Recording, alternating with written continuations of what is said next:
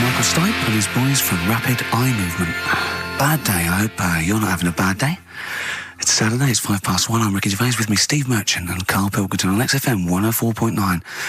Big up and a big thank you to Alex Zane for the last 3 hours. I could do it. How long could you keep going with That's that? it. That's it? That is it. Because you see, Alex Zane, we came in while he was doing his last link, and he's an absolute pro, he really is. I was watching him, and he was, at home, you probably think that he's giving you his full attention. He's not. He was looking through a listings magazine, probably figuring out what movie or theatre piece he's going to check out, with a lady later. Yeah. Probably going to cruise down there with a couple of, chicks. And he really is an absolute pro. Yeah. Looking at you, Ricky, and it's you can sustain it for a while. Yeah. You're a talented performer, but it's sort of, I don't know what it is. Is it concentration with you? It just ebbs away almost instantly. And you try and do 2 things, 3 things at once, but normally on air, that's you eating, picking fluff out of your belly button. I remember once when we were on the set, we were filming The Office, and I'm trying to put off actors, just coming up ways, instead of remember lines, coming up ways to sort of ruin the shot or make them laugh.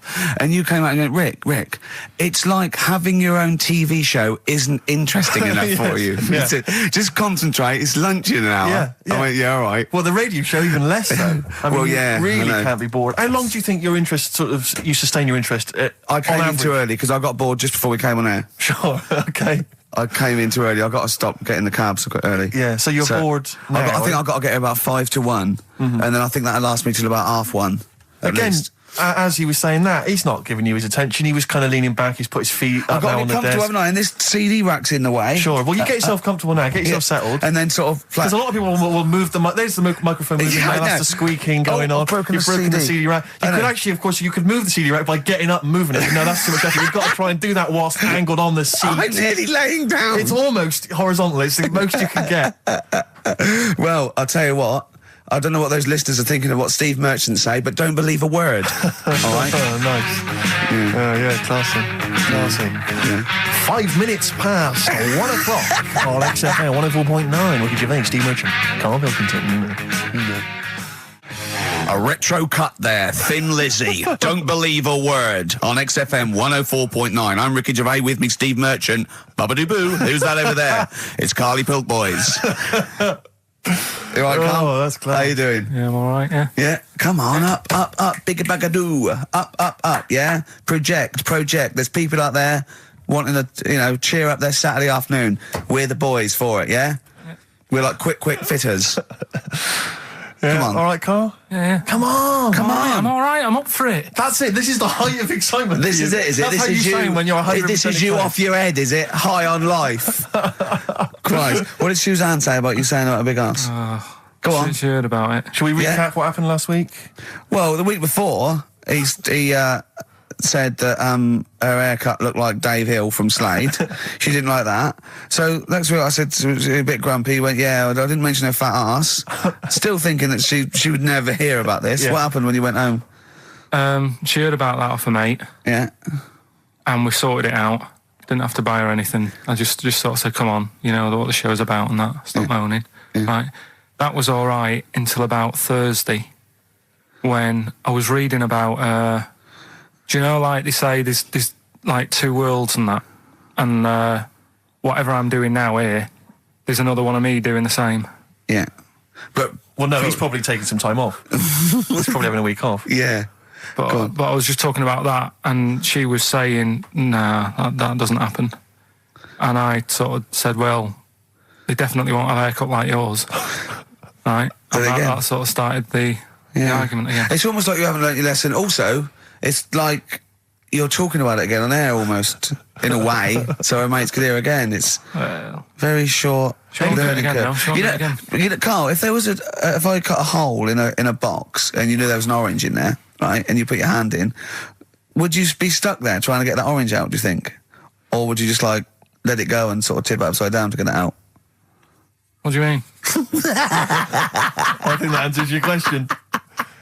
Is that a cardboard box on your hand? So is there any other things you want to criticise Suzanne for while we're on air? Anything else? Anything that's been niggling that you feel you should get off your chest? The hair, the arse. Nah, leave it. Everything else is fine. Leave it. I think so. Okay. That's good. I think leave it. Well done. Now, can we just check what other big Karl features have we got today? We got Monkey News. Got Monkey News coming up. Yeah. Got a bit of got Rockbusters. Uh-huh. And the film thing. that Still not got a name. The Yeah. film thing. just me in a film and that. And Brilliant. this week we're digging out the old the one when I'm in One Flew Over the Cuckoo's Nest. Right, so you're going to make Jack an appearance. Nicholson, brilliant film. Yeah, brilliant film. It was my favourite film till I saw Godfather. It's better than that. Well, yeah, some would say that, yeah. No, it is. The storyline's more interesting than I that, didn't know isn't there was an actual answer. I didn't. Sorry, it's what's best? it? One Flew Over the Cuckoo's Is it? Nest. That's Okay. fact, Rick. Oh, right. Okay. Where's Godfather? Because I want to know, because I don't embarrass myself. Or is it my fourth favourite film or something? Or Probably about fifth. is my fifth favourite film, is it? Brilliant. Talking of lists. I suppose I like Kez and the Elephant Man, do I? Do you? Lists, Rick. I don't know if you saw in the paper. I think it's on TV this evening. It's as voted for by viewers of VH1, Yeah. the music channel. Yeah. And they've basically come up with a list of the greatest pop culture icons ever. There's 100. Where's Elvis? So Elvis, for instance, is number 3. Jimmy Dean in there? James Dean is in there. I think he's a bit lower. Let me see. He's number 22. We got David Beckham at number 1. Oh, wow. Okay, well then, so Robbie Williams is in there, so it's British bias. Yeah, Robbie Williams is number 9. He's just below ABBA. Oh, Number okay. 8. But interestingly, this is of interest to you, I think. Number 66, Yeah, The Office. that's all right. Well, it is, Rick. It's nice that the show is in there, and that's a very flattering thing. I'll tell you what cheapens it. I'll tell you what undermines it. Yeah. The things that are lower in the list than the show. Oh, God, so we've beaten... Well, I'll on. give you a little test. Yeah. Higher or lower? Do you think this is higher, near the top of most important pop culture icons, or lower than ours? Okay, I'm going to give you Superman. Well, international, been around since the 30s, one of the biggest icons on the planet. I'll say higher. Lower. But, yeah. Ludicrous. Okay. Do you think higher So- or lower? Neil Armstrong, the first man on the moon. This guy's been to the moon. Well, I'd say lower then. Lower. Yeah. Yeah. Yeah, but is that saying the people behind the rocket or just him? Because he just sat in it, didn't he? He just sat there, he didn't do anything. But, no, but it's the it's what icon. he's symbolic it's not, of. It's not how much work went into it. All right. A few others. What about things like Coca-Cola? Oh, no, they don't really count. It tends to be... So it's not- They don't feature. I mean, Mickey Mouse is in there. What do you reckon, Tom Cruise, higher or lower? Tom Cruise is the number 1 box office movie star in the world. Well, presumably lower He's then. lower. He's number 81. Just about scraped in there. It really is a list drawn up by people who've just sat at home and looked along their video and book collection. Yeah. Office, yeah, that's good. Well, I think it is a reflection of that, but it's always the same that they you do an HMV poll and it's Pet Sounds, Revolver, Let's Get It On, Yeah. Robbie Williams, Life Through a Lens, because Exactly. it's the people that vote. It's a reflection of like those massive, you Yeah. know, what's big at the moment. I was the most powerful man in comedy. Let's not forget. Yes. 1 year ago. Yeah. Wonder where I'll be this year. See, if that had been the laziest man in comedy, you'd have got my vote. Interestingly, though, at number 26, Karl Pilkington. Oh, imagine. All possibilities. Badly Drawn Boy on XFM 104.9. I'm Ricky Gervais with me, Steve Merchant, and little Carly Pilkington. Rick, Susie's emailed. Yeah. She wondered if you could give a massive hello to Hannah and Charlotte and all in the sixth form at Cobthall School. Yeah. If you want them to listen, would you give them a massive Yeah, hello? shout out. Yeah, no massive. disrespect, man. Where are they from? I don't know, I can't quite pronounce it. Cobthall School? Cobthall Or- Massive. Yeah. They're probably Cobthall known Massive, as. Yeah. So good luck to Suze and Hans and Charles. When did we start doing dedications? I think because I've always felt there's just something that's lacking on the show. Interaction with the audience, you know? Interesting only to the one person whose name is always, mentioned. Of course. But that's, Yeah. that's how proper DJs fill up their time. They don't talk about monkeys and, you know, and all that kind of drivel. Oh, do you think monkeys are drivel, Carl? Well, we'll still be doing a bit of monkey news. It doesn't Yeah, matter yeah, how much you have a pop at it. It's coming up in a bit. Yeah. Got some good stuff this week. I know it's been a bit dull Yeah. last 2 weeks. Yeah. Well, no, it's not been dull. It's been totally untrue. As ever. Bordering on the impossible. I mean, monkey dating, saying what tree are we meeting in? You believe that sort of drivel. So, I mean, oh, God. Jonathan Ross told a story about a chimpanzee once. It was about, but it was about how it escaped from the zoo Yeah. and it jumped on a bus. All right. Okay. Interesting. Funny. I right? did that one. But it's possible. Is there possibility in that one but being true? I did that one. I think you said something like he drove the bus, or he was conducting it, or I collecting think you fares. said he took it to Spain. Do you see the difference? It's that little stretch of credibility that means it's all shite. How is Jonathan Ross? All right? Is he? I wondered how long it would take before his name popped up. How is he? How is the old man? Looking forward to his birthday Monday? Oh, dear. Yeah. I don't know if any of the listeners saw Ricky on Jonathan Ross's TV show last night. Yeah. What? I mean, man alive. What? Well, that's not an interview. How is that an interview? What? It's not. He wasn't interviewing you. He's like two pals just having a laugh. And if we it was like it was a family do, and you just happened to film it and stick it on the telly. My friend made a good point. It was like any minute his kids were going to pop out, sit on that sofa next to you and go, "Oh, Uncle Ricky, do the little dance." It was unbelievable. I mean, what were you wearing for a start? What's that? Some tatty old jumper like you've just been doing some artexing and he'd gone pot round with it. We're having a couple of drinks. That was Lambretta. Was it inside out? Trendy jumper. How do you keep getting things with the St. George cross on it? What do you mean? That's the only one I've You've got loads of stuff. T-shirts, jumpers, shoes. No, I've got a Union Jack. What's it? A French Connection but one. that's not my concern. I haven't got any underpants. That's not my concern. No, it's just the fact that, I mean, firstly, the fact that Ricky, for those of you who don't realise, Ricky is friends with Jonathan Ross. They are friends. Now, they've only known each other, what, a year maybe? About 2, yeah. It's less. I think it's less than 2. And what worries me is the friendship's too close. What do you mean? Because you're over 40. You see, it seems to me that after the age of 25, men should not be becoming really close friends with other men. It should be like you've had all your friends, you made them at university, at school, and if you're in any walk of life and you met someone at a party or a pub, even if you got on, you would not be phoning them every other day, like going to an awards dinner. What are you wearing, Jonathan? I've heard this conversation. What are you wearing? I think I might wear this. Is it too formal? Is that going to be too formal? It's not true. It is. That's You're always not on true. the phone to him. You're always chatting. I'm just going to pop around. Oh, I'm just going to play some tennis. Yeah, we play tennis. Always hanging out with the guy, and it's to me it's unhealthy. And this, it's just bled over now onto TV. Hold on, so, wait a minute. Wait a minute. Whoa. So you're there. It's like, I'll tell you what it reminded me of: Des O'Connor and Jethro coming on to plug his live video. Or Tarvey and Kenny Lynch. And then at the end of the interview, after they've been, mutually backslapping, he gave you a pet. Jonathan Ross gave you a cat as a replacement for your cat which died. Now, to me, that's an inappropriate gift. What? It's a lovely gift. You should be. I don't think people should be giving pets gifts. Do you know what I've got in there for his turning birthday? up to a wedding with I just bought you a cat. Do you know what I've got him for his birthday? I've got him as child. Well, you may as well, because that's what it's like, a cat to me. I've got a small Rwandan child. A cat to me is like, I've bought you this small child. I was going to sponsor him, but I got a bit of cash, I've flown him over. It's too intimate. It's too much responsibility. Do you know what I think, Carl? Go on. I think Steve's a bit jealous. I'll tell you, I got good reason to be jealous. What? I got good reason to be jealous. I just remembered this. Your birthday, Jonathan Ross was there. Karl Pilkington was there. Yeah. I don't remember being invited. I don't remember being invited. Was I there, Carl? You were there. I don't remember being there. But you're with him all day and that. Right, okay, well, yeah, but he sees you a lot. I mean, Jonathan, he's round his house every other day playing tennis, and who else knows what, swimming together and sat in his jacuzzi, cracking wise. What happened there? What happened there?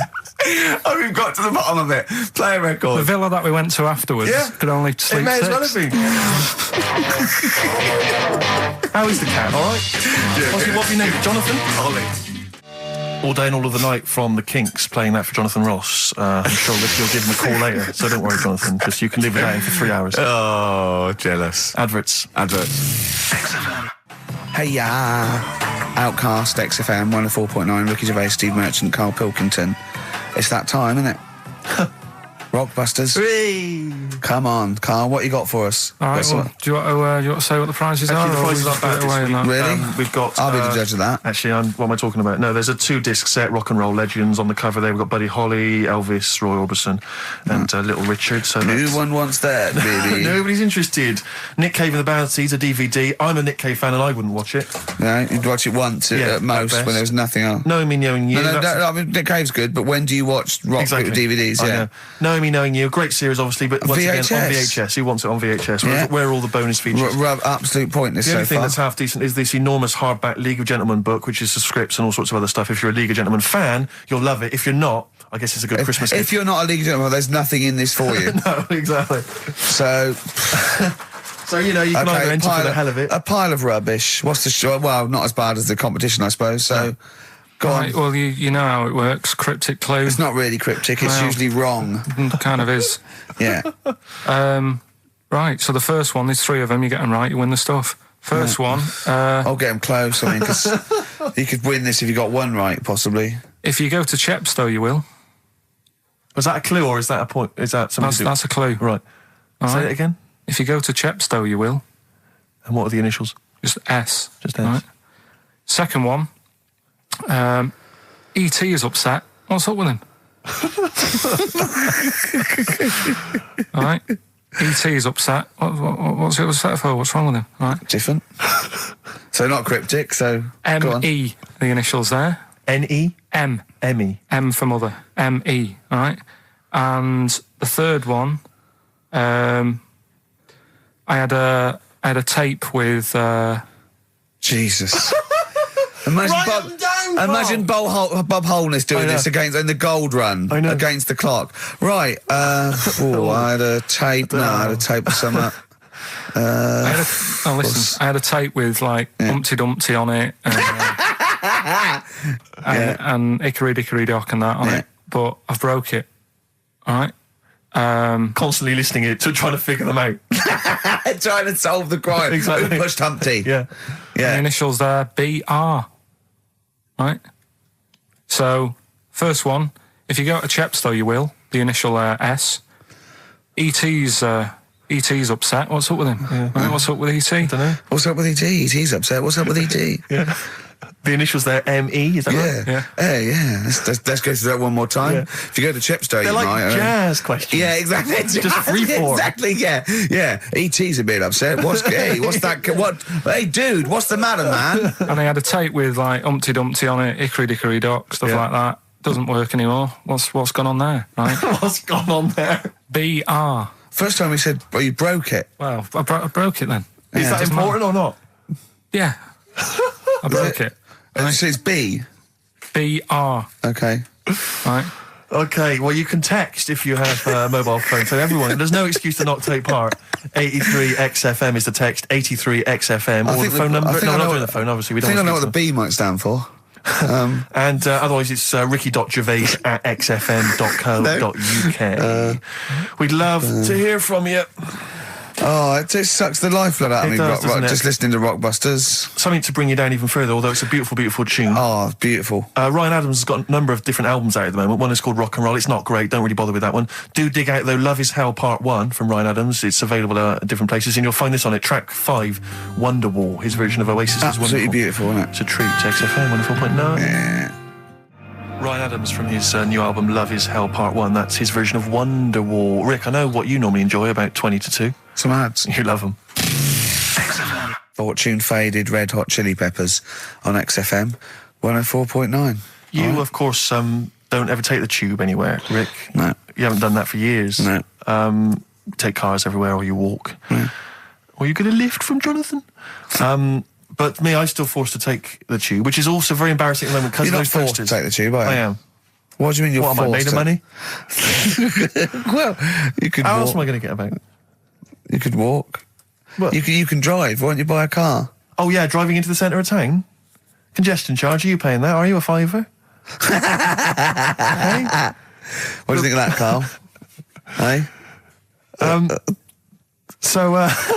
Oh, yeah, because he's Mr. Flush. He's Mr. Lavish with his cash. Well, no, I've moved in close. I'm not moaning about it. I walk everywhere now. Well, good. Yeah. I'm Something pleased about for it. you. Yeah. I'm I pleased for moaned you. about it, but then I sorted it out. But you're always whinging anyway. Let's not get on to you, Carl. It's always just saying. you. Yeah. So, What's up with Steve today, do you think, Carl? Oh, what's going on? He's having a go, isn't he? it's not helping those posters being on the tube of us. That's not helping. I don't know if you've seen those posters. You'd obviously don't go. I saw the. Yeah, I haven't seen it on the tube, but everywhere I go, I'm stood next to one. I can't avoid it. Yeah. I'm on the tube waiting. I look around. I go, it's us again. And it's so embarrassing because it looks like you're stood next to it deliberately. But I can't browse in HMV now. I went last week, and you keep coming up to pictures or cardboard cutouts of Brent. Right? Yeah. And I was in a bookshop, and I was looking at, there's a big almanac of comedy, right? And I was just looking through it, just browsing, like, killing time. And there was a picture of me. And just as I started looking at this right up at the office, a tap on the shoulder, it was one of the words there, said, "Do you mind signing some script books?" So she saw me looking at myself. Yeah. And I wanted to go, I just turned to that page then. Yeah. I was in a bookshop looking, there was a big book on sitcoms. It was like the A to Z of sitcoms or something like that. And I genuinely was looking up other shows because it was about other comedy shows. And I was looking something up. Guy that I knew came up to me like that. And I just started like, I'm just looking, Robin's Nest. Where's that? Birds of a Feather. I just got to... Because it's like, I'm interested in comedy before the fact I got in comedy. So I will buy a book on comedy. Exactly, yeah. But on the tube, it's really awkward because it's like... it's everywhere I walk, they're kind of around the corner, so you don't sort of expect them. And then I'm sort of running now from kind of corridor to corridor, pillar to pillar, to avoid being stood next to this picture, in case I look like someone who stands next to this picture, trying to get recognised. Imagine that. Of course, Carl didn't want his little round bald head on that. Yeah. But I was on the tube today, and sometimes you can't help but overhear a conversation. Yeah. And this one woman, there was two friends, they were sat there. And one woman said, she just said, I must tell you this. I was in the pub last night, and Dave called, and I said, Dave, he said, I can't hear you. I said, Dave, it's not, he said, I can't hear you. So I held the phone up so he could hear all the noise in the pub. That was it? That was the anecdote. That was the story. And I wanted to lean over to her friend and say, unless this woman has given you a kidney or saved you from drowning, do not be friends with her. Break up this friendship. She hasn't got anecdotes. Because what's that? And I've got acquaintances like that where you speak to me, get cornered at a party, this is the person who has not got anecdotes. The anecdotes, they're not stories. That's it. It's like you're expecting for something else to happen. Never does. Well, I was with Danny Baker yesterday. Oh, yeah. He's a brilliant bloke. Guy, first time I met him, and we got on like a house on fire. Put his number straight in your mobile. Well, we've exchanged numbers because he's got some great anecdotes. You had to delete mine because you only got so many. I might write with him because he's funny. He did this thing and it was absolutely brilliant. He's doing he wrote a documentary, and he's a great guy.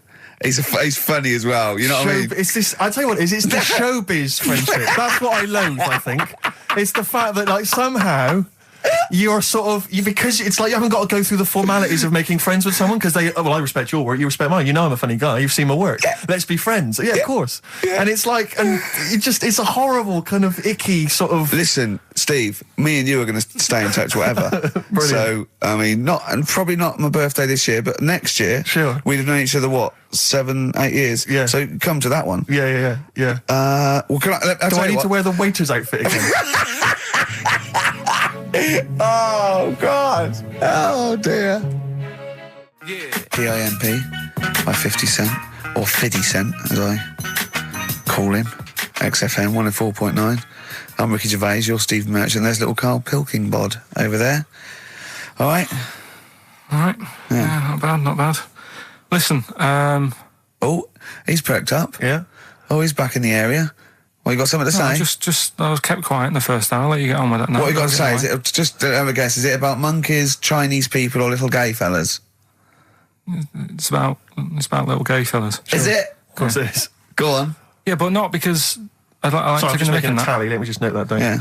No, but it fascinates me, doesn't it? All stuff like that. That's a bit sort of different. Yeah. And that. What, showing me. like monkeys and Chinese people? Well, and that thing you were showing me before, the half woman. No, you weren't impressed with that. Well, no. That woman that's got 2 pieces of genetic makeup in her, where it was 2 separate sperms and 2 separate eggs fused, and she came out as sort of a normal person, but she had this residue of genetic material, and so she's had 2 children that aren't genetically the same as her. Yeah. Right? And they showed it in the paper by doing her half white and half black to show the 2 different, you know what I mean? Just for, he went, does she look like that? I said, of course not. He went, not interested then. Of course. Yeah. He said, how could I tell? Not interested in that at all. Yeah. If I'd have said she'd given birth to a monkey, fascinated straight away. Well, anyway. Go on. But that's what I'm saying. I'm just interested in weird stuff. right? Yeah. So am I. That's why you're on the show. Talking about little gay fellas and that. Yeah. Little gay fellas. Northern Line, the underground tube thing. Not the boy band. Right. Yeah. Apparently, on a Saturday night, late, I don't know what that is, what time late is in the sort of gay community, as we've discussed before. Yeah. But apparently, the last carriage on the Northern Line, they all get in there. What do you mean they all get in there? They sort of take over the last carriage of the Northern Line on a Saturday night. Right. And it's like the gay carriage. Right. And what exactly do? They just travel about on the Northern Line? No, just have a chat and that, and like just stick on the communards. How do you know? Someone tell me. See, this. I mean, I'm glad you've informed me, because it wouldn't bother me, but I feel I should be told about these things, because I'm likely to stumble onto that carriage by mistake, and I'm not. It's not that it'd be a problem. It's just I might feel a little uncomfortable if there's a lot of people in, the black, the black leather gear and the moustaches, the hats. I mean, to be quite honest, they'd be annoyed. Of course, because they'd be expecting something a little bit, What do you mean? Well, they're good looking, most of them. Sure. No, they are good-looking fellas, though, aren't they? What do you mean? What do you mean? They're just a lot of the gay, they look after themselves and that and look good, keep themselves. Some of them work out, yeah. You see, this is the problem I have, because there's a lot of areas in London and elsewhere in the country where there's a sort of, it's a gay thing, it's a gay public toilet, or I don't mean it's gay, but it's not like a legal thing. I mean, it's a cottage. But it's a cottage, whatever. I mean, I remember being in Bristol once doing some... You're confused when I said it's a cottage. Yeah. That's a term for where gay people go in toilets to sort of meet and greet each other. Well, I shake hands. I was at the public library in Bristol once doing some studies from a sixth form, and I think the toilet was closed in the library, and I was dying for the toilet, and I popped down, there was a public toilet behind the library. I thought, I can't believe my luck. Dashed down there, it was about 6-ish in the evening, I was working late, I was studying hard. I went in there, and I swear to God, I saw two fellas. With the... Is that unusual? Or? Well, no, they were up to some hijinks. What they're sort of like... Do you know the thing that struck me? What? One of them had bright red underpants. What do you mean? They were actually doing, they were having some kind of, they were having relations. They weren't even in a cubicle, they were out in the... Where were the underpants? Around his ankles. No. Yes, I swear to God, I'm not going to make this up. What old were you? I don't know, like, how old you are in the sixth form? 16 or whatever, 17? Yeah, and what did you do? Well, I actually said... you just joined in? What else did you do? You might as well. I actually swore, I said, oh, F me. And then I went, oh, no, don't. No, I did, I swear to God. I did. I went, oh, F me. No, don't. Because I was panicked and I ran out. And as I was walking out, a guy was coming in. I went, oh, hang on, mate. And then I thought, I better not tell him. I'll let him find out for himself. He might be going in there to join in. He might have got a call. Come down. We're going crazy on each other's ass. Come down. It's a conspiracy in Bristol. What annoyed me my was, lover. Want a bit of cart? What angered me, Rick, was the fact that I wasn't notified, that there was not... I didn't know there was no sign. And afterwards, I spoke to other people about it, and they said, oh, it's a famous gay haunt. But what annoys me is I feel that they should put an ad in the local press, a big paper, like once a week, like, when they recall cars if they're damaged or there's a fault, or couriers might bring back stuff if they're sort of faulty goods, they say recall and we'll give you money back. They should just put an ad in. The gay community should put an advert in that just says, these are the hot spots, this is where you're likely to find us doing some stuff. If you're not gay and you might feel uncomfortable, avoid them. And just list them, or little pictures, or, a map or something. Anything, because like the gay tube thing, I don't know. Fun. 1, 2, 3, railway cuttings.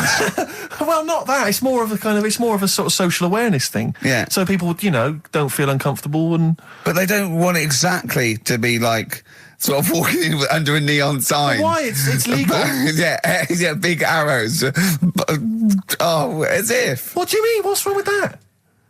Because, it's actually a public place. I don't think cottaging is strictly legal. But they don't even have to specify what they're going to do. Some people, they're not. Some of them aren't. I don't think it's probably seen gays, is it? Yeah, but it's not. Yeah, but it's not the people that go out and they say I'm gay and I like Barbara Streisand. It's presumably the sort of people that do that are people that either aren't quite out yet, or do you know what I mean? Or they're doing having a quick went away to their wife and kids. Yeah. I don't know. I don't know completely how it works, but I'm sure there probably isn't a place like free bumming here tonight. No, there is kind of. What? Because I was walking home one night through Soho, right? Just because that's the way I have to go, not because do you know what I mean? I wasn't going there on that, right? So I'm walking through. right? And I was handed like a card, which was like a gay event, right? Now that's a bit weird, isn't it? That straight away he's presuming that because I'm there that time of night. Well, and you got a shaved head, and you sort of like, you sort of like quite look after yourself, and you got some nice clothes. Yeah, but it's still And you look can't like really a little bit presume. rough, don't you, from Manchester? It was You look like a northern rent boy who comes down to stand outside McDonald's. But the card was rubbish, right? What do you mean? Had this fella on it, right, all sort of greased up and that. What would you look? Just having a look what he'd handed me and that. Right. Just having a look. Picture of him, sort of sailor's hat on, tan body, like just his arse out like that. And rubbish slogan, right? The best bum in W1. Is bum there a noun or like a verb? What do you mean? Well, to bum. Is it like get the best bum you've ever had, or he had the best bum? I think it's just I don't like suppose you asked. No. I don't suppose you called the number to check. What do you mean exactly by this? Does it mean you've got a great arse? Do 'Cause you think mean I mine's will good. be well bummed, or do you mean you've just got Right, a good... come on now, let's Can I let's just a chat. final point about, because I asked my friend how it all works up on the Heath, because I live in Hampstead Heath, near Hampstead, and I was where I didn't want to go walking and get myself involved in anything. How awkward. can you get involved? No, again, I didn't want to walk. Sort of like, by. it's like, oh, you believe it. I couldn't say no. Oh, my wrist, it's knackered. What do you mean? Well, I was there for about 2 hours. I must have gone about 43 of them. But, I didn't like to say no, because they were so pleased to see me. Oh, Well, it's God. not so much the fear of that. It's not. Good skiing practice. I was doing 2 at a time for a little while. It's not the fear of that so much as the fact that, again, you don't want to gate crash someone else's party. Do you know what I mean? No. You don't. If there was a straight couple having sex, you'd want. Oh, I'm sorry, and you'd want to avoid that area. Just Yeah, 'cause you, of course. But I was finding. So someone told me how it works, and apparently you just go in, like sit on a bench or something, and then a guy just sits on the bench, and they just look at each other. There's not really anything said. It's just a kind of nice evening or whatever. I guess it's like 2 a.m. or whatever, and then they go off in the bushes and ding dong. But it's like I don't know how that culture's developed. I love this programme now. Why can't that be the case with women? That would be amazing. You just go out to the park at like 1 a.m, you just sit on a bench, you just Be like a scene from Gigi. Exactly. Where Great. just walking along with the perambulator. Yeah, Oh. exactly. But that would be a joy if there was none of this formality. You've got to talk to them, buy them dinner. Oh, you're joking. Romance. Oh no. Just this kind of informal thing. It'd be great. So what would you do then? You go up to a woman and go, "Come on, Yeah. let's stop mucking around." We know why we're both sat on this bench. There's a nice bush over there. Yeah. Let's have a bit. Yeah, and then she'd go, "Yeah, great, thanks. I'm killing some time before I, pop into town. Yeah. That'd be perfect. Thanks. You make my weekend." So you're jealous of gays as well In as a me. sense, in a way. What do you think, Carl? Let's put a track on. Why are you getting scared now? You brought it up. Is it getting too close to the bone, so to speak? Radiohead and There on XFM. I'm Ricky Gervais, with me Steve Merchant and Karl Pilkington. I was talking to my dad the other day. He was saying he lived in Bristol, and my family lived in Bristol, and so they can't really listen to the show. And he said, I was thinking of buying your grandparents a digital radio for Christmas, so they can listen to your show. Imagine them listening to that last link, About you? and then me seeing them at Christmas. Steve, you never told us you saw 2 blokes bumming. Yeah, and then what's that about you jacking off 30 men? Exactly. You've got to say no, lad. I know you're a nice fella, but just because they want relief, you're not the man for it. Oh dear. They dear. must be so proud. Yeah. Rockbusters. Yeah, they'd be loving this, right? 3 clues were, first one, if you go to Chepstow, you will, right? The initial was S. That was sea horses. All right? That was the answer there. I'll give you that. That's fair enough. I'll give you that. E.T.'s upset. What's wrong with E.T.? What's wrong with him? Yeah, right. The initials M.E. Yeah. What's up with him? He was Missy Elliott. All right, Elliott. Doesn't count at all. What? Doesn't count at all. Missy Elliott. You know what I mean? What's wrong with E.T.? What is that with him? No, just let him explain it. Sorry, Carl, do it again. I wasn't listening. Do it again. Elliott, yeah. Yeah. Who's in E.T.? Yeah, we'll just do the clue again. All right. E.T.'s upset. So he's looking a bit sad and that. What's up What, with E.T. him? the extraterrestrial? Yeah. Yeah, go on. Right, and his mate, Yeah. who's in it's called Elliot. Yeah. Right, he's upset. What's up with him? Well, he's Missy Elliott. Missy Elliott, what's she got to do with it, though? I don't understand. No, the way you'd say it, you say, "What's up, E.T.?" and it'd go, "Oh, Missy Elliott." Why would he Missing- mention her? I don't understand. Was it a thing in the film? Missing. She wasn't even around. Missing? Oh, Missing Elliot. Oh, no. Oh, that makes sense, Carl, but her name, she's not called Missing Elliot. It's meant to be about rock stars, though, isn't it? Missing Elliot, isn't it? So it's meant to be about rock stars, isn't it? It's just cryptic, though, isn't it? Cryptic clues. And oh, no, that's not cryptic. That's shit. You. Right, the third one. I had a tape, and it had Humpty Dumpty on it, and... I love when he says Humpty Dumpty. Yeah. Humpty Dumpty. Hickory Dickory Dock and that. Yeah. But the tapes broke. Yeah. That was BR. Busta Rhymes. Say that again, I dozed off. Sorry, I don't understand. What do you mean? Who's the winner, Steve? No, it doesn't. No, do you mean busted? Well, it's kind of like that. Cryptic. No, it's not. No, cryptic doesn't mean change it, so it's not the same. Steve, who's the winner? We got loads of right answers, so... It's interesting, this email system, weird, it flashes up suspected spam. If it, spam is that stuff that gets sent around the internet. Yeah. And it flashes that up if it thinks it's going to be a spam email. And every time it comes in with a Rockbusters answer, it just says suspected spam. In a sense. In a way. Let's give it to Catherine Jakeways from Hackney. She's got those answers. Rubbish, absolute rubbish. Talking about your parents listening, Carl was in Heat this week, and they mentioned that he does this thing on Sky. What is it? It was this thing with Richard Bacon, some programme about watching telly, and you just talk about what you're watching and that. And he was annoyed because he said because his parents are there, and so he's not doing it. He's not going to turn up because they mentioned it in Heat. And so his parents might watch? Yeah. Why are you worried about that? I don't like them watching stuff, do I? I told you, it dates back to when I did Little Donkey at school. Sure. I don't want people watching me. What's that? Just renew us on Little Donkey? What happened? It was just, I was there to play the drums and that in We Three Kings. I was loving it, I got a bit carried away. How old were you? About 13. Yeah, right? really? Probably. Yeah. About 10, about 10 probably. Yeah. 6. Between 6 and 13. How old were you? What school were you at? Okay, you were playing Little Donkey. So, and, No, but it was one of them schools where everyone sort of was in the same one. Do you know what I mean? Oh, a Manchester school. Just what the one do you classroom. mean? Well, it's like... sweeping chimneys in the day and then 1 hour of learning. Yeah. What are you talking about? What school were you at? Was it infants, junior or secondary? They didn't really do that. It was one way... What do you mean? They still have to abide by the laws of the land in Manchester. No, but it was a lot more... Like you had infants, but you also had, the older lot. There's kids there... When you're in the younger year and that, you'd see kids and you go... Talk English and use terms that people do when they're talking about schooling. I don't even want to talk about this. No, how old were you? What? Oh. I'm guessing maybe 6 or 7 or 8. So you went from 13 to 6? Yeah, but like I say, it's hard to remember because... Imagine if you were giving evidence in a trial. Yeah. Oh, yeah, I don't know. Yeah. I mean, I don't know. I can't really narrow it down other than 7 years either way. Theoretically, he could get called up for jury service. Right, you're on... White Stripes, hardest button to button on XFM. That's a frightening thought that you came up with before the break. Carl on jury service. Carl could be responsible for someone's rest of their life. Yeah. Because jury service, that applies to anyone. Anyone could get sent the form. I think you're obliged to go unless you have a really decent reason not to.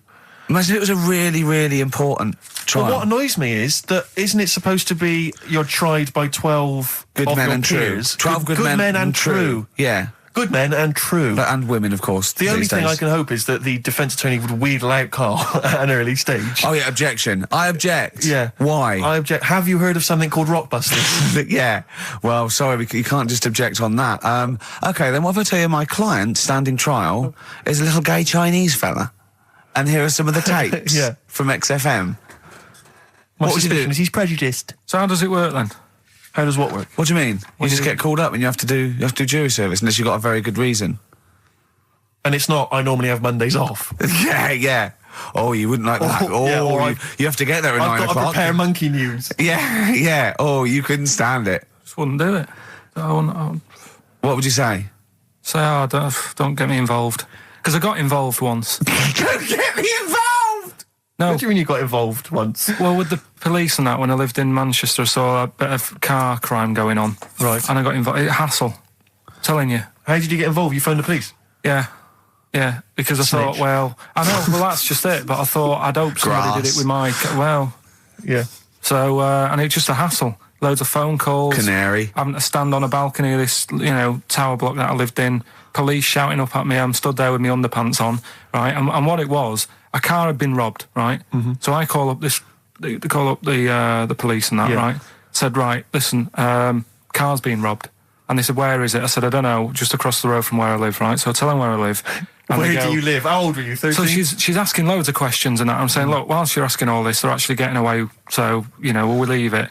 And she's like, no, we'll track it down, blah, blah, blah. So I said, well, look, I work nights. What could you see? You could see some lads... see some lads just pushing a car. Pushing a car? Yeah. That's how they steal cars in Manchester, is it? Yeah. Everywhere else in the country, they're getting in, they're driving them away. In the south, they drive them away. Exactly. Usually sort of like In start the Manchester. engine. You get away a lot faster. What do the police do? Push their panda car after them. Exactly. Say, come on, lads, don't cheat, don't get in the car. They're just pushing it. It was late at night and that, and I suppose you don't want to start the engine. Because you don't want to wake people up, not when you're nicking cars. Of course you don't. All right, No. is it Late at night? Hold on, they weren't gay. They weren't gay, were they? They were out late, really? Come on, Carl. So what happened?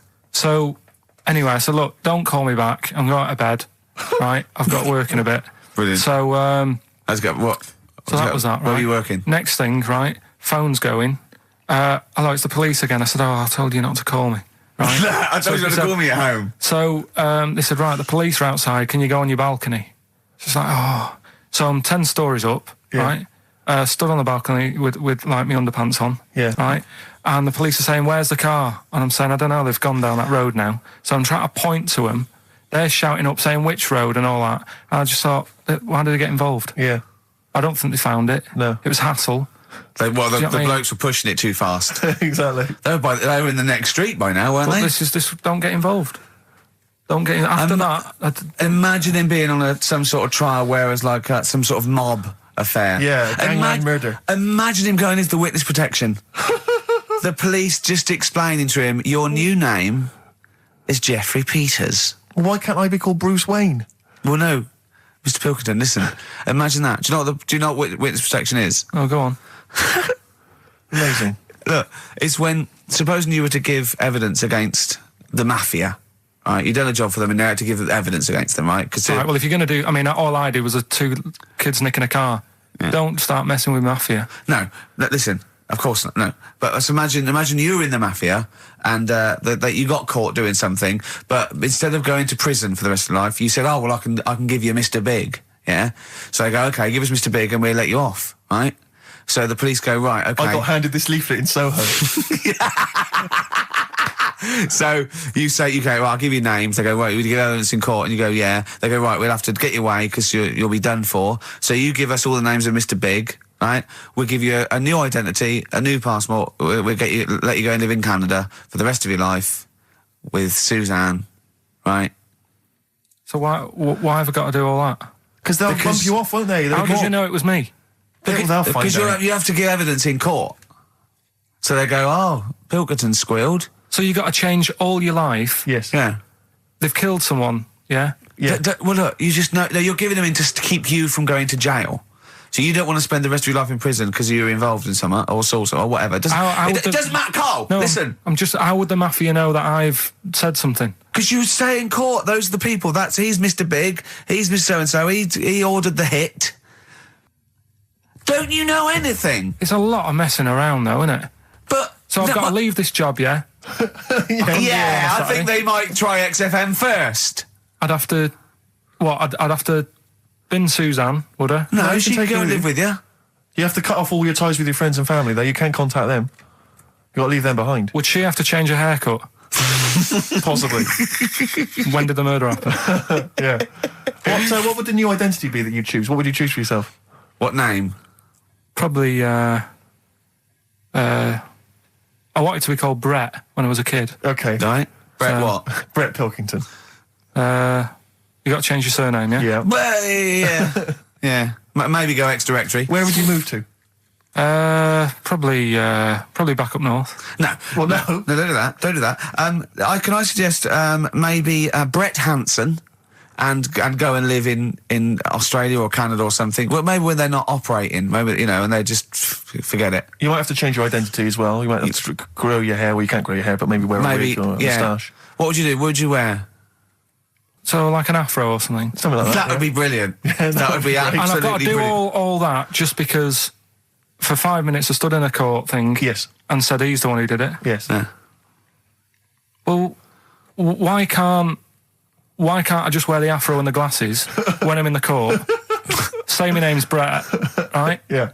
Change my voice a bit. He did it, and they go, thanks very much. I go off, I carry on my life. That's I'm still coming genius. in here on I Saturday. don't know why they haven't thought That that. is genius. I don't know. This That counts is all the witness protection scheme. Why don't they do that? Yeah. So they go, well, I'll go to court as Brett Hanson Yeah. with an afro, and I talk like that. Yeah. Right, and then when I come out, I'm back to Karl Pilkington, still talking like that, but without the afro. That is perfect. You've got...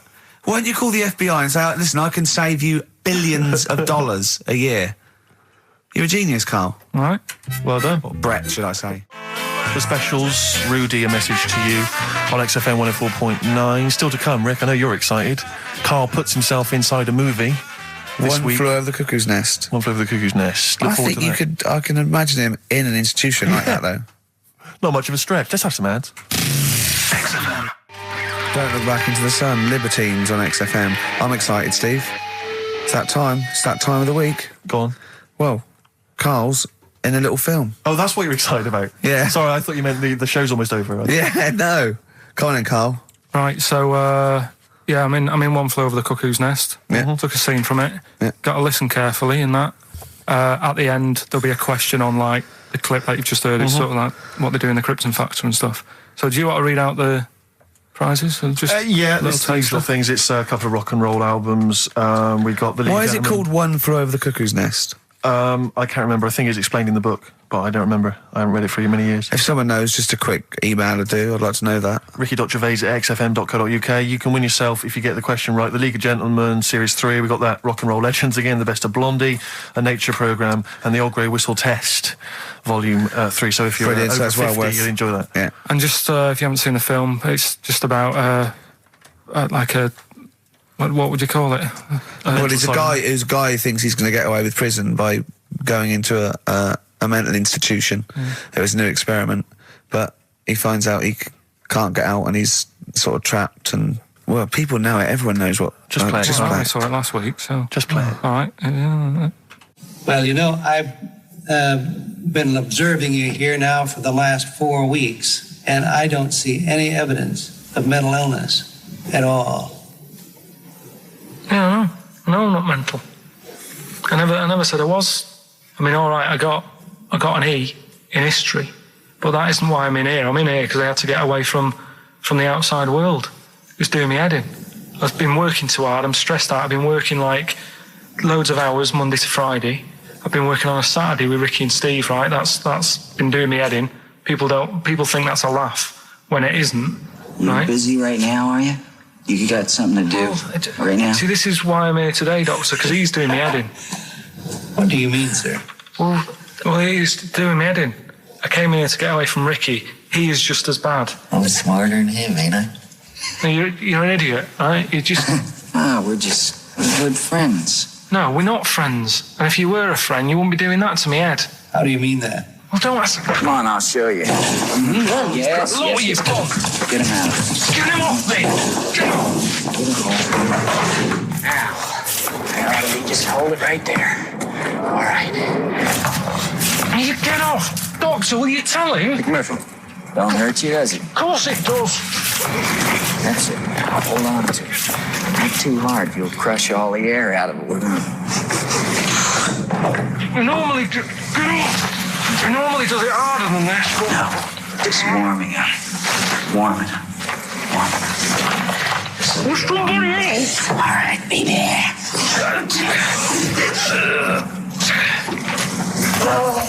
Get off!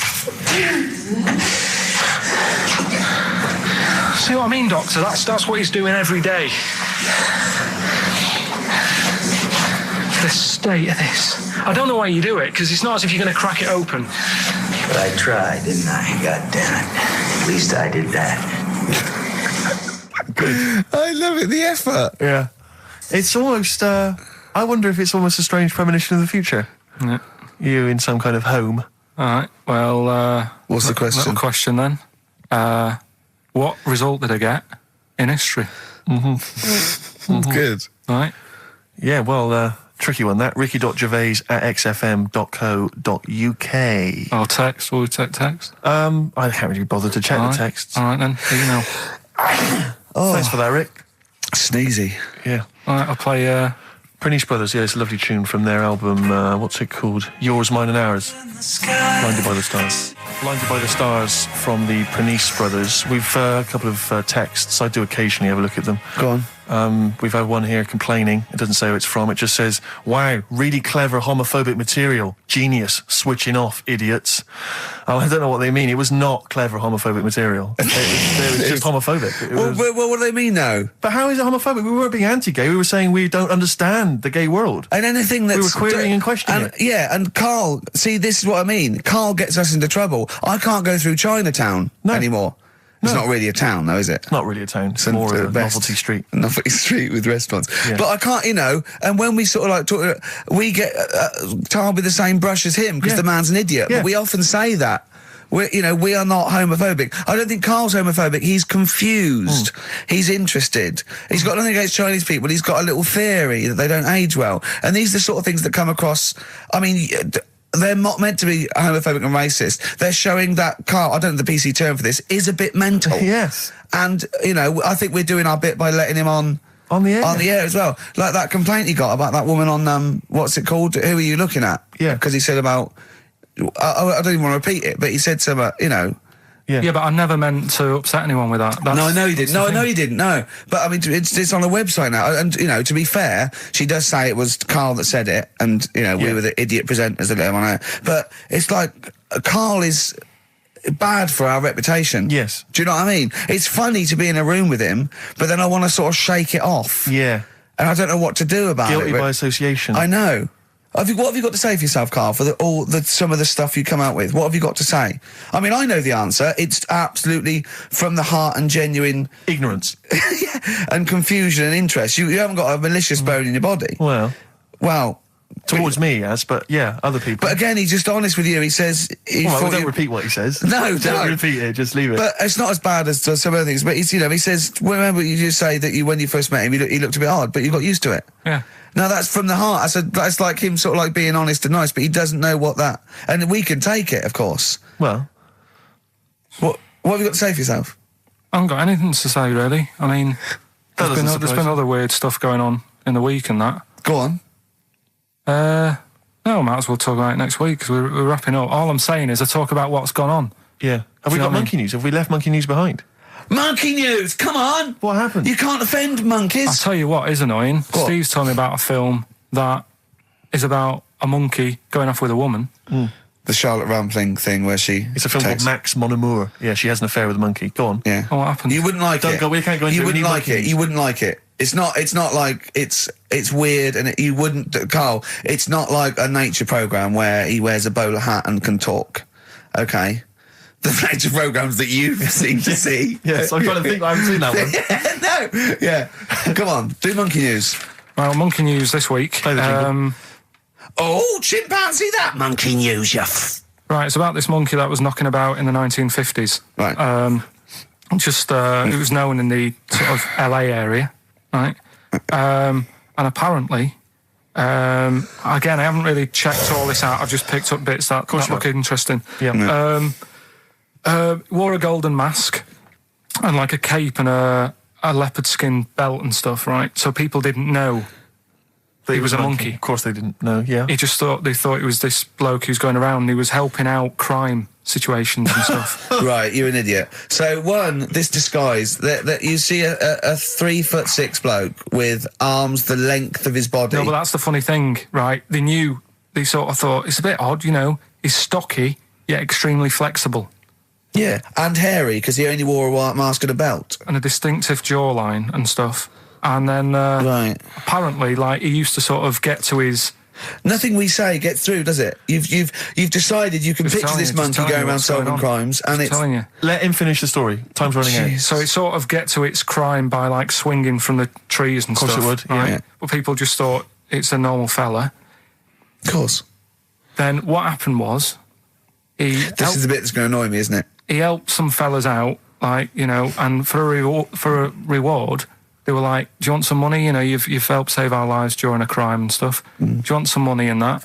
And he just went straight for the shopping bags, got a couple of bananas and apples, right?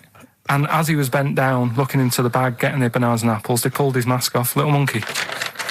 So he wasn't allowed to work for the police anymore? It ended there. Sure. Weird, isn't it?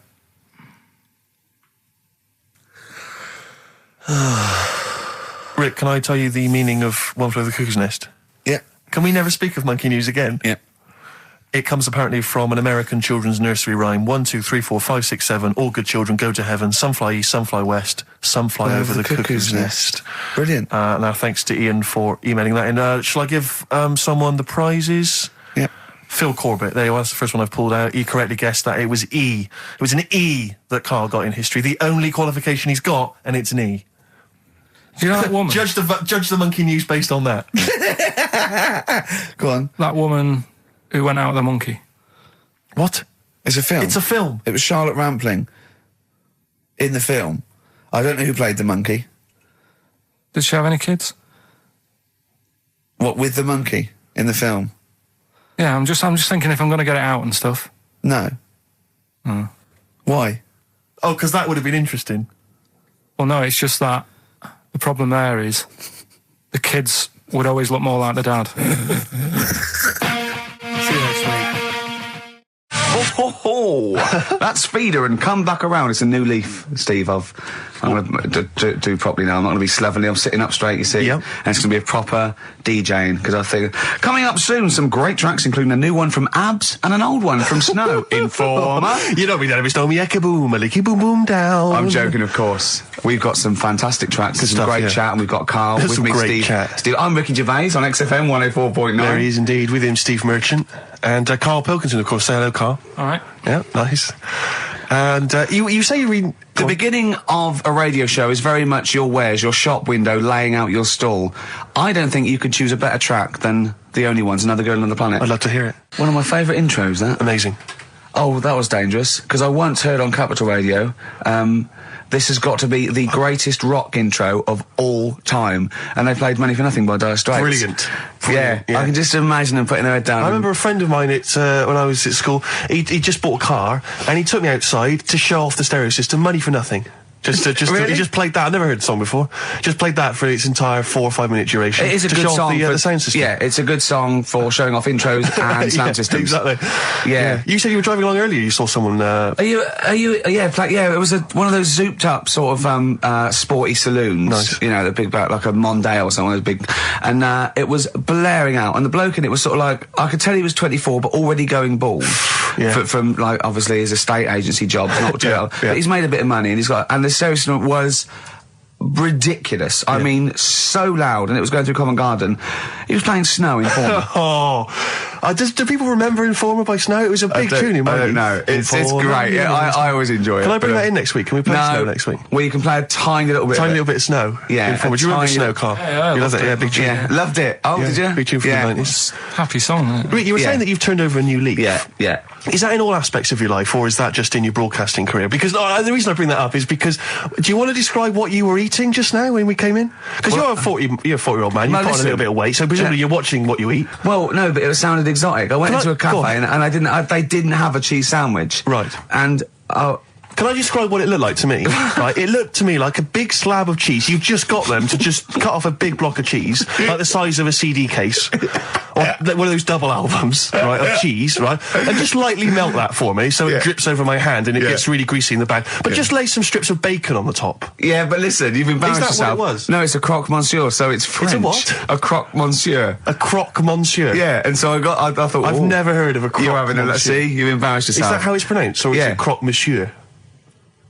Oh!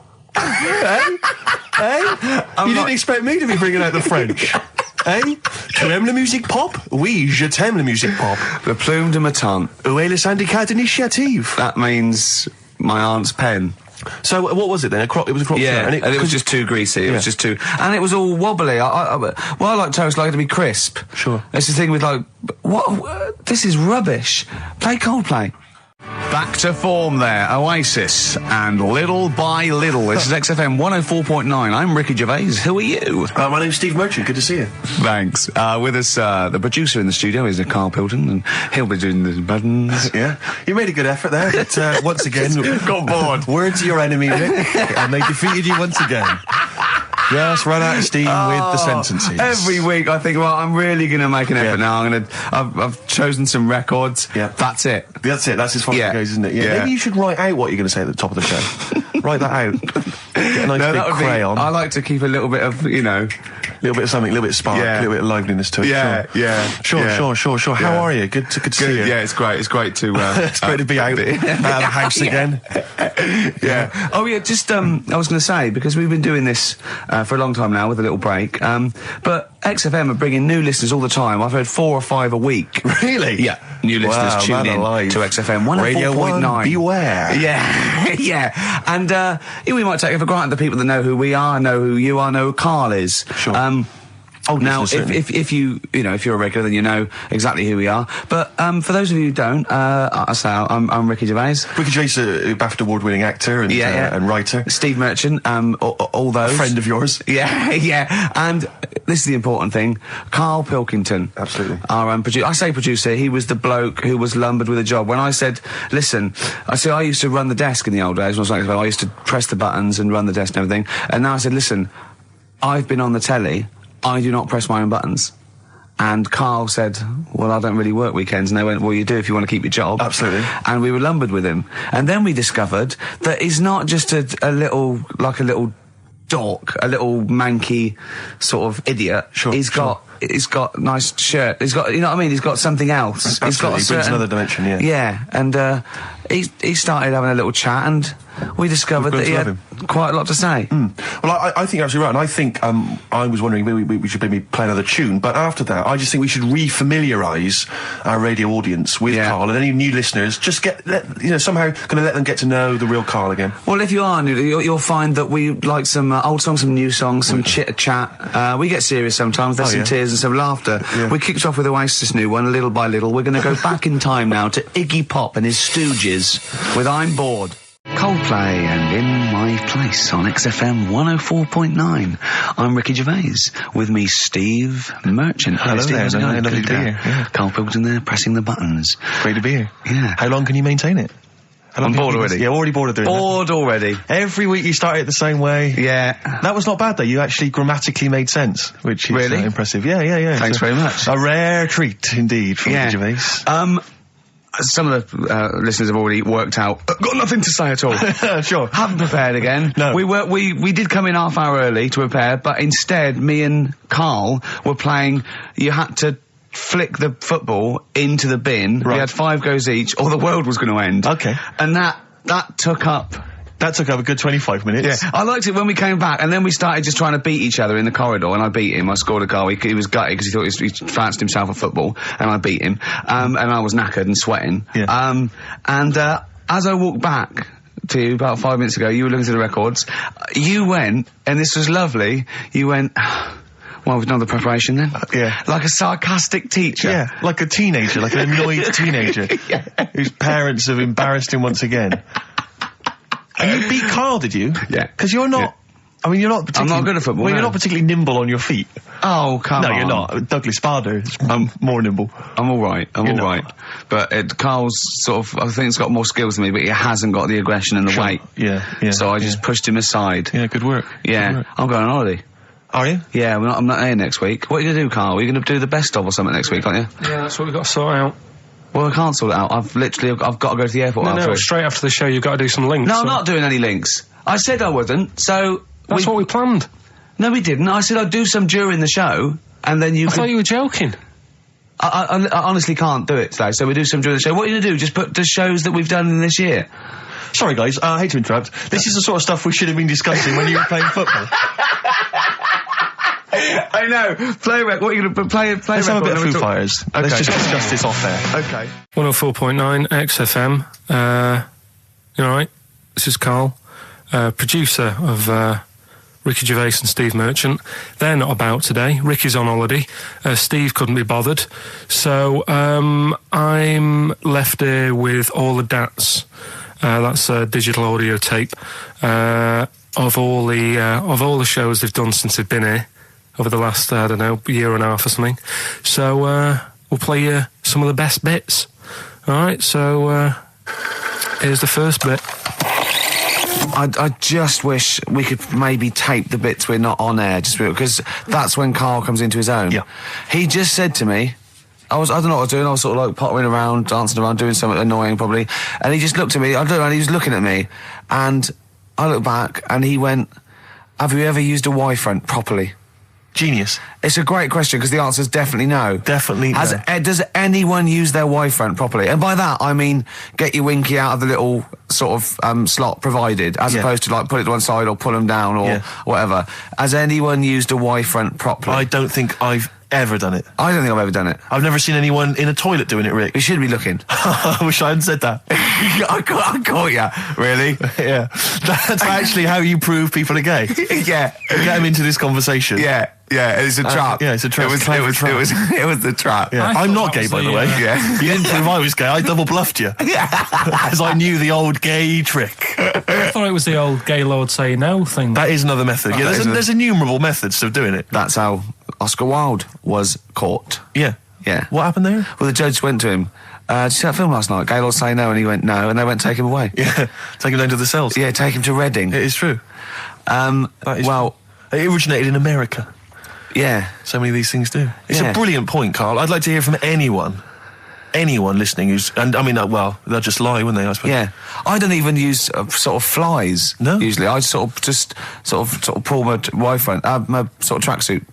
That's why I wear sort of like elasticated waistbands all the time. Exactly. Just sort of speed. Yeah. Yeah, you got to get in there with the minimum of effort. Yeah, and out. Sure. Often I won't shake. No, oh no. To my detriment, because it often leaks out a little bit later, doesn't it? Ever been out on a date with a girl where it's just trickled down your leg and you wish it hadn't, and you're thinking, what if she gets my trousers off later? She might smell or see it. What? What? I don't know. I don't know what I said there. Right. Feeder, come back around on XFM 104.9. You're listening to Ricky Gervais. Yeah, I'm with him as well, Steve Merchant. I was thinking of dropping that. What? Thinking of dropping that, just going, because it's just that's all that. I'm Ricky Gervais, with me Stephen Merchant and Karl Pilkington too.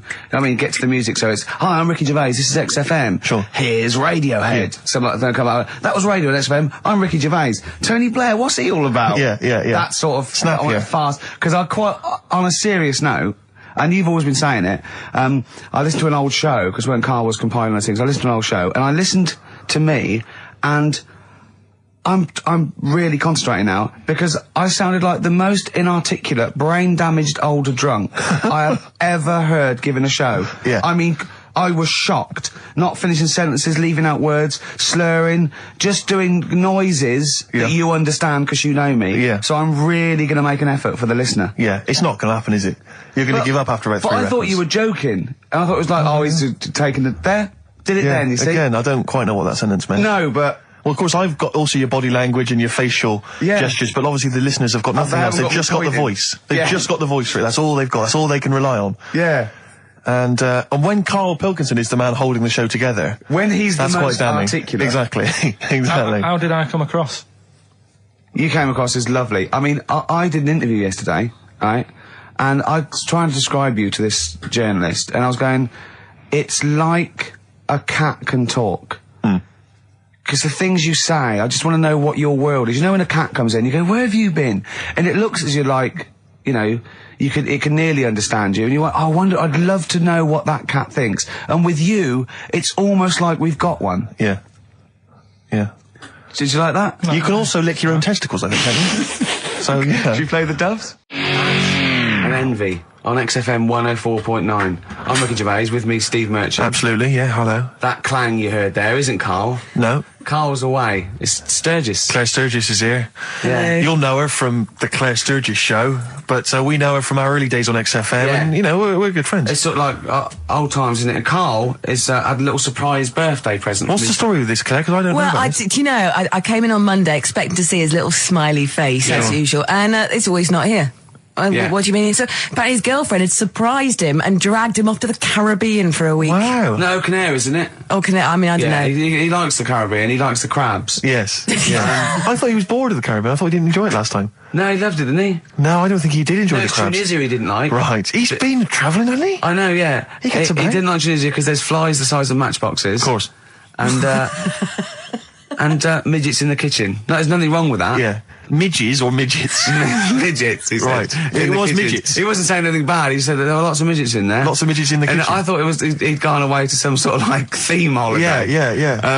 But no, this is I think Gran Canaria or the Canaries or whatever it's And called. how old is Karl? 30. Is he 30? Is this 30 the big last reveal? week, I think. Yeah. Oh, so it was actually a birthday present. Oh, Yeah. it's big deal. Yeah. Okay, I just so, thought, but that's all right. So have you got a competition that you can regale us with, Claire? Because obviously Karl provides a lot on this show. Hold on. We could do White Van Claire. White Van Claire? Yeah. Are you familiar with this? We ask No. you questions, topical questions, just Okay. getting your opinion really on the week's news. Okay, yeah. It's on the If you spot. look forward to that. But you know I'm a little bit, you know. A little bit simple? That's well, fine. just a little bit, you know. What? I always sit on the fence. Don't Oh, I? right. Well, don't You sit on the remember fence. You see, last the worst time? thing there was she was saying I'm a little bit like, you know, liberal I was- or I was- undecided, no, I was and you go- went simple. Yeah. You I didn't assumed. know, I didn't know. I thought I'm a little bit, coked up? I don't know. Who knows? It's Sturgis. Anything could be possible. But the other thing is with Karl, we didn't know how good value Karl was until we asked him sort of intelligent Well, this is questions. true enough, yeah. Because he looks quite intelligent. Well, this doesn't is he? it. I mean, So the thing with you, Claire, is I don't discover- think we've probed you enough. We don't know what, you You your haven't views are on a lot probed of me things. enough, But we actually, don't know what Steve, your no. views are, you know? That's what I'm saying. We don't know where you stand. I mean, don't sit on the fence. This is the new Claire Sturgis. Yeah.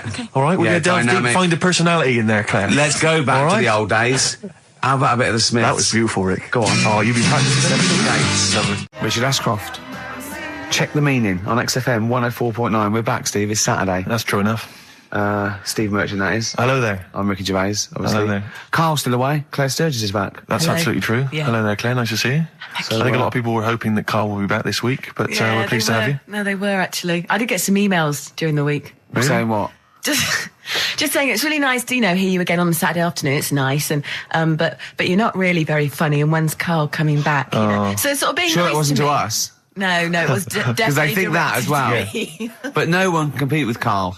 They can't. Well, we used to sort of like come in and when we discovered Karl early on, we just thought this is comedy gold. Just let him speak his mind. But then we started thinking, we can't follow him now. Yeah. So I remember Steve going, look, we've got to come up with some We stuff. need to chat. If anything we've got to say to each other, we've got to say that in the first 20 minutes, and then you just unleash Karl. Yeah, And he's because like it's just you can't follow him, and he's off on one. And they have stories of upbringings with bizarre creatures that lived in Manchester that were half human, half bat and frog and things. I'd love to take him back to Manchester in some kind of TV documentary. You know, when Karl went home. And just wander back, maybe try and find the amphibian twins or whatever those people were. They with weren't. the- So there was two boys, both had big heads and webbed feet. They weren't related. They didn't hang around with each other. That was all the information we had. I went, why not? He went, that would have been too obvious. Yeah. Like they look at each other across a room and go, you think if I'm coming to see you just because we're similar species? Yeah. You're mistaken, mate. You make your own friends. One starts to walk over, the other one shakes his head and just mouths too obvious. Yeah. Don't do it, too obvious. Out of one of his mouths. Yeah, that's what they're expecting. Yeah, Don't do it. don't do it, Webby. Yeah, but anyway, he'll be back shortly, I'm sure. He phoned me. His dad's ill. His dad's in hospital, so Karl went back to sort of look after his mum. And he was so sweet. He said, "I'm back. I'll just drive my mum around." And he said so unbegrudgingly. He just went, "It's like old times." And I said, sorry to hear that." And he went, "That's all right, yeah." I think it's going to be fine. And I said, "How was your holiday?" He went, "Yeah, it was good. Except it were a nudist beach, so he didn't tell me." I went, Of course it was. I went, "What do you mean?" He went, "Well, sitting on the... I don't know why they have to do it. I don't know why they have to do it. Why do they have to do it?" He went, "Suzanne said they think there's nothing wrong with it, like being a transvestite." Right? I went, "I love the fact that your girlfriend has to tell you what's wrong and right in the world." And he went, "Well, we're walking along the beach, fella coming towards us with knob out." I went, "Oh, what's going on here?" Right? And he said, And he said, and because it wasn't all nude, he's walking round, he's stark naked, and he wants the freedom of that, but he's got a big rucksack on his back with his clothes on just to get changed. He went, so what's the point in that? Right? And I went, he should just carry the book. He went, what, and covered it up? When he went, oh yeah, good idea. See? He went, but I wasn't happy. He says, and that was the first day, so we didn't go there again. I can just imagine his little face. Yeah, just going, all right, gobsmacked. That's out, that's out. What's that doing out? Why has he got his out? I imagine Karl sort of dressed in a suit, in a sort of safari suit, done right up with a cravat. I'm not undressing. I don't want people seeing the flesh. That's for you, love, and no one else. But I love the fact that it's going and goes, Karl, they don't think there's anything wrong with it. They're just happy that way. and he in his own mind just goes, like being a transvestite. He knows there's nothing wrong with that. I'm always a little bit suspect about people who like walking around nude. I think you meant transvestite. No, nudists. What? Hold on. Can you be a naked transvestite? What are you then? Yeah, I suppose you're a... When Eddie Izzard's naked, is he a naked transvestite? That's an interesting metaphysical question. Yeah. Yeah. On XFM 104.9. If you know the answer to that metaphysical question, or indeed any of the famous ones, if a tree falls in a forest and no one hears it, has it fallen over? Any of those. Excellent. That's brilliant. Yeah, if you leave the room, Rick, does it get quieter? Yeah, what's the sound of one leg hopping? Exactly. What we got there, Claire? Do you want some music? Or I'd love to hear it. What you got? Yeah. I've got the Vines, actually. Oh, play it. Nice. Strokes. Someday. I'm already annoyed. I've been here 3 minutes and I'm already annoyed. Yeah. I'll bring back Claire, I'll tell you. No, it's not his fault. It's the whole place. The library's shite. I tried to get... Oh, God. I had to go to Capitol Library. Fancy that. I had to go to Capitol Library to get a couple of records I wanted. Right? Place is falling apart. The email's not working. It's so shoddy. He's had 2 weeks off. On holiday. I mean, they might as well bulldoze this, honestly, because for all the, you know... It is ludicrous. And we get paid peanuts. You get paid, do you? Oh, and it really annoys me to have to fight. Oh, anyway. Anyway, just calm down. 104.9, I'm Ricky Gervais, with me, Steve Merchant and Karl Pilkington. Karl, you're back. All right. How was it? What, the holiday? Yeah. Well, it wasn't all fun, was it? Because my dad was in hospital. Oh, but he wasn't during the holiday. Not during the holiday, though, was he? You came back from holiday and then found that out, didn't you? Yeah, but it happened when I was on holiday. Did you know that, though, when you're on holiday? No, because I didn't take my phone with me. Well, the weird thing is, I got a feeling when I was sat there, because it normally happens. It wasn't a nudie speech, was it? When I first went away, you saw that old fellow with his packet out. When I went to Ibiza, right, I had a feeling, and I called home. My dad had punctured a lung. When you say you had a feeling, what do you mean a feeling? Just like, I should call home. There's something not right. But this time, a very specific feeling. How did that manifest itself? How did you get that? What kind of feeling? Is that tingling thing? I'm getting a bit of a lung feeling. Yeah. A bit of a dad lung feeling. That feels like a punctured lung. Hold on. Well, anyway, the holiday was good. We talked about it last week. Well, let's probe Karl about his holiday, because you know that's the sort of thing that audiences will stay tuned for, Rick, I'm pretty certain. Yeah, sure. Find out about you know more about this radio business than me. You hooked them already. Indeed, yeah. Well, also I'm thinking we've got nothing. Now. We may as well save that. No, I resent it. I used to put a lot of work in, but no, I think of the money, which is, for me, pretty shoddy. Well, you know what I mean? I don't usually get out of bed for a lot of cash. Well, exactly, yeah. And, the whole thing is the whole setup. It was raining today. I thought I should have a cabin. And then the sun came out, so I walked in again. Ah, dear. How are you? But I'll tell you what, I got a bit criticised last week as well that I only played ballads and same songs, so I'm going to rock out this week. I've been down to the Capitol Library to get some good tunes. And what about a little bit of AC/DC? Took me all night long. Let's hear it. Doves, Caught by the River on XFM 104.9. I'm Ricky Gervais, Steve Merchant, hello, Karl Pilkington and everything. No, I'm going to be honest with you. Go on. A little bit hungover, didn't feel very well. Yeah. I don't know if I'm hungover or still a bit drunk. I don't feel... You sound like you're still a bit drunk. Yeah, so what I'm worried about... You do every week, so... But what I'm worried about is that the standard will slip. If I'm not right on the ball. And the other thing is I haven't had a lot of time to prepare the show today. So I don't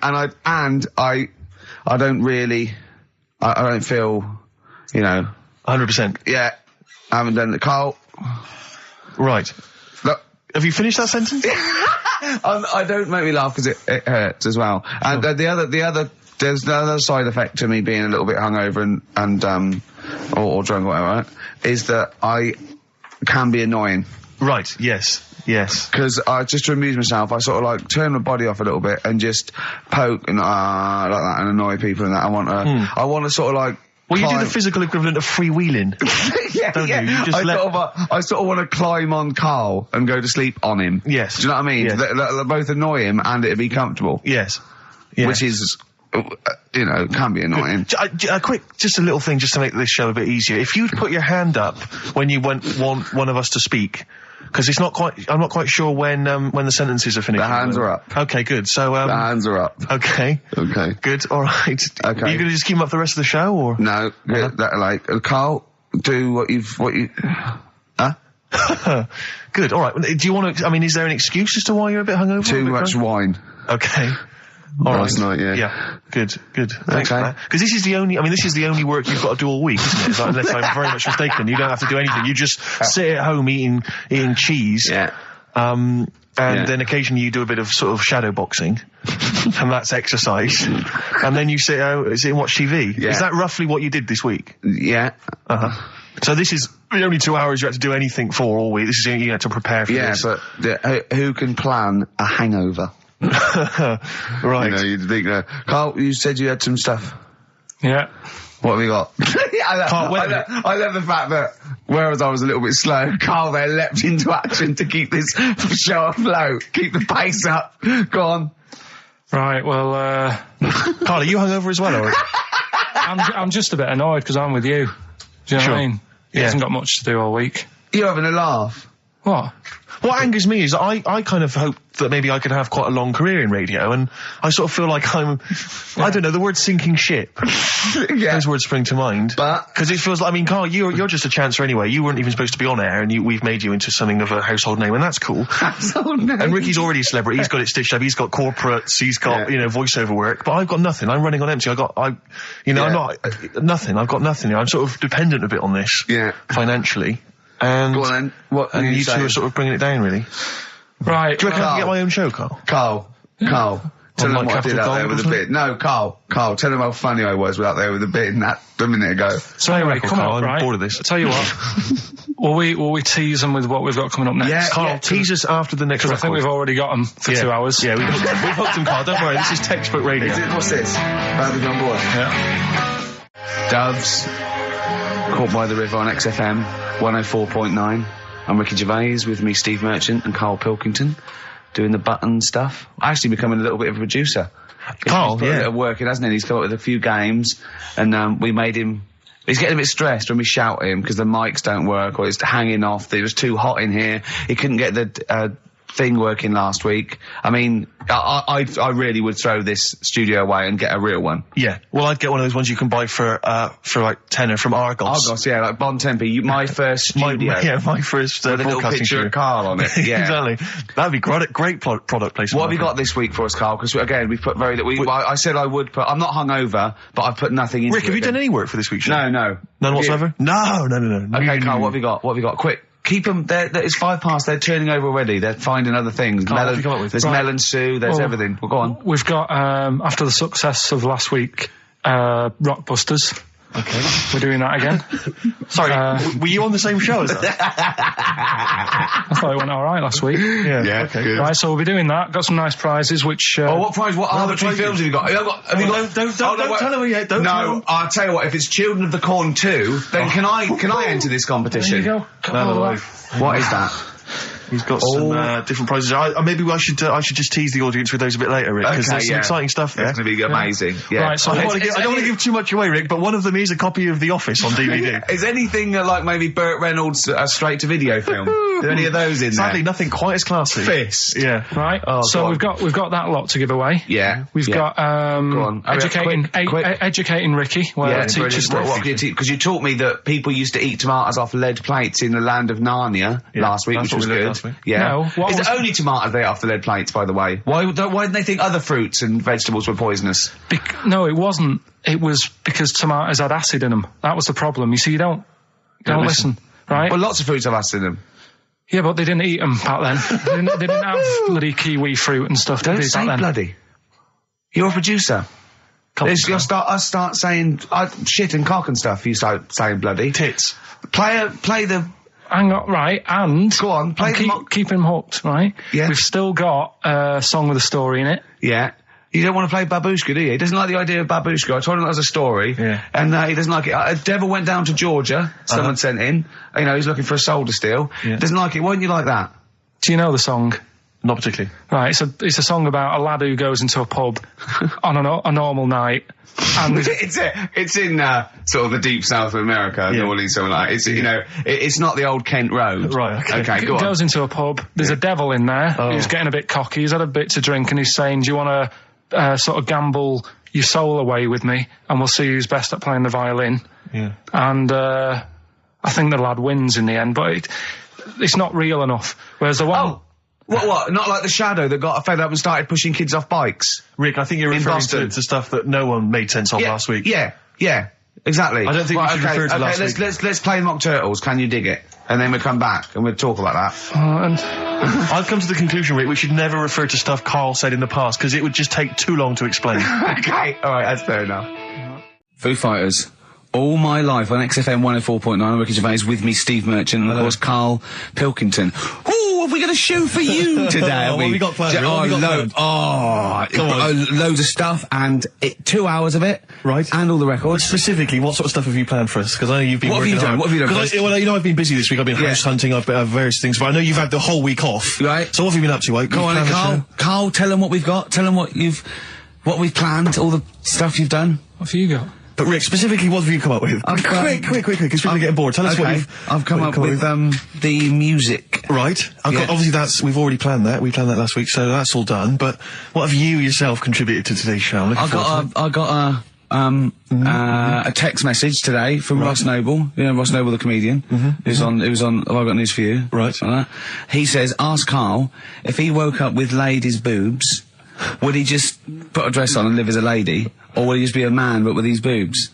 Karl, it's a good question. I know that happened to Ross, so he's throwing that one out at you. It did in a way, because he ate pizzas for a year, didn't he? Yes, he did, yeah. And he got a lovely pair of breasts. Yeah. Go on.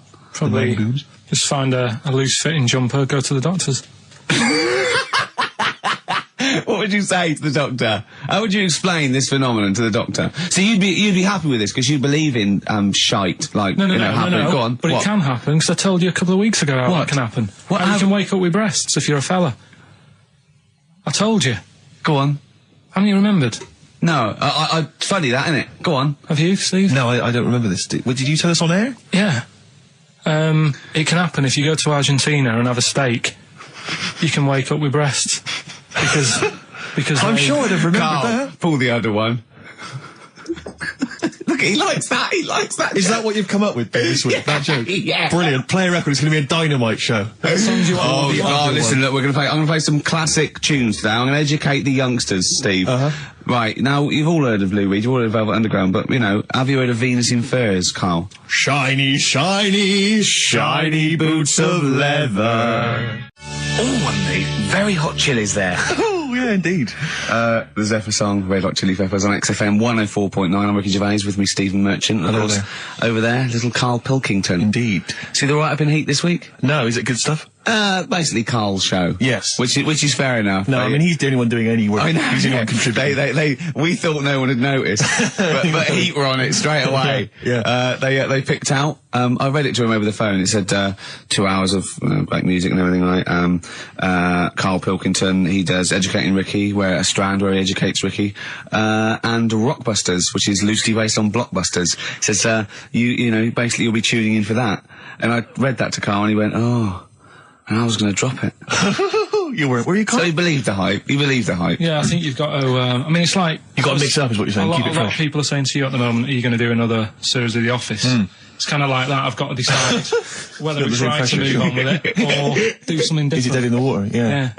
So what's your decision? I mean, maybe, are you... We'll probably keep it for this week. Sure. And see how it goes. Okay. You've got anything else on the back burner? Any other ideas? Nothing. I'm still sort of... Do you know I came up with a load of game... Well, I remember there was one that was based on fast food. There was, the rice is right. The rice is right. Now, just run the rules past me again. We had to identify whether it was a Chinese Pilau meal. rice or steam rice. Well, Either basically, it was a Chinese restaurant or an Indian restaurant. But is it true that you played this at home with your girlfriend and it was clear you could always tell which was which? Because one had an Indian sounding name and the other was Chinese sounding. No, I managed it did work once. I managed to pick some sort of duck dish that sounded a bit Indian. Right. But then Other it than that. sort Wasn't Fell apart. Bombay duck, was it? Which is actually a piece of fish. You don't know. You don't know. He wouldn't let me put, you know, that whipped cream in the fridge. I saw that. I thought that's fun. Yeah, he wouldn't let me put it on him with shaving foam. Oh. Yeah, but every week we have this. Do you know the other week, Steve? I didn't tell you this, right? He comes in, straight away, you know, I'm trying to talk about sorting the show out, what we're going to do, how we're going to keep it good for 2 hours and that. Grabs a pen, he says, let me draw 666 on your head. Because you can see the scalp. I said, I said, don't do that. He goes, all right, then how about we meet halfway, put 333. Every week it's the same thing. But I quite like the cream. Did you get any cream on him at all? No. Is it the spray cream? Yeah, he said no. Carl, can I just make some, just spray on some glasses? Just some round glasses on your face. Father Christmas! Hello? It's nearly Christmas, hello! Come on, it is Ricky Gervais' show. Yeah, should we play a record and then come back to this mayhem? It's crazy mayhem. Yeah. Foo Fighters, All My Life on XFM 104.9. I'm Ricky Gervais with me, Steve Merchant, and Karl Pilkington. Indeed. Genius Karl Pilkington, as Yes. Heat magazine said. Really? Is that what Yeah. he's referred to now? Yeah, Huh? yeah. Genius.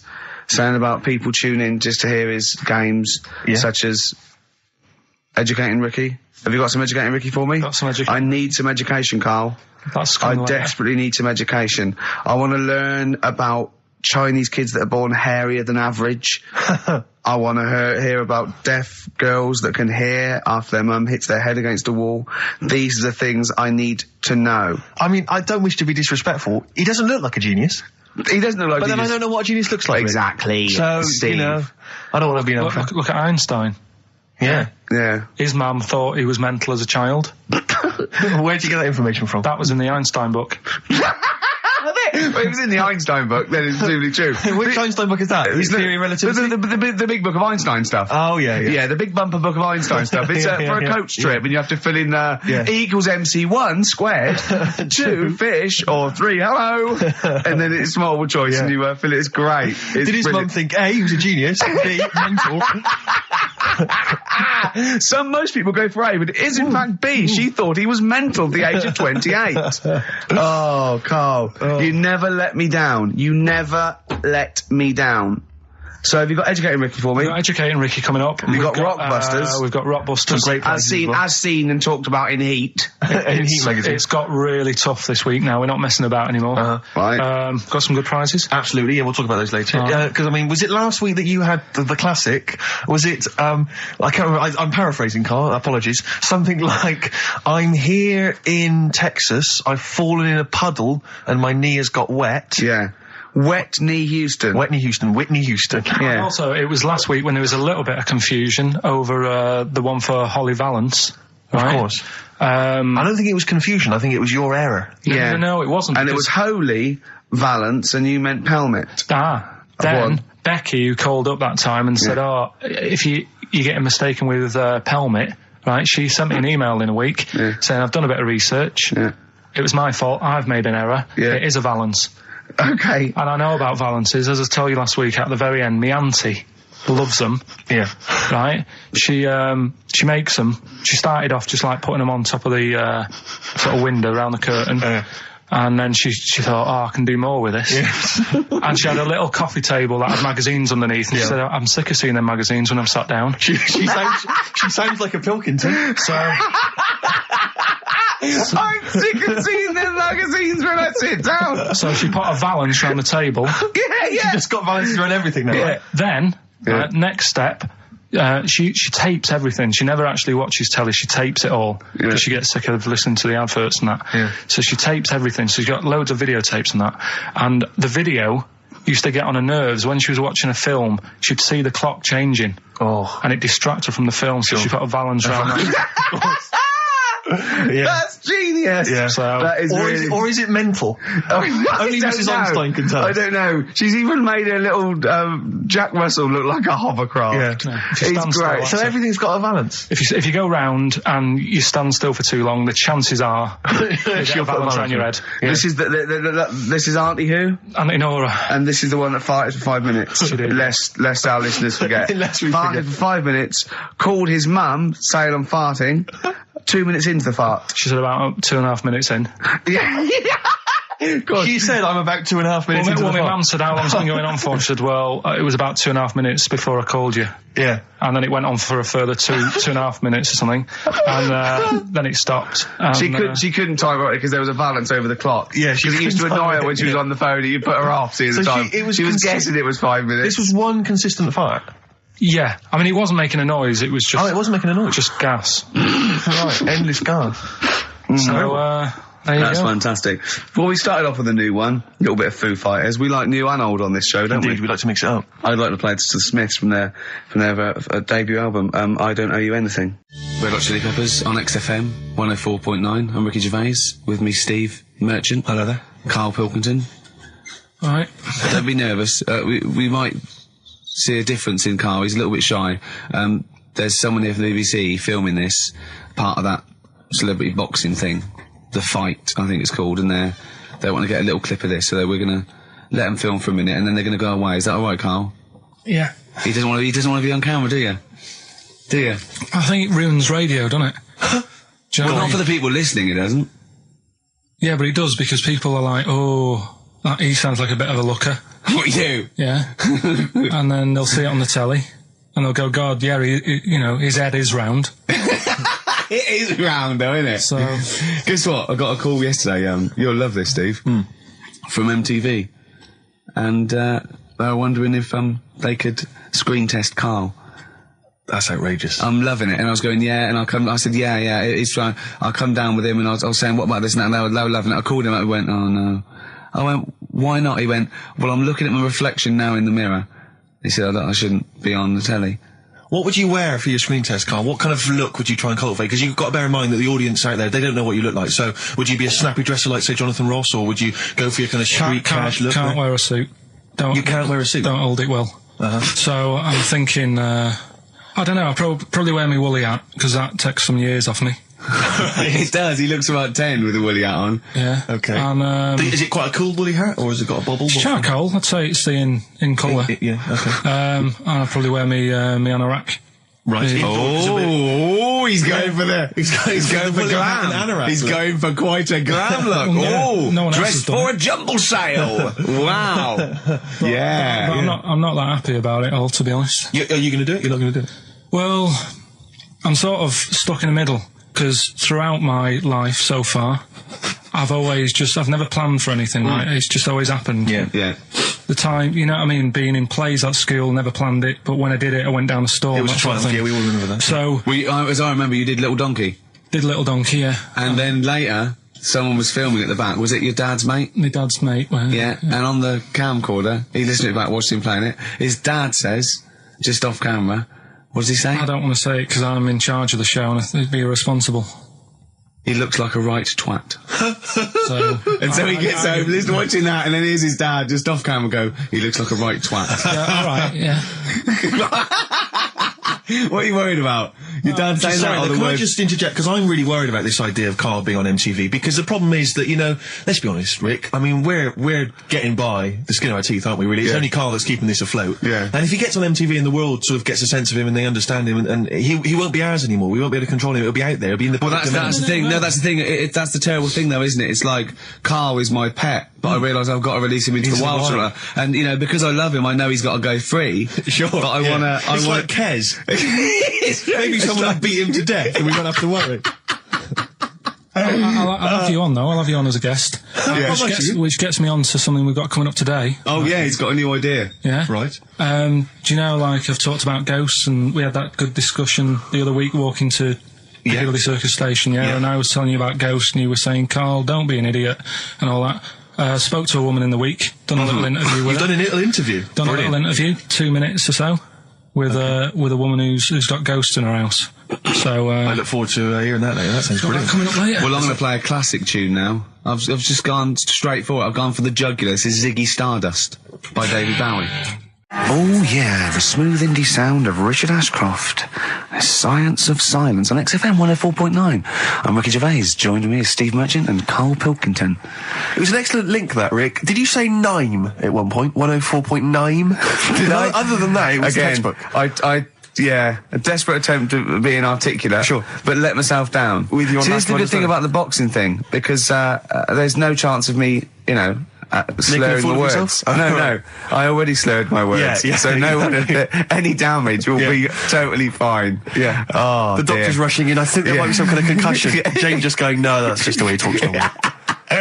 But because I'm thinking maybe, did you start the show with that particular kind of manner? Just because obviously a lot of new listeners, I imagine, thanks to the massive poster campaign, and you obviously want to impress them and charm them. There's a few examples today of irony coming back and biting you. Yeah. That seemed like a funny idea at the time, me posing that up. But Jonathan Ross phoned me up when they first went up and he just said, I've just seen a big poster of a predatory gay. Yeah, you do look a little bit. Hello, what's your name? Would you like to sit down here?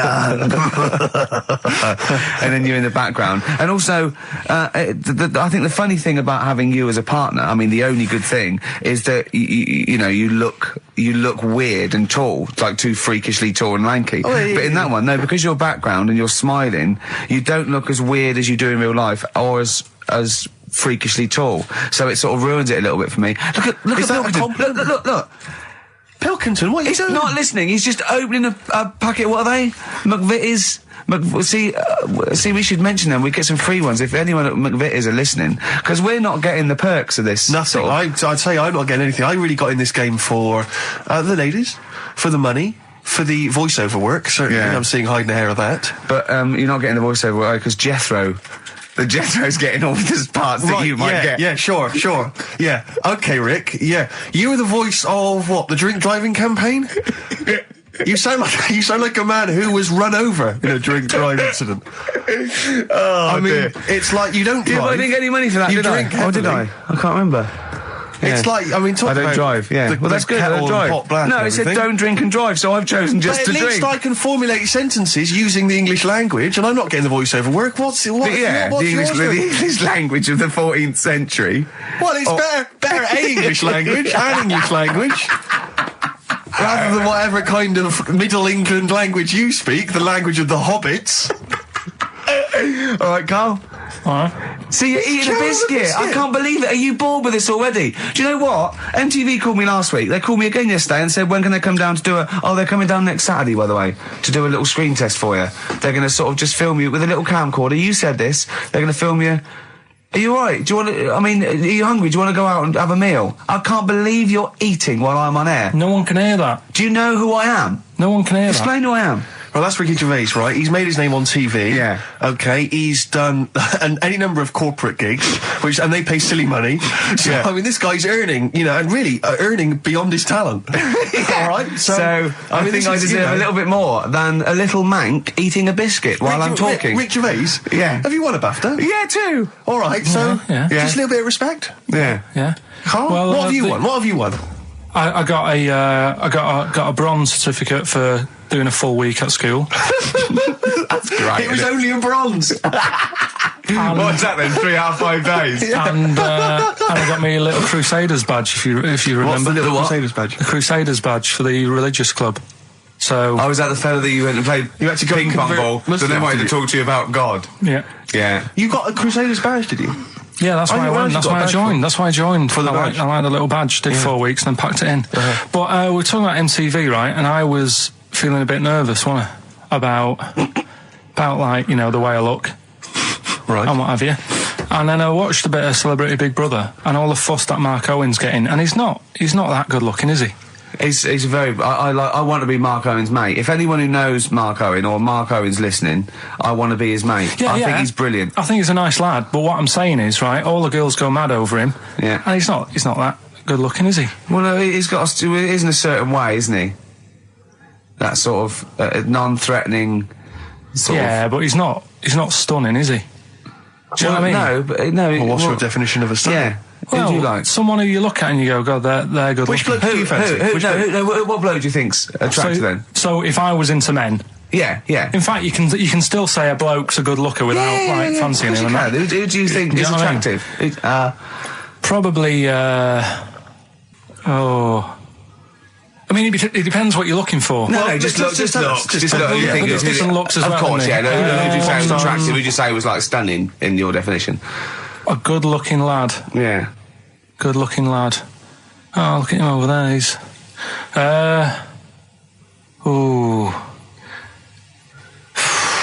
Do you find, Robbie Williams, do you find him attractive? Boy next door, look. No. Who do you... Carl, hurry up, because it's, we've only got 2 hours. Probably. Do you know? I can't think of one offhand. Mark Owen is pretty good looking then, really. There's not. Just name one bloke that you think's an attractive guy. There must be one bloke that you've either met or that you've, seen in a pub Who do you or think on a is poster. attractive? Tell you what. Go on. Tell you what. Works here. Young Alex Zane. Alex! Well, we know Alex, maybe we can fix you up. I love you, Alex. You've got so Richard Ashcroft, Science of Silence on XFM 104.9.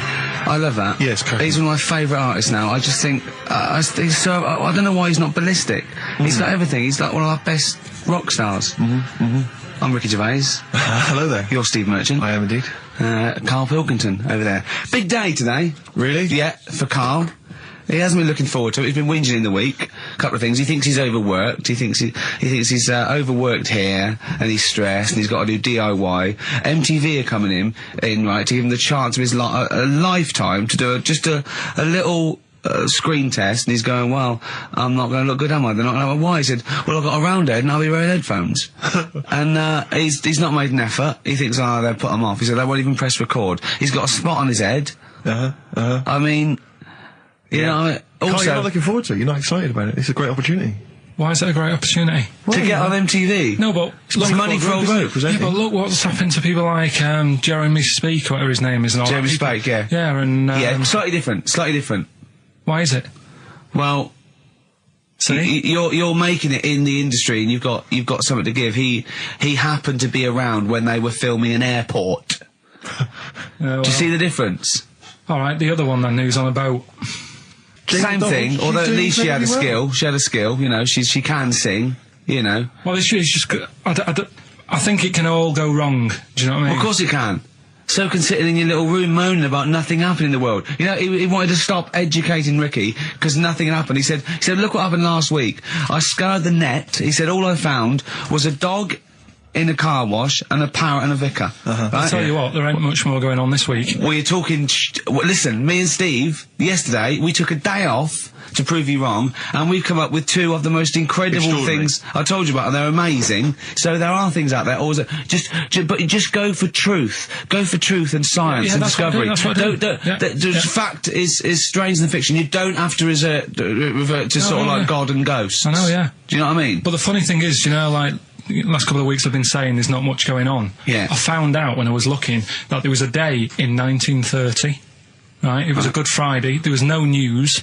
There was nothing going on. They had to put a music video on or something on the telly because there was nothing going on. Play a record. We're going to play some classic tracks today. This is Debaser. Pixies, Debaser. I was looking forward to playing that. Came and said, Carl, I'll play that. I was looking... he put it on. Lauren just called through and said we played that in the last half hour. Embarrassing. Yeah. So It's really what is the embarrassing. point of having a producer if he doesn't check things out? So, I mean, it's a good track. I mean, I'm sorry if you heard that twice in the last hour. Go on, So go on, what I'm go on, going to go on, listen to everything all the time. I've been running around. I get in early on a Saturday. You got in about the same time as me. I went out and bought you some biscuits, so you're happy. I put the coffee on. Yeah. I've sorted what prizes we're going to give away. I've been running to the library getting you certain tracks. Yeah. I can't listen all the time. I'm doing my best. Well, I'm not sure it's good enough. I mean, I'm worried when MTV come in, if they heard this kind of shoddy production, they're going to start to wonder what is it. Play the same songs every 5 minutes anyway, sorry, are you sort of overworked because you were on Zoe Ball's show talking? Oh, hello, what's going on here? Well, he was exclusively on our show. No, I was in the car. I seem to remember, Rick, he was a nobody that got a chance to come on air and talk about that. And guess what? He was getting auditions for MTV. Guess what he was talking about on Zoe's show? Oh, hello. All the jellyfish stuff and all that. About getting believe it. Recycling material that you've done on this show. I phoned in, right, and I went, stop doing material Zoe's boy. He just hung up on me. Well, I had a job to do. Who do you think you are? Your ego has just gone through the roof. Hang on a minute.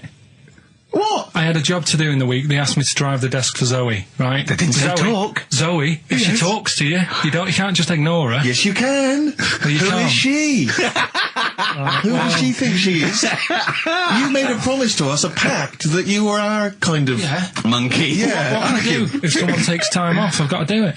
It's my job. Yeah, but you don't have to talk. You don't have to use... You're the head of production. We've given you this special gig. This is like taking you out weekends. Yeah, exactly. You know, if we find out you're getting too much excitement in the week, we'll have to just calm it down. Well, get another little... Well, that's it now anyway. It was only last week. I feel like kind of solid. I feel betrayed. It's like you were having an affair behind our back. Yeah. And you rumbled it. He was doing all the stuff. He was doing all this like, oh yeah, jellyfish and this, jellyfish yeah, because that. she was asking, and I thought it was a good way of promoting this show, actually. Oh, did you mention the show? Yeah, I did at some point. Did you? What did you say? I just said more about that on Saturday afternoons. So you talked twice. I only heard you talk once. So you're talking all the time. Well, about 5 times in the week. In the full week, 5 times. Deary me. And one, it was just stuff. You could never be a monk, could you? Chatting away all the time. Right, what have we got? I blame Ball as well, to be honest. I feel Ball's slightly responsible for it. Yeah. She can't find her own, Gibbon to get on the show. She can't find her own kind of, loser, then don't start stealing ours. Outrageous. Well, coming up, right, maybe we'll get Fatboy Slim in. Indeed. Next. Yeah. Saturday, if you're listening, Slim, come in on the show. What's his name? Ernie or something? What's his name? Norman. Oh, yeah. Ernie! Yeah. I don't know. That's great, Ernie Ball. Yeah. He wouldn't change his name. That's it, yeah. That's great. Anyway, coming up today, we have got Educating Ricky. Right, okay. Is this the last one? You've promised it might be. I believe there's a book out that might help me with this feature, so we'll see how it goes. I was thinking of new features in the week. I've got, wanted to come up with, I wanted to do Celebrity Fact Club. Celebrity Fact Club, alright. So I've just got to get some celebrities in first, before we can kick that off, so maybe in the new year. Oh, Ball and maybe Cook. Zoe Ball, yeah. Ball and Cook, start off. Maybe, right. And I've also got, Cook and Ball stories. Yeah. That's nice. Good one. Cheers. Thanks, Carl. Yeah. Maybe you could sell that to Zoe's show. And I'm also thinking Through the Ricky Hole. Through the Ricky Hole, okay. What's that? That's, I'm quite... No, you just got the title again, haven't you? Yeah, okay, play record. So, Rockbusters coming up as well, right? Yeah. Eminem, Lose Yourself on XFM 104.9 and Ricky Gervais with me, Steve Merchant. But not Karl Pilkington. No, Carl, no. He's gone back to Manchester, innit? It's better than London. Yeah. You don't know it. Manchester's better than London. Instead, Claire Sturgis. Claire Sturgis round of applause for Claire, Thanks. The posse's the he's coming there in sort of the camouflage gear and is that quite trendy? Is that what the kids are wearing? It's funny.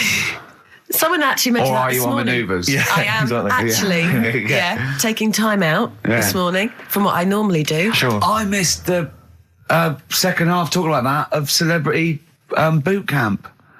Coolio. Is it? The fella from Milli Vanilli. What, the one that's not dead? No, the one that killed himself, Steve. Okay. No, I just want to clarify for people. A lot of people don't realise that one of them is dead. Right. I thought it was important to mention it. Actually, I didn't know. I'll be honest with you, I hadn't thought it through.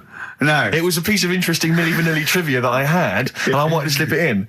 But it wasn't really trivia, because it was a question. You went, what? The one Rick, who's not dead. What I'm saying, Rick, is I could have found a more tactful way of bringing up the death of one of Milli Vanilli, because I think there's a lot of people out there now upset. Maybe Claire Actually, didn't realise. people who didn't know. That's quite a shock. I didn't see. I mean, I should have sat people down. Who died? Vanilli or Milli? I think it was Milli. No, it's Milli. I don't know. No, but I didn't know. I'm guessing. Actually, I'm guessing. I'm not confusing Milli Vanilli and Scritti Politti, because that is a danger. Oh no, you're thinking of the fellow out of Grumple Palumple.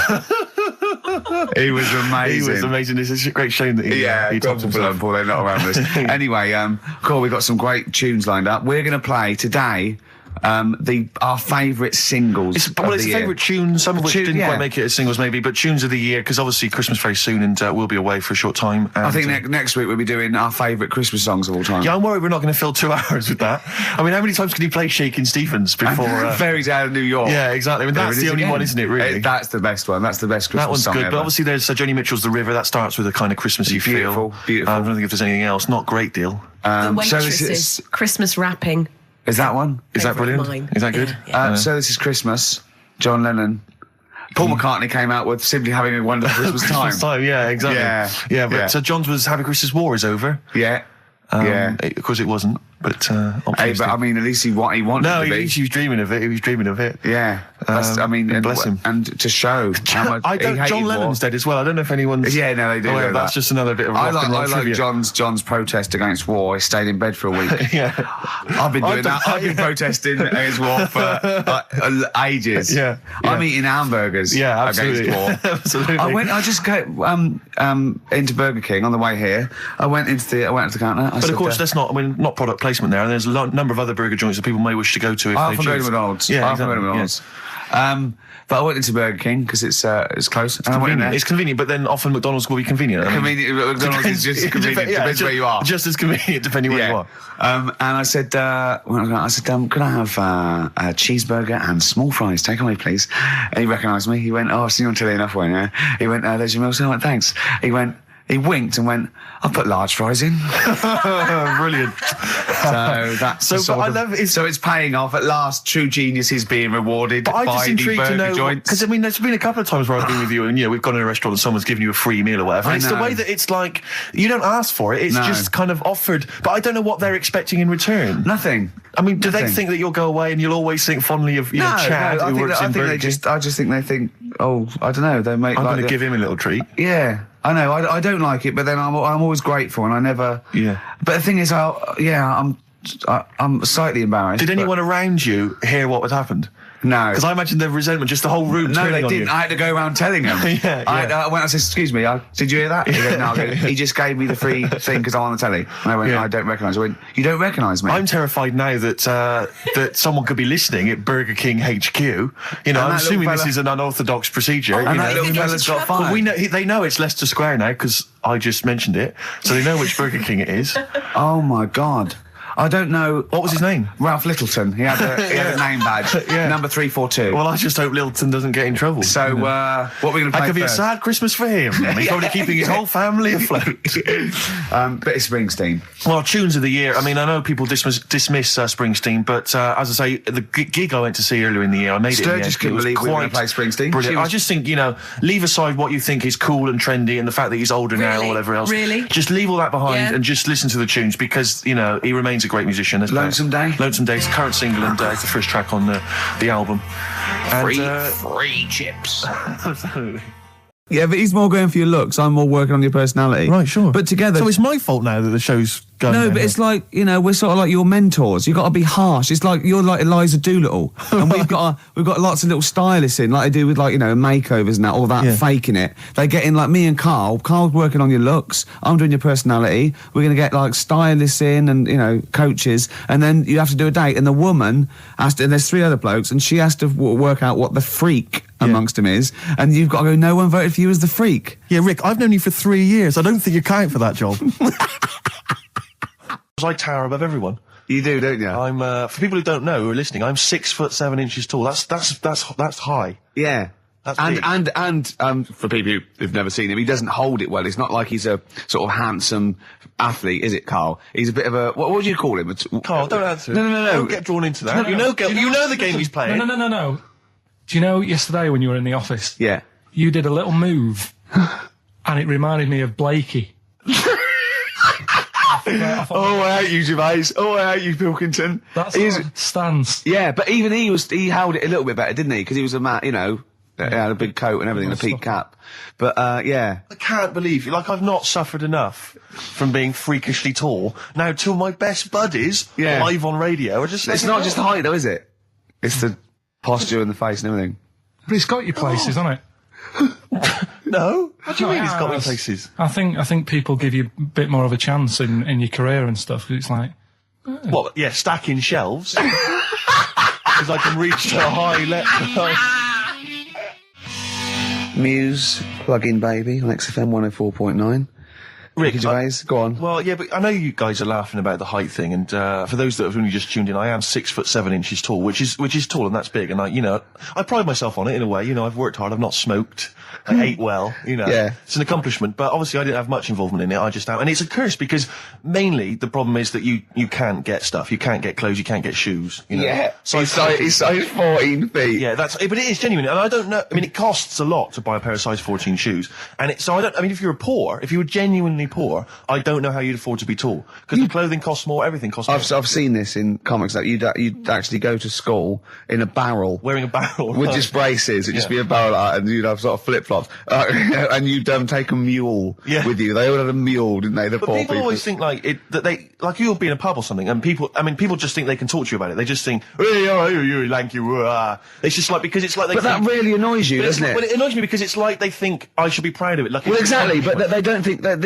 this is not a disadvantage. This is not a disability, is it? You're taller than most people. It might get disability. No. If you were 8'3", it'd be slightly debilitating. You would, but disabilitating. What? Disabilitating? Yeah. No, you're a medical man, aren't you? But no, the point is, it's a disabilitating because when you go on public transport, like if you're on a coach. Yeah. The only place I can sit on a coach is that seat on the driver's lap. Either on the driver's lap or that seat at the very end. Yeah. Which sits into the aisle. Yeah. That's the only place I can sit. Well, you stand up, some sort of kids at the back waving at drivers. You could drive it from the back. Here he comes, watch it. Were you a tall baby? Oh, Mr. and Mrs. Merchant, you've given birth to a basketball player. Look at his dribble already. Were you a tall baby? Babies aren't tall. At what point did you suddenly, Jesus, nothing fits me? Well, it didn't happen overnight, Carl. Let's do a little graph. How tall were you at 5? Oh, I don't know. 3 foot? 3 foot. How tall were you at 12? 6 foot. 6 foot? Are you really? I don't know, do I? How do I remember? I don't remember this. Well, when did teachers start calling you freak boy and lanky? They didn't. It wasn't Didn't they? so much. It was no. You went to a funny school. I went bowling with him once. So I'd never been bowling before, and he'd been once before. And he went, let's go to this bowl. We went to a bowling alley, right? And you have to wear these special shoes. Now they're sort of like pointed things anyway, and they're multicoloured, sort of red and green. They look pretty weird. And the woman said to me, "Oh, what size?" I said, "Oh, 8." She went, "Yeah." "So what size are you?" He went, 14. She went, 14. He went, "You probably haven't got them." She goes, "Yeah, I think we have got one pair." And she put them on the table, and it was like Krusty the Clown. And I just started laughing. They looked so long, and he had to run round this bowling alley in these freaky clown shoes. But they don't look freaky clown like when I'm wearing them, because the rest of me's in proportion to it. It looks like a little wall bracket. One of the worst things that happened to me was when I was when I was about 16 or something. We went to Yeah. Listen, let me just tell you briefly, this is another example of how people can just exploit you and make fun of you when you're tall. Yeah. I was quite tall. I've always been like about 6'7" for quite a while now. And when I was about 16, I went to a big New Year's celebration in Bristol, where I come from. And everyone kind of congregates in this big sort of part of town, and there's sort of people dancing around, like in Trafalgar Square. And I was there, and somehow I just picked up a balloon somewhere along the line, one of those kind of helium sort of balloons, and I was holding that, sort of dancing around. And these two girls came up to me, and I was thinking, yeah, okay, it's New Year's Eve, brilliant, that's my kind of party. Yeah. They came out, and they went, hey. Once a year. And they said, you're going to be here for long? And I went, well, maybe. And they said, it's just that we've arranged to meet back at you in about an hour. I went, what do you mean? I went, well, it's just because we can see you wherever you are. Don't worry, you can move around and stuff. We'll see you with the balloon. Just arranged to meet some friends. I love that. A landmark. So pilots use that. Oh, we're just coming in. There's when we see Steve Merchant, we'll be descending to Bristol Temple Mead. What's really funny is New Year's Eve, Trafalgar Square, you got a huge column, but they use Steve as like the meeting point. Steve's got a huge column. Brilliant, Rick. Well done. Award-winning comedy from Ricky Gervais. When I was in America, everyone told me that it would be really easy to get big clothes and big shoes and that, because they're all huge and all freaks over there. All right, steady on. And I was wandering around New York, and I was going in a few shops, kind of saying, we've got size 14, US 15 shoes, and they were going, no, is that the difference? Yeah. One. And they literally were laughing at me. There was a couple of shops where they literally laugh and get like someone else in and come and look at the tall, freaky Englishman. Really? And then one guy said, I remember we had someone come in here once, and he said he'd been to a shop which sold kind of stuff for really tall people, and And he said, I think I can remember the address, and he sort of looked through the sort of telephone directory, and he made a note of it. And I went on the subway, and I went down all Lilliput. And I went, it took me ages to get there, and really hard to find it. I finally went in there. I've never seen it. It was heaving, right, with freaks. It was amazing. It was like, they were just kind of gargoyles. It was like something from Lord of the Rings. They were just kind of these tall people and kind of gnarled. Did they turn around and start bowing to you? It was incredible. Yeah. And I went in and I just said, hi, I'm looking for a kind of sort of thing. Guy went, yeah, sure. And he sort of hobbled off into the darkness and came back with exactly the kind of pair of shoes I wanted. I couldn't believe my luck. It might be a magic shop. But it was like that shop in Mr. Ben. It might have been a dream, though, you see. Mind you, I went to Texas once, and I had some ribs, and it was like the Flintstones. It was huge. And not only did it look too much like an animal that I couldn't actually eat it, I don't know who could eat it. I mean, seriously, it was 2 foot long. Yeah. And it was like half a rib cage.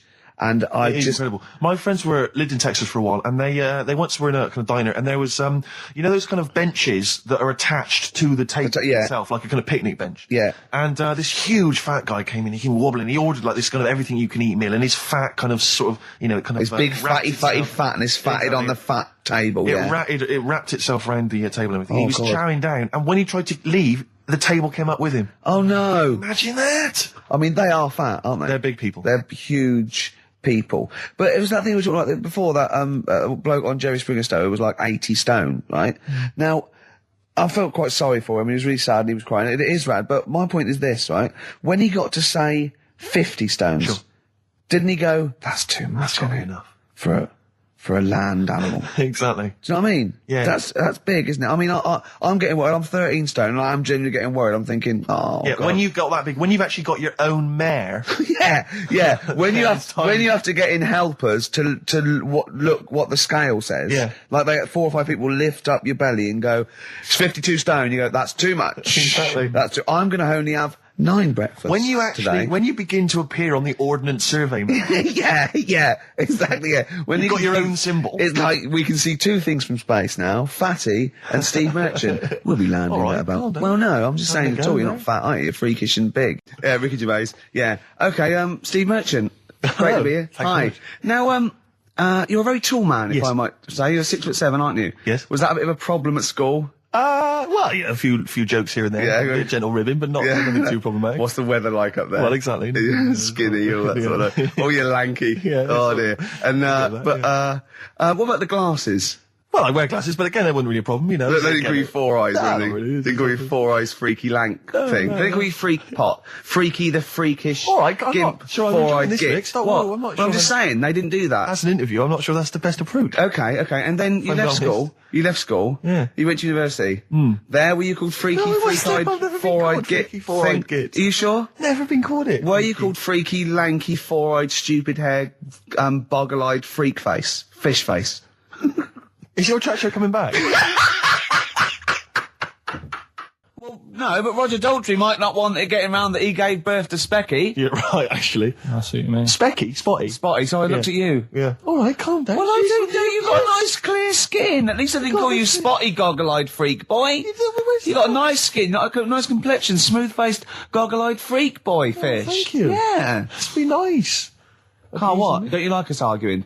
Is it like mum and dad arguing? Do you get all... It's a bit like that. In the caravan. There was nowhere to escape to.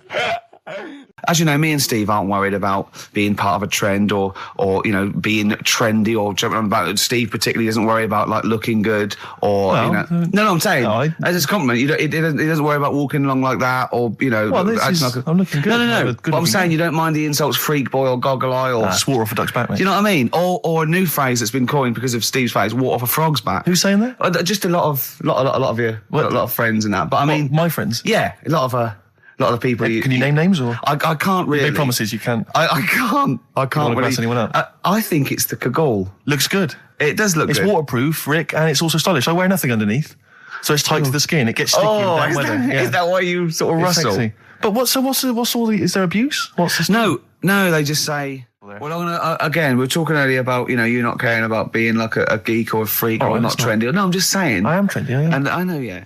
Anyway, Steve, over to you.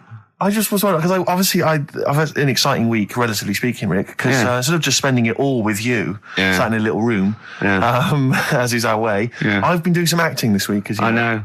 I know. And I don't normally act, but I basically there's some people at the BBC who are making a comedy pilot, kind of comedy TV show, and and I auditioned for it, and the role was to play a sort of freaky-looking, sort of lanky geek, and I don't want to say. How did you beat off? I don't want to sound arrogant, Rick, but they gave me the job on the spot.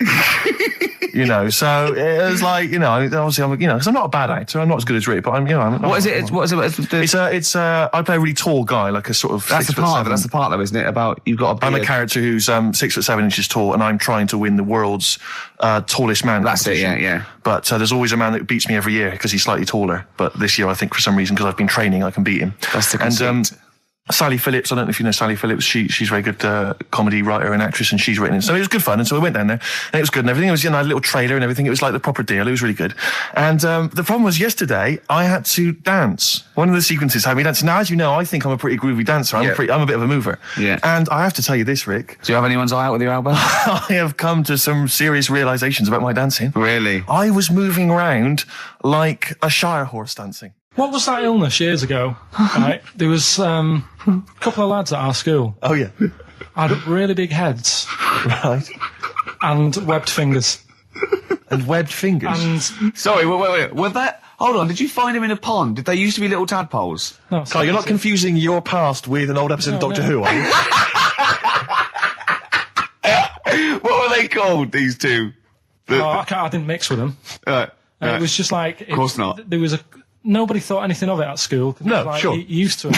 Yeah, it's the North. There goes the creature from the Black Lagoon again. yeah. He's late. Brilliant at trigonometry. He's late for double maths. Yeah. But, I didn't think anything of What it. is it called? What is the disease called where two fellas... Are they... Not even related. Rubbish. Not related. Were you near a nuclear power station when you were growing up? Yeah. You weren't really? Yeah. Oh, this explains so much. This has got a I bit don't heavy. think that's it. Hey, talking of enormous heads, Yeah. you were at the Pop Idol final, weren't you, Rick? You went Yeah. down there just because obviously Rick's a huge fan of Pop Idol. He wanted to be there. He wanted to give his support. Quite seriously, there was no irony there. We were Yeah, he having genuinely great is a time. fan of it. And he was. You sort of had photos taken with various people. Yeah, didn't of you? 'Cause course. you were a bit drunk and you wanted to have a memento of it. And it's obviously a picture of you with Fat Man Rick Waller. Yeah. But the best one is a picture of Ricky and his girlfriend with Dr. Fox, whose head is twice the size of mine. any other head. It's quite remarkable. I don't know how they make He was a lovely bloke, and he was really nice to meet him and everything. But he looks like an immaculate tan, and he's always happy, and he's It looks really on the good. picture. It looks like someone you might see in a carnival who's built a huge papier-mâché head, and he just went like Frank Sidebottom and just started walking on the road. It's just incredible. Dr. Fox didn't used to go to your school, did he? He used to hang around with a mate. They were great swimmers. They were brilliant swimmers. Oh, God. There was three of them who all hung together, and they seemed to hang around like the older kids, the ones who looked like men. Do you know what I mean? They had What did you look like then? Well, it's just that I had youthful sort of looks, whereas like the older ones had like beards and stuff. It's the gang of boys in the fifth form with beards. Were they smoking pipes?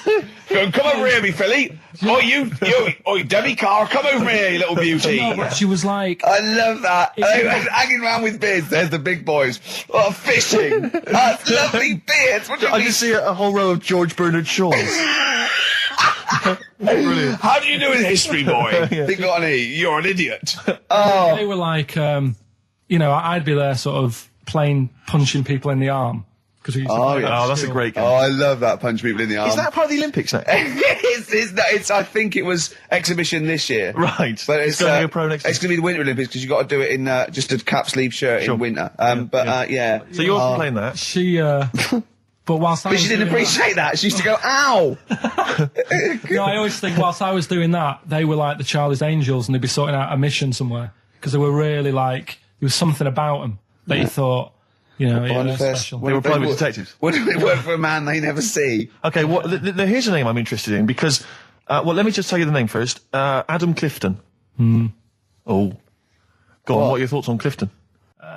He was one of them kids. He was all right, but he had that thing when if you didn't have enough milk, he had like wrinkly hands and like white bits in his nails. Oh, Because you didn't have enough milk. Yeah. yeah. So therefore, you didn't like him because you didn't get enough milk. This is not to be confused with the two people with the big heads and the webbed feet, is it? Webham. Well, this was I know that they weren't related. They must have been somewhere along the evolutionary sort of trail. Do you know what I mean? They must have come from the same sort of stock. But you wouldn't have liked him. It's just one of them people. He was all right, but before you say any more, on Friends United, you can leave a little message which explains what you've been doing and what your life's like now. And most people leave maybe 2 paragraphs. Yeah. Adam, I've printed it off. He seems to have printed. I think there's about 6 pages here of stuff. He keeps updating it, and he just basically lists his memories about everyone. Okay, at the school and what he thinks of everyone. And he says, I often see Simon, he's doing all right for himself, self-employed illustrator, Mark Cooper, Karl Pilkington. Right. And your name comes up. Now, I don't know if you've told us this story. I think you may have done, but I can't remember the facts about it. It just says Karl Pilkington with his pet bird. Was it a magpie? I can't remember. He brought it to school to show everyone and it flew away. Oh, God. Oh, no, they do that, don't they? You show them What was the story there, Carl? You give them seed and they just leave. What do you mean? Well, this sounds like Kez. Well, that's it. I was a big fan of Kez. And it was the time our dog had just died. Yeah. So I didn't have any pets and the cats were always getting run over. Yeah. And so we didn't want any more pets. Yeah. But there was a magpie that used to fly about on the estate and I managed to sort of tame it. And in the end... With a chair and a whip? What do you mean you tamed it? Well, just used to sort of hang around it and talk. But how did you get hold of it? Did you catch it? Well, eventually, yeah, it used to just come to me. And the annoying thing was, it got to a point when I wish I hadn't bothered. Because it used to pop me bike tyres. It used to sit on like, if I was talking to my mates and I was on my grifter. I love the way he just throws things in. It's like an Alan Bennett play. It landed on my tyre and it used to peck at the tyre and pop it. And then it used to then never go away. So it was always like around the house and my dad said, never bring it in. So it used to sit on the porch and I used to go out and it used to fly down and land on my head. Oh. And it really hurt. It used to like peck and stuff. He thought it was a tyre. So it wasn't so much tamed as a stalker. Oh, God. So you took it to school and it flew away? Yeah. So did you take it in proudly going, look at my magpie? Oh. Yeah. Oh, well, no. I think it got a bit confused in the area that it was in because I used to just keep it sort of around our estate, but the school was a bit of a distance away. How did you get it there? Tying it on my finger. Did you walk? Yeah. Wow. So it was happy there, then it got... But it used to be one of those things that people would stop me in the street and sort of go, oh, what's that? And I don't suppose Maggie, called it Maggie. You didn't get Charlie's Angels to go and find out what happened to it? Investigate? Were they impressed? No, not really. No. Carl, this is quite a little insecure sort of chap. And he was just worried about that last bit. He was going, who would ever find that interesting? He was worried about people finding him boring. And Steve said, as I said, it's like an Alan Bennett thing. He went, yeah, but, no one would care about Alan Bennett if he wasn't such a hit maker. They wouldn't care what to say. And we just looked at him for a while and he went, thinking of Tony Bennett. Bless him. Listen, it's almost the end of the show, Carl. Oh, yeah. And it's really been a Carl special. This is a Carl special, yeah. Well, next week, we'll lay off next week. We have to We're know. not going to... He wants to retire a little bit. Just a few more names that you may recall from Friends United. Go on. Lisa Shufflebotham? Do you remember her? Yeah. She, was she one of Charlie's Angels? No, she wasn't that nice, but she wanted me. her and a mate Rachel, I remember, I don't know why, but it was some sort of PE lesson where it had to be a bloke and 2 girls, and they were fighting over me. Could you hear what they were saying? They were just like, I want him, and I was loving it. Stuck in the middle and they were fighting over me. And then the next week I thought I'll sit near them. What sort of game do they play at this school? I don't know. That's an incredible game. But I think... Punch me on the arm. No, punch me on the arm, Carl. They just went through it. Because the following week I thought, right, I'll sit near them again because I quite enjoyed the way they fighted over me. But then they picked somebody else and I don't know who I was with that week. So you didn't get any action with Shufflebotham or a friend? No. And then as she got older, she went a bit off. She's not that good. She's probably nice now. It's just, I'll say about myself, when you get to sort of the end of secondary school, you do sort of go a bit odd looking. Right. Do you know what I mean? When your sort of head grows funny. I would just love to go back to his school of that era. I mean, just what happened to people, whether, all people sprouting limbs. No, do you know what I mean? When you're like 12 and that, you quite, no, not 12, when you're 10, when you're 7 to 10, you sort of look healthy. And you look at your pictures when you go, yeah, I was a good-looking lad. But then when you get to late secondary school, something happens. Yeah. And you just look a bit odd. Okay, well, what about Alison Thorpe? Not sure about her. I sort of know the name, can't put a face to it. Damien Comer? Again, know the name. Yeah. Can't remember anything. No. Yeah. It's a shame. Well, these are pretty much all the names I could find. We've had some interesting thoughts, though, and interesting anecdotes. Yeah. Anyone in particular that you'd like to say hello to that maybe listening now that No, I think I would have mentioned Darren Buckley if you hadn't have brought him up. Oh, right. He was like my buddy. Yeah. Did you ever see the Magpie game when you took it to the school and confused it?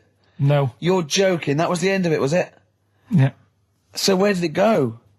Probably to some other kid. Because, I mean, actually, it probably got killed. Because if it was being that friendly with other people, some people might have took advantage of it. In what way? Well, there was a programme on the other week about... What, in the way that Shuffle both of them were trying to take advantage of you? There was a programme on the other week about bear whisperers. Yeah. And some blokes got really friendly with a bear. And then when they were leaving that area where the bear was, they said, oh, we've caused a problem here because there's some bear hunters coming in and moving into this area. And it's going to get a bullet if it acts like this. So they had to scare it away. And that's what I should have done with Maggie. I should have terrified it a little bit so it wouldn't trust humans. Just introduced it to some of your schoolmates, I'm sure would have freaked it right out. Well, the ones with maybe the that was big why head. it fled. It didn't see. Oh no! It didn't see those two fellas with big heads and webbed hands coming towards it, did it? That would have terrified anything. It's like a scarecrow, like two walking scarecrows. Listen, have we got time for a song for the ladies? What's happening? We've not really thought. Quick then, quick, just do it. Just do it. Thanks very much. Well, hang on, no, we haven't lined anything up, have we? I was going to play Mary Lawson and that for you. And then Is this going to be the final track? It have to be. it would be, yeah. We've blown it. We've blown it on the Karl special. We have indeed. I'll play it next week. So Karl there's got an E at history in GCSE. Any history teachers, anyone who can help Karl out, I think we should try and register him and take it this June. So what's your homework for this week? You've got to read about Che Guevara, haven't Yeah. you? The revolutionary leader. Yeah. Okay. Do you know anything about him at all? Have you got any basis? I just know that if you want to use his face on your business, it costs a lot of money.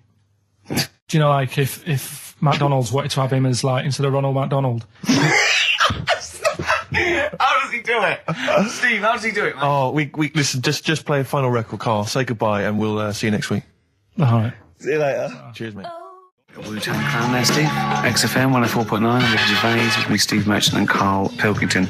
Now, I just remembered something else Karl's in the week. I know it's forbidden to talk to him, but I'll tell you this. He was very excited about the Friends Reunited. He was a bit nervous at first, wasn't he, last week? But he was really getting into it. And in the pub, he was talking about those people, and he said, I'd never go on a reunion, though. So I'd never do that. What, a school reunion? Yeah, and he wouldn't want to see anyone. And I went, well, I said, wouldn't you want to see those two lads with the big heads and the webbed hands? Oh, yeah, these were people you went to school with, weren't they? Yeah. Well, I didn't knock about with them. They were in the class. What were they called? Freaks. Right. Right. Okay. And he said, no, I wouldn't want to see them. He said, because what could you say? Oh, you haven't changed much. Right. And he said, they wouldn't go anyway, would they? I said, why? He went, well, they didn't have any friends. Right. And I said, well, weren't they friends with each other?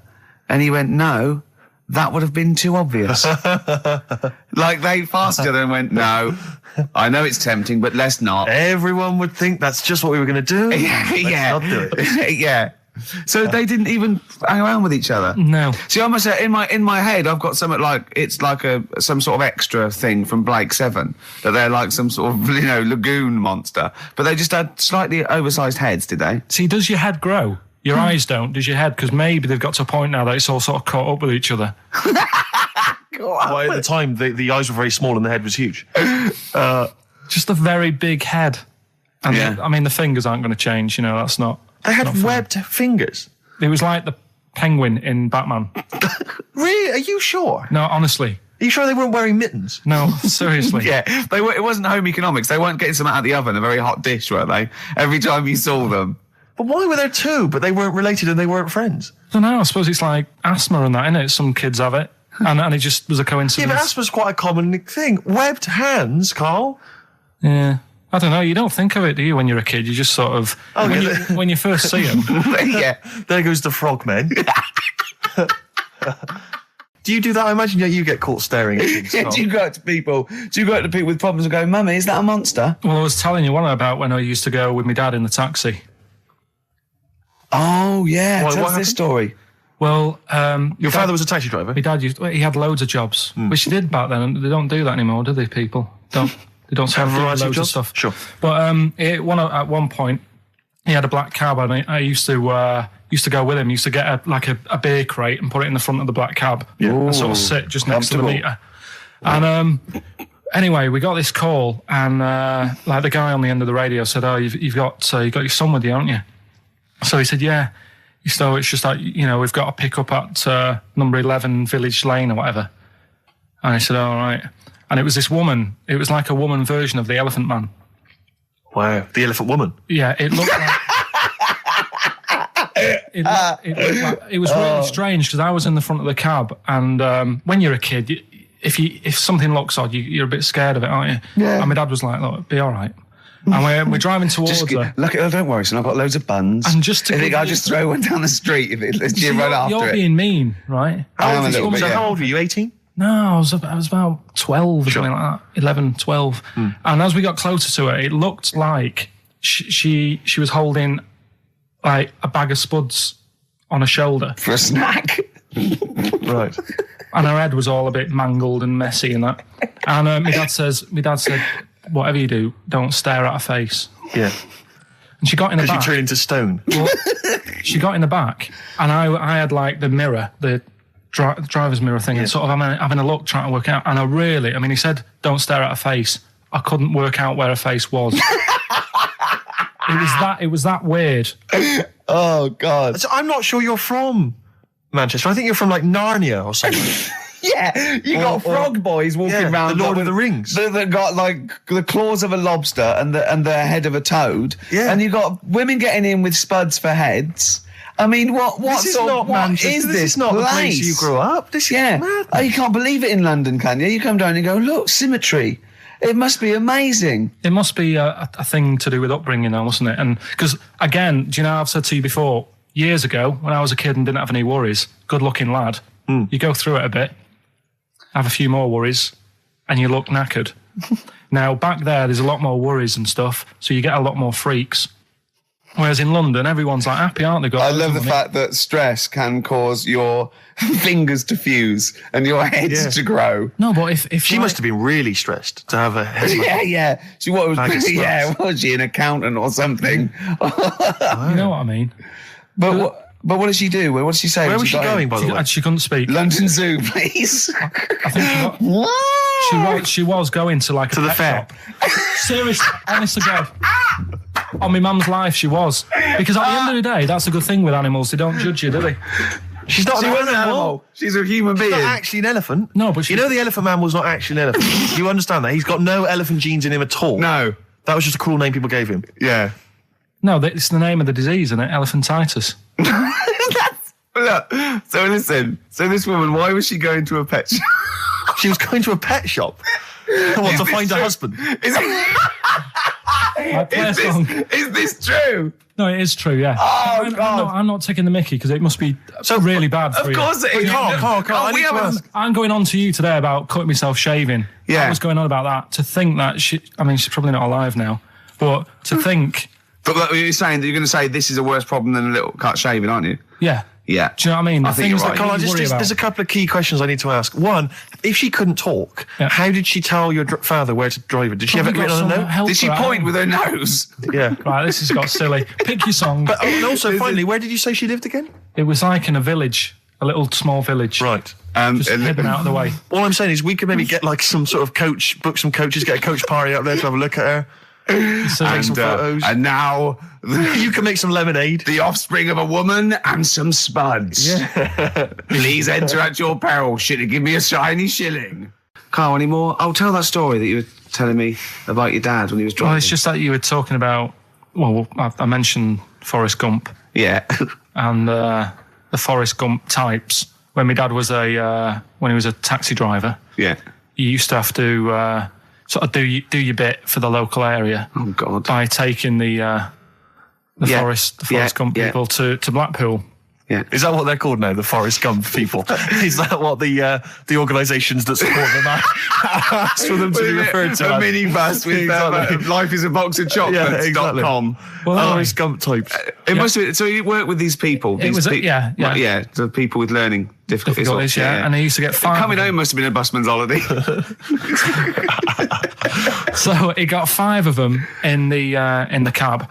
Yeah. And he had to go to Blackpool. And 4 of them were really good, you know, behaving themselves, didn't mess about, weren't fighting and stuff. But there was one who was just causing loads of trouble and he couldn't control him. And what you've got to be able to do with people like that, you don't want them to get stressed out because it's not good for them. It stresses them out, and you could end up with a bit. Thanks, Dr. Karl. You could end up with a bit of a riot on your hands. So he thought, I'll nip this one in the bud right now. And he pulled up just on the outskirts of Blackpool, and he took the one out that was causing problems and put it in a wheelie bin. Oh, no. Oh, I'm sorry. I apologise. He did what?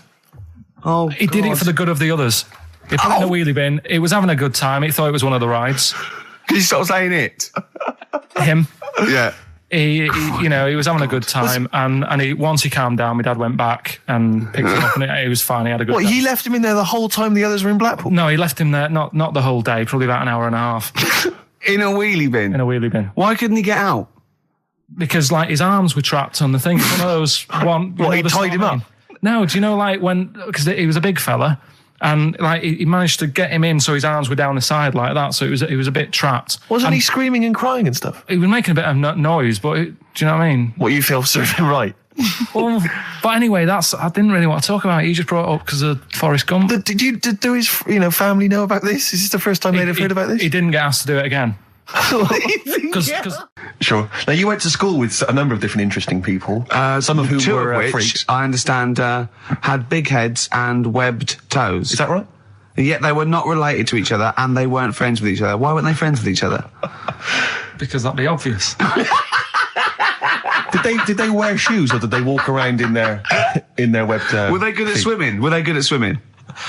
I don't know. I don't think they ever went swimming. Did they ever talk? Did they ever look over at each other and think, Yeah, we should hang out more.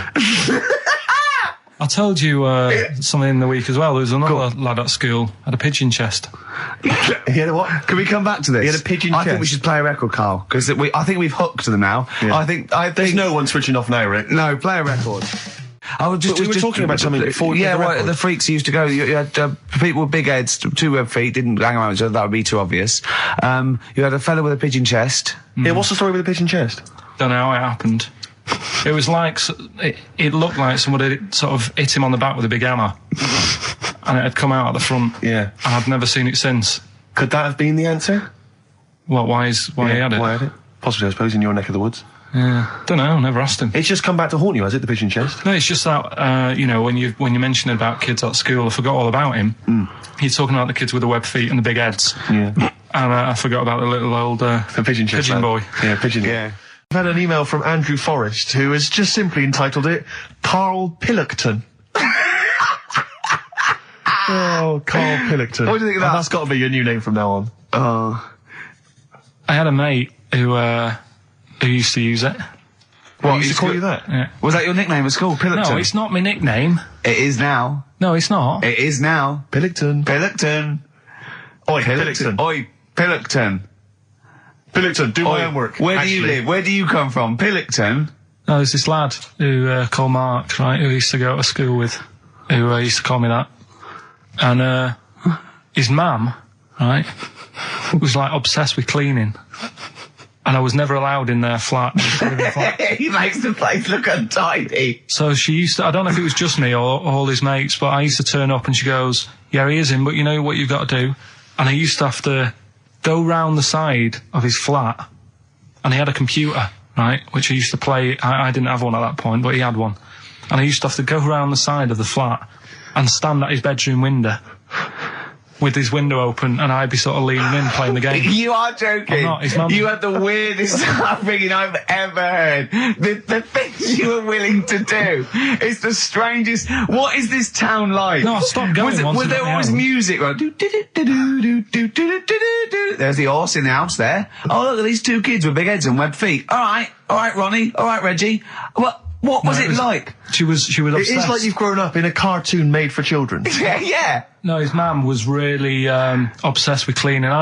When Can I play it through his window?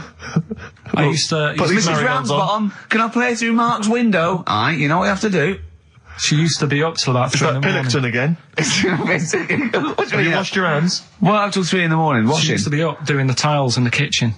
Washing until 3 in the morning? It's at 3 in the morning. And for ages and ages, that saying that out on the tiles, I used to think that came from, like, his mum. Because she was out, like, cleaning them late. So, till I was about 13, I thought that saying, out late on the tiles, Yeah. was... And now you're not confused by anything. Well... There's no misunderstandings in your life now, is there? So was he allowed to walk in and out of the house, was he? Oh, he was all right, and he used to come round to ours a lot, and my mum used to get these pies from Hagenbach's, right? So... I don't know what that is. It's at that bakery where they used to chuck the cakes out the back, I'll tell you about. Yeah. And You ate 6. He loved it, but I could never go round to theirs, or if I did, it was like, well, yeah, he is in, and I'd go, all right, and then I'd walk round the side of the flat. Stand outside. Why did you ever knock at the door? Why don't you just go around and knock on the window? Just to check he's in, because he wasn't always in his room. If he was in the lounge, he'd have to go to his bedroom, and then that's Just where to meet you. This is the strangest. And you'd play a computer game through the window. You say it was a flat. It wasn't like a 5th story one, and you had to get in one of those kind of cleaning contraptions and, like, winch your way up. I love the idea of that. So, Oh, Pilkington. Go on. women wearing trousers and that, right? On the estate that I grew up in, on right? There was a woman about 4 houses down, right? Rough. She's the one. She was, or the estate? She was, right? Yeah. She's the one whose kid took a horse into her house. Yes. Right. Now, we won't go over that again. No. If you're a new listener, I think we covered. I think they get That's the all you idea need to done, know. right? Yeah. Now, she used to wear leggings. Now, they're a bad idea. They are a terrible idea. I agree with you there, Carl. If you're a lady of What the colour? normo persuasion... Were they pink? No, they were sort of black, but with all bits on them. Oh, right. You know what I mean? What, toast and Just horse bits. droppings? Yeah, go on, yeah. And she used to, she's quite a big woman. Sure. Pauline Quirk, I think Yeah, we described her as. Look like a light bulb, which It is those kind of women that are attracted to leggings. Yeah, I know, yeah. They are drawn to them like a moth to a flame. Yeah. She used to wear them, and that's what I remember when I read this piece. She used to work on one of those sex line things. Right. Right, she used to do that. But What, was she, an engineer? the weird thing with her was, she had big eyelids. Right. Go on. That were too big, and this is what I was thinking. What right? do you mean she had big eyelids?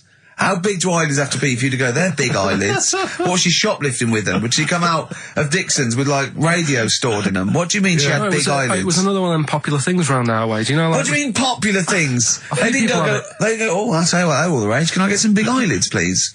No. It was just like one of them things that people suffered with. Just big eyelids. They could hardly open their eyes.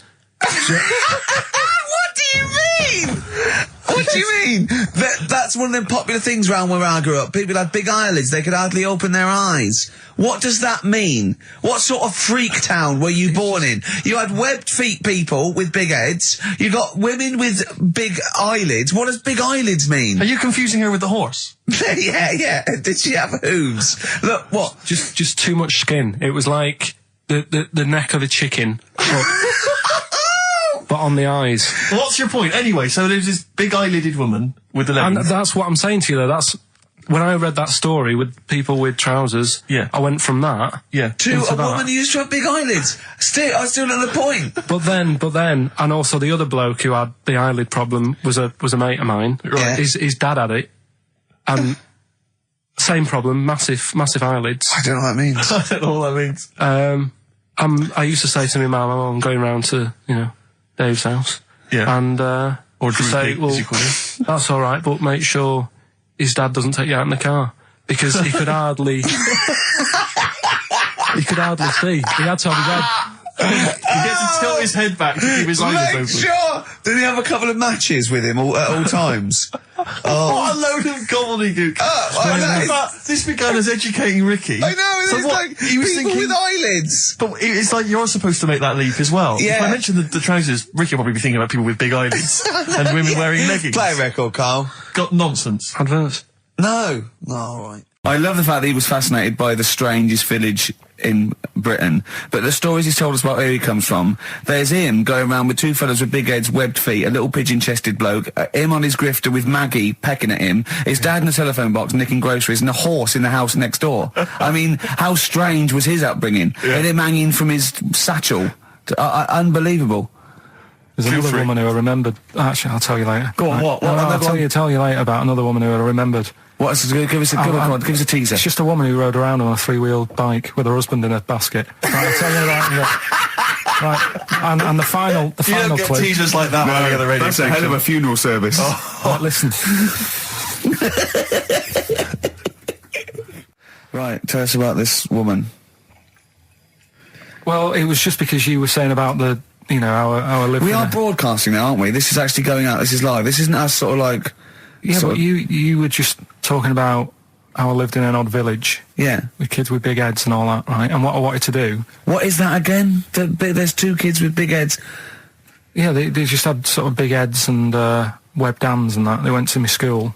And when I spoke to my dad the other day, because I'm going to see my mum and dad tomorrow. Oh, yeah. So I said, have we got any school photographs with the big-headed kids in? And he said, no, nobody bought those sort of school photos because they were in it, so it was always a bit ruined. So I said, well, no.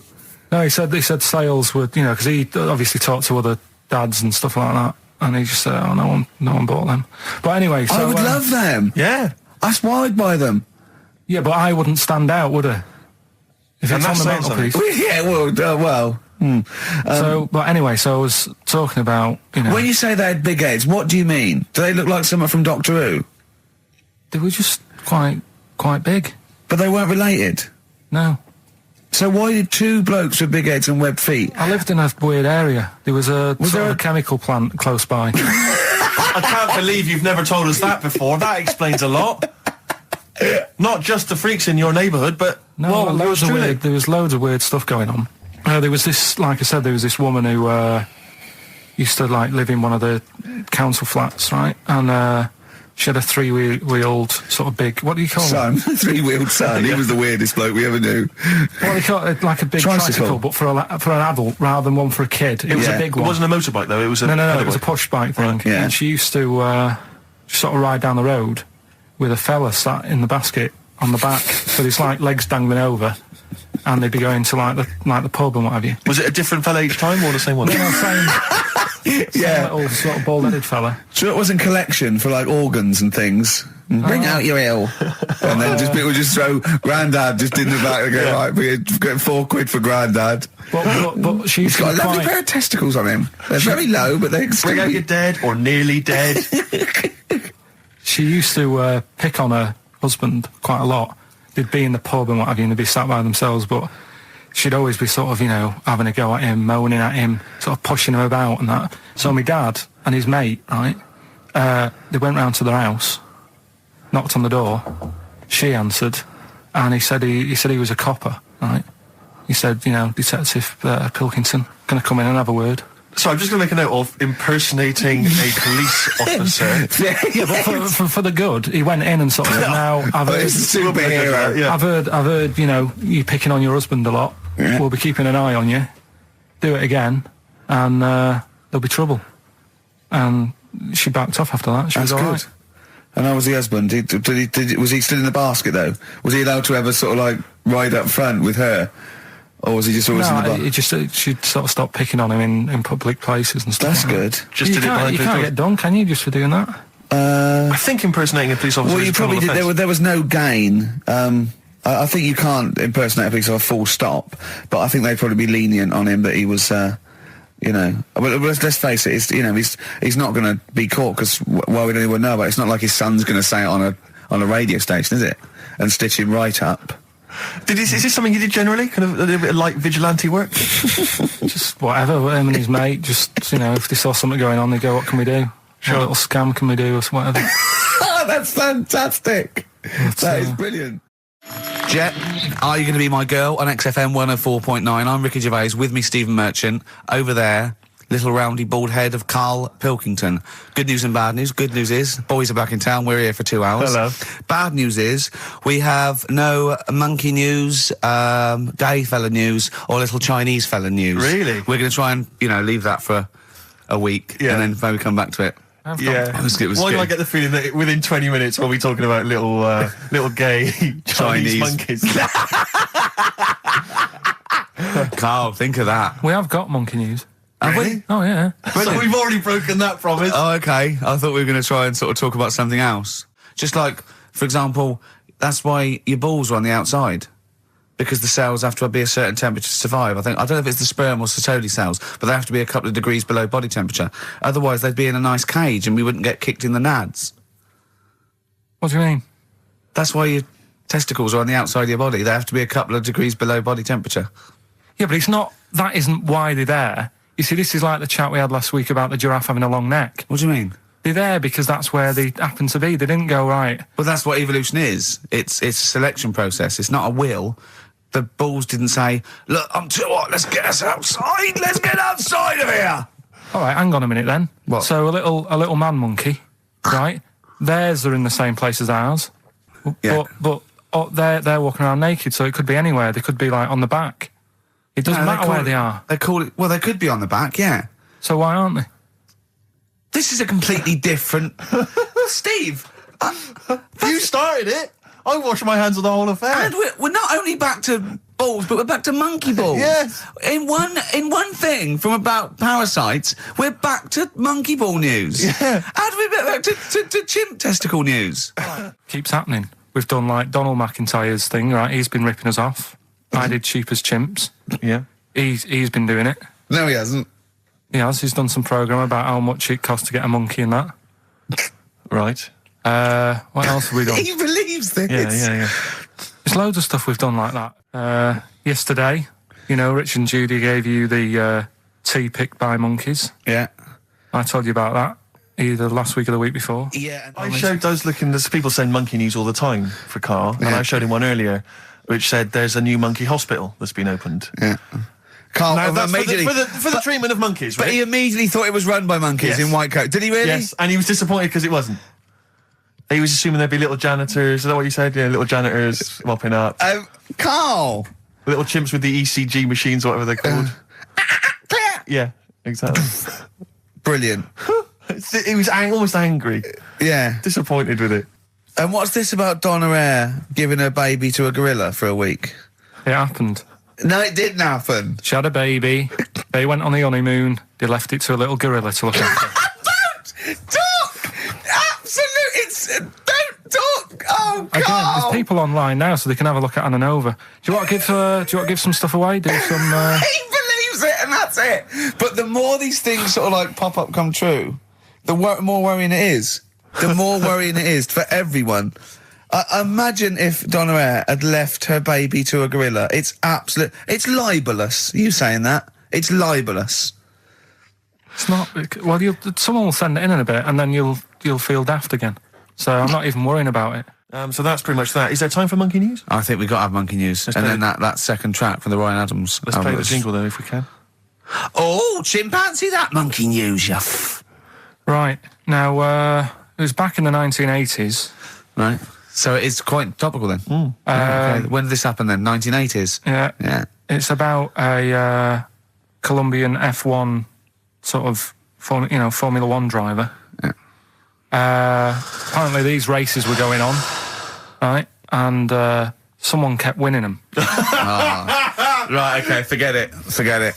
No, don't do it. It's because it's rubbish. Because it's rubbish. Right. So someone kept winning the races. So this human that kept winning the races. So this human being that kept winning the races, Carl, what was his name? His name it's Jimmy something. Yeah. How tall is he? Just out of interest. No. Let's hear the story. Let's hear the story. Was he about 4 foot? You might find out if I tell you the story. Right? Go on. So anyway, he kept winning. Everyone was like, "Oh, he's brilliant. This guy, who is he?" and all that. Yeah. But his gimmick, right? Was never showing his body or face. That's right. Never You're took his joking. helmet off. You're an idiot. I took his helmet off, right? You know the short trousers he used to wear? His trousers were about a foot long, but his shirts, the sleeves were really long. Anyway, right, so because he wouldn't take his helmet off... You're an idiot. He was taking part in, like, the F3, which is, like, the lower ranks of Formula 1 and that. Just get to it. Everyone thought it was, like, a famous driver who was taking part in that. Get to being a monkey. Anyway, what happened was, there was a crash one day. Yeah. And the car tipped over, everyone's like, oh... He ran up a tree?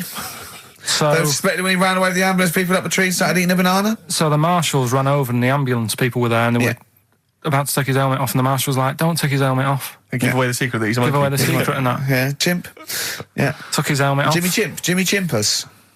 Little monkey under there. No, definitely not. Okay, let's play Ryan Adams. Did he survive? Let me just a couple of questions. Did he survive? Yeah, he did, yeah. He was allowed to keep all the awards that he won. Sure. But he wasn't allowed to take part in any other races. Yeah, didn't happen. This is Ryan Adams. We'll see you next week. This is a song called The Shadowlands, also from that Life is Hell album. It's good stuff. Idiot. Okay. Play the jingle. Oh, what is it? Chimpanzee that. Oh, yeah. Chimpanzee that. Monkey news. Right, well, the last one of the year. It's not that good, but this is all that's been going on all week. Yeah. Little monkey. What happened is, it's this plane, right? Aeroflot, I think it is, Russian airline. Having a good flight. Everything's going normal and that. This is going to be libelous. The pilot... Sorry, I mustn't interrupt myself. How tall was the pilot on this flight? Okay, listen, we've had a few complaints. People saying, don't interrupt monkey news. Okay. Don't interrupt monkey news. I won't then. It's like the weather girl complaining whilst Trevor McDonald's doing... Okay, all right. Go on then. All right, so, the flight's going well. Food's been served and all the rest of it.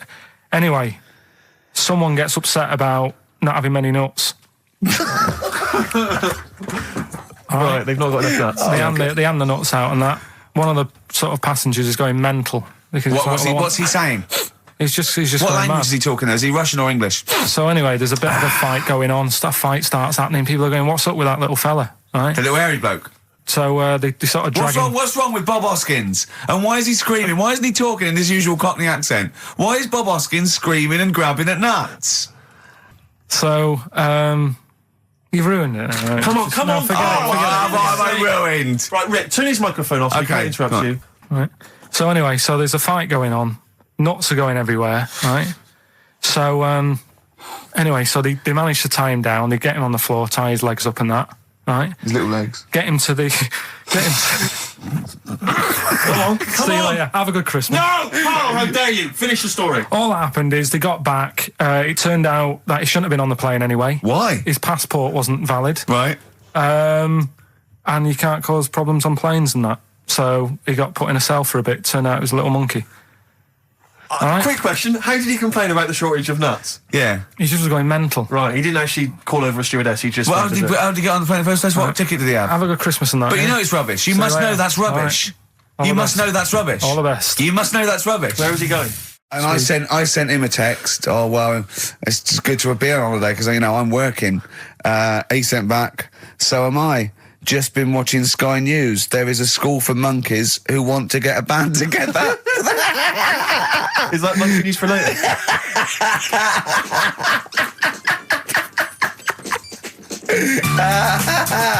Monkey news, we might as well leave it. No, come on, tell monkey news. No, it's nothing that great, really. Is it worth playing the jingle? Quickly? Go on then. Oh, chimpanzee that monkey news. Right, it's about a monkey. 2004, four. It's about this woman monkey who was born in 1834. Right? Half monkey, half woman. No, not true. It happened, apparently. It was in the Daily Mail. Right? Okay. The Victorian ape woman was her name. Mm-hmm. Yeah, I christened this thing Victorian ape woman. Well, we thought Sandra. No, I'm calling it Victorian ape woman. She was about 4 foot. No, didn't happen. She had lovely thick black hair on her head and on the back of her legs and on her arms. Yeah. All right. So stockings. Let's have a look. And she didn't need a bustle because of her huge ape-like arse sticking out the back of her dress. She was good at reading and sewing. It's good because they didn't have opposable thumbs. So she could speak 3 languages. Yes. She was human, monkey, and monkey human. 20 offers of marriage. Does that annoy you, Steve?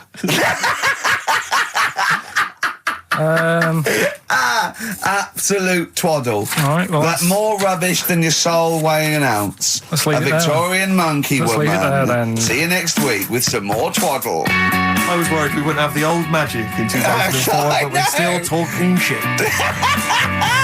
Merry New Year. Is it anything to do with monkeys?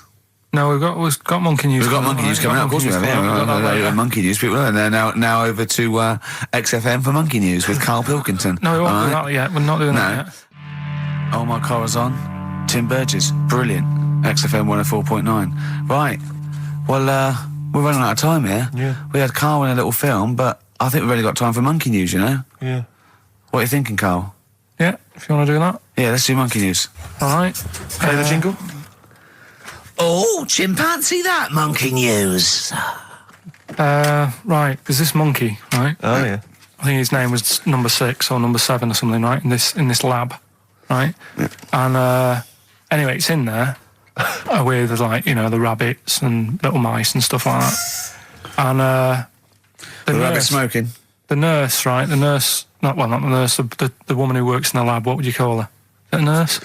Depends. What turns out her job was. If she was a lab assistant, you call her a lab assistant. All right. I mean, they probably call her by her name. All right, lab assistant, right? Kirsty. So she's. I think it's probably Kirsty. Right, Kirsty Morris. Well, she's in there, right? Yeah. And she don't work with many people and that. She's mainly on her own with, just putting lipstick on rabbits and stuff like that, right? Chimpanzee.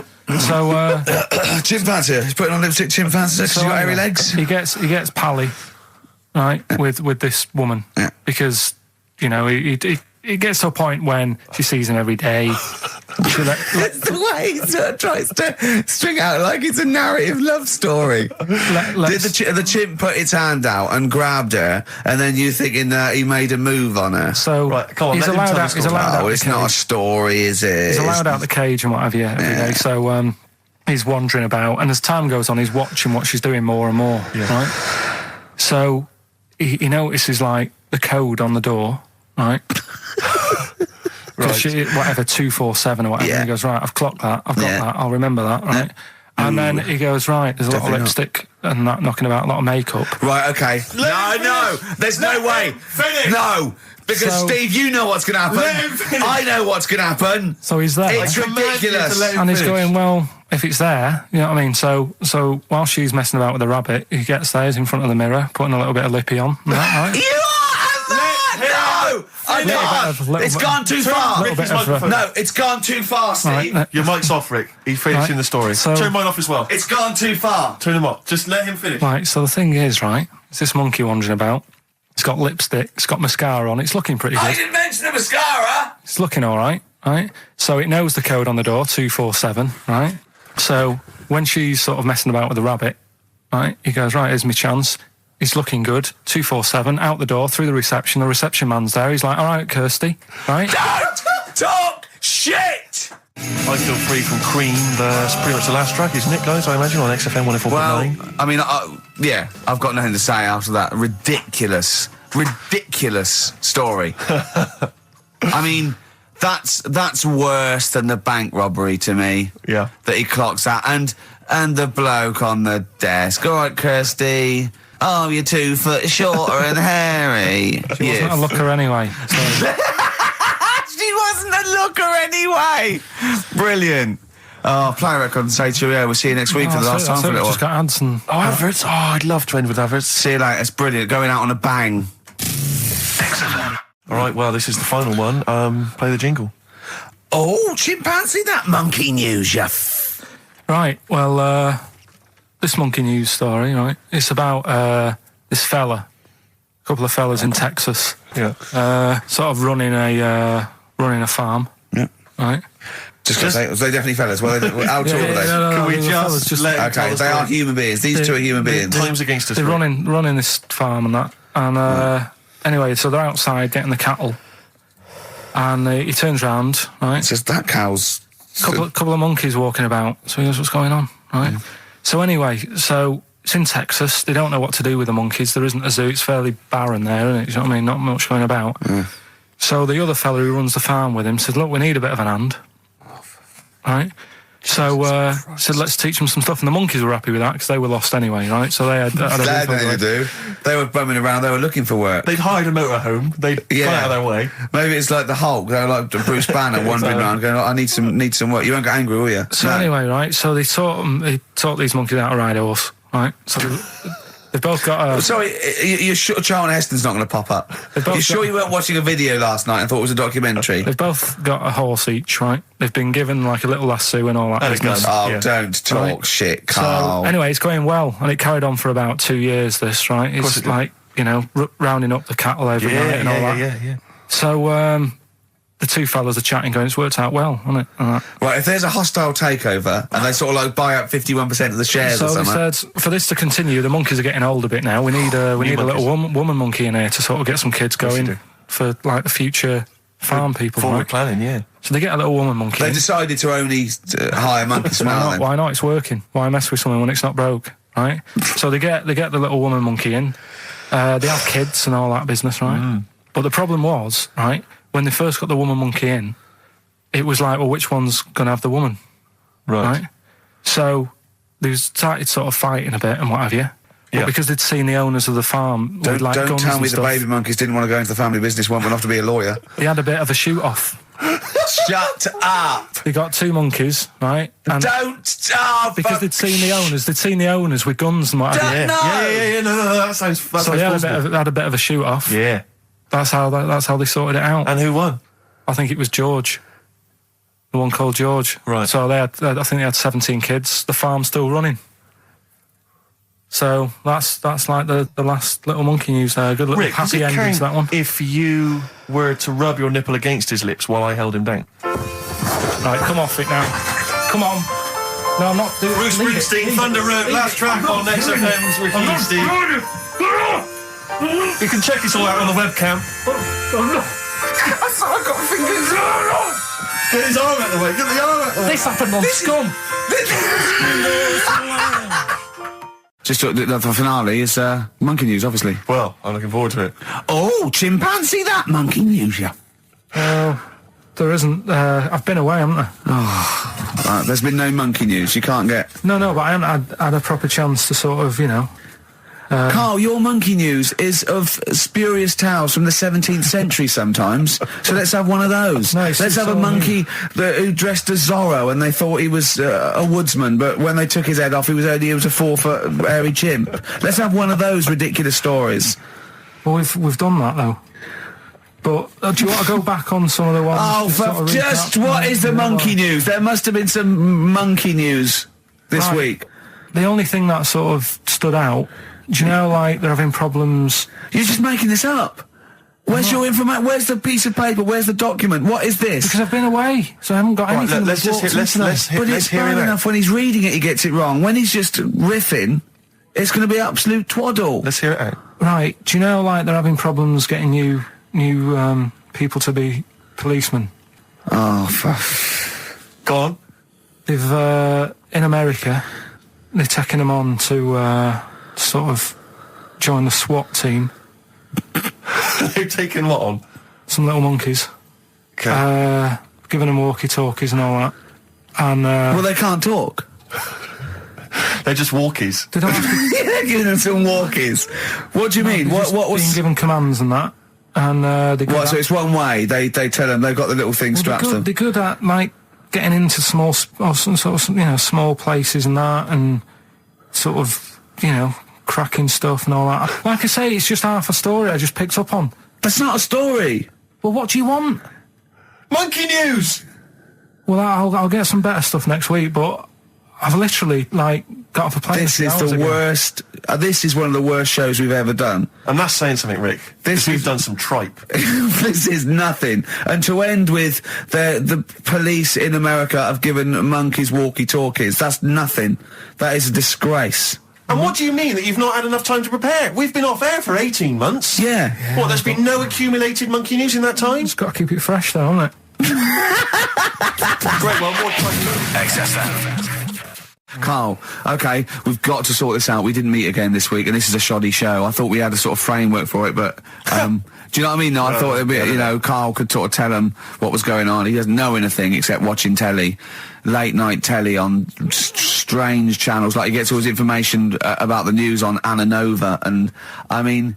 I even tried to help him because Monkey News last week was awful. It wasn't Monkey News. It wasn't Monkey News. It was. I can't remember. I've been away on holiday. Brilliant. Yeah, and the Monkey News stops. I phoned him up. There was a front cover of the, I think it was the Telegraph one day this week, and it was an ironic story. It was a fluff piece, but it was a funny story. And it was about a monkey in a zoo that had a ruck with its father because it's adolescent. It was like the equivalent of like 16 to 18, and it had a fight with its father, and it escaped. It ran away, and it was like, you know, an interesting story. Yeah. I phoned Karl up and said, "This is Monkey News. A monkey has escaped from its cage after an argument with its father."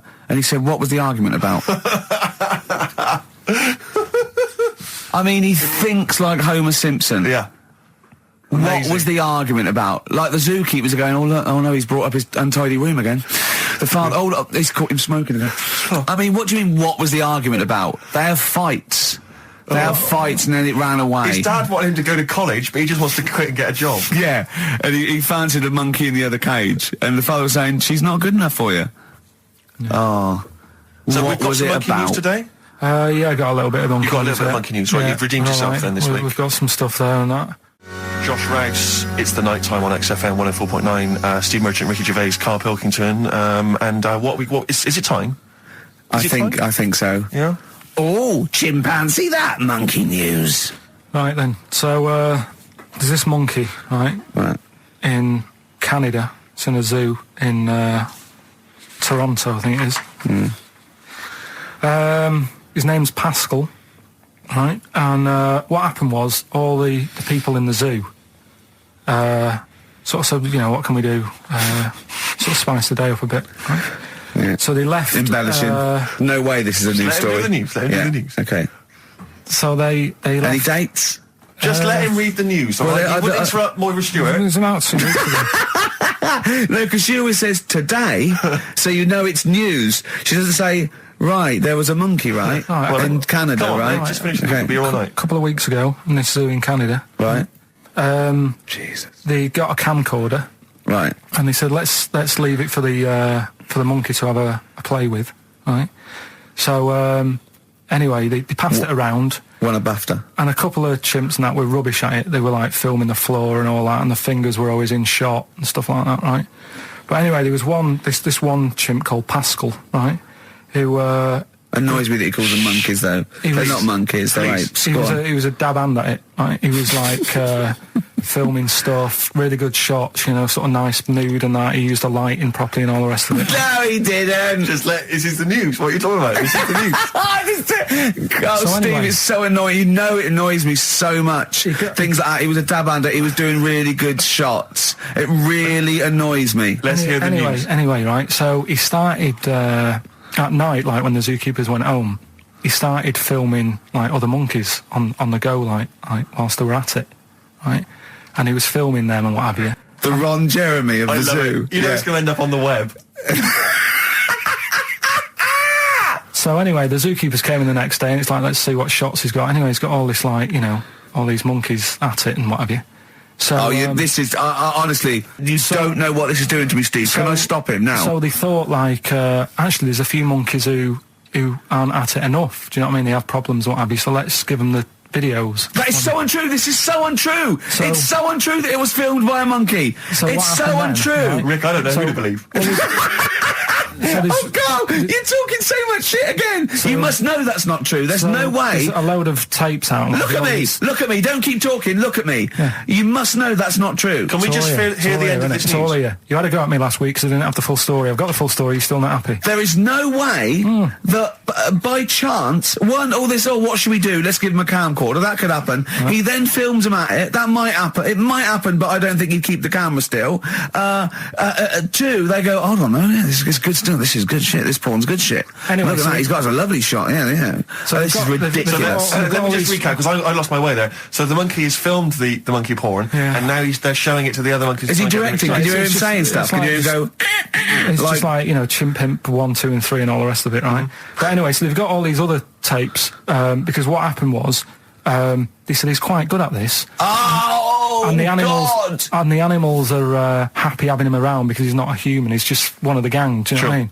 So they started putting him in with other things like, you know, ostriches. Right. And talking shit.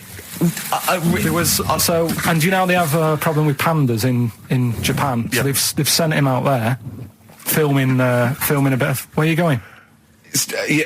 Honestly, you really annoy me.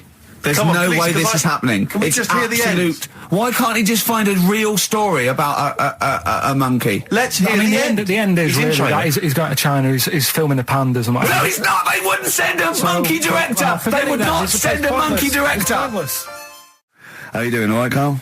Yeah. Didn't they also write something about me? Bald round head? Yes, perfectly round little bald man head, they said, so... You need to know that when you listen to the radio on that. Really matters what my hair's doing. Your hair, have you given it a little polish? Because you look like a cue ball at the moment, and you've had a shave in it. I've never seen such a round head. It actually looks like a plate with ears. Yeah, well, for those that have never seen Carl, I actually, if you remember, I think he looks a little bit like Mr. Spoon from Button Moon. He does. If you've ever seen that show, that's and also he looks like, you know when they say they find with a little 4-foot human and it's actually 500,000 years old and they give it a name and it's the first, you know, Australopithecus into. He looks like one of them as well. Perfectly round little. He is the missing link. He looks half human, half monkey. Because he's got a slight slouch as well. So yeah, it's like those pictures where you see it going from an ape to a man. He's one of those in the middle. Yeah, and of course his monkey hands, his hairy little wrist to those skinny little things that he can get oranges out of holes with, and it's unbelievable. Why are you so all shaved and polished and everything? Got a wedding. What? Got to go to a wedding today, so thought I'd, clean myself up a bit. It's a Ricky and Steve classic on XFM, Sugar, If I Can't Change Your Mind. Brilliant. So listen, it's time, isn't it? We've only got a few minutes left, so you better play the jingle. Oh, chimpanzee that. Monkey news. So monkey news, if you've only just started listening to the show. Oh, you poor fool.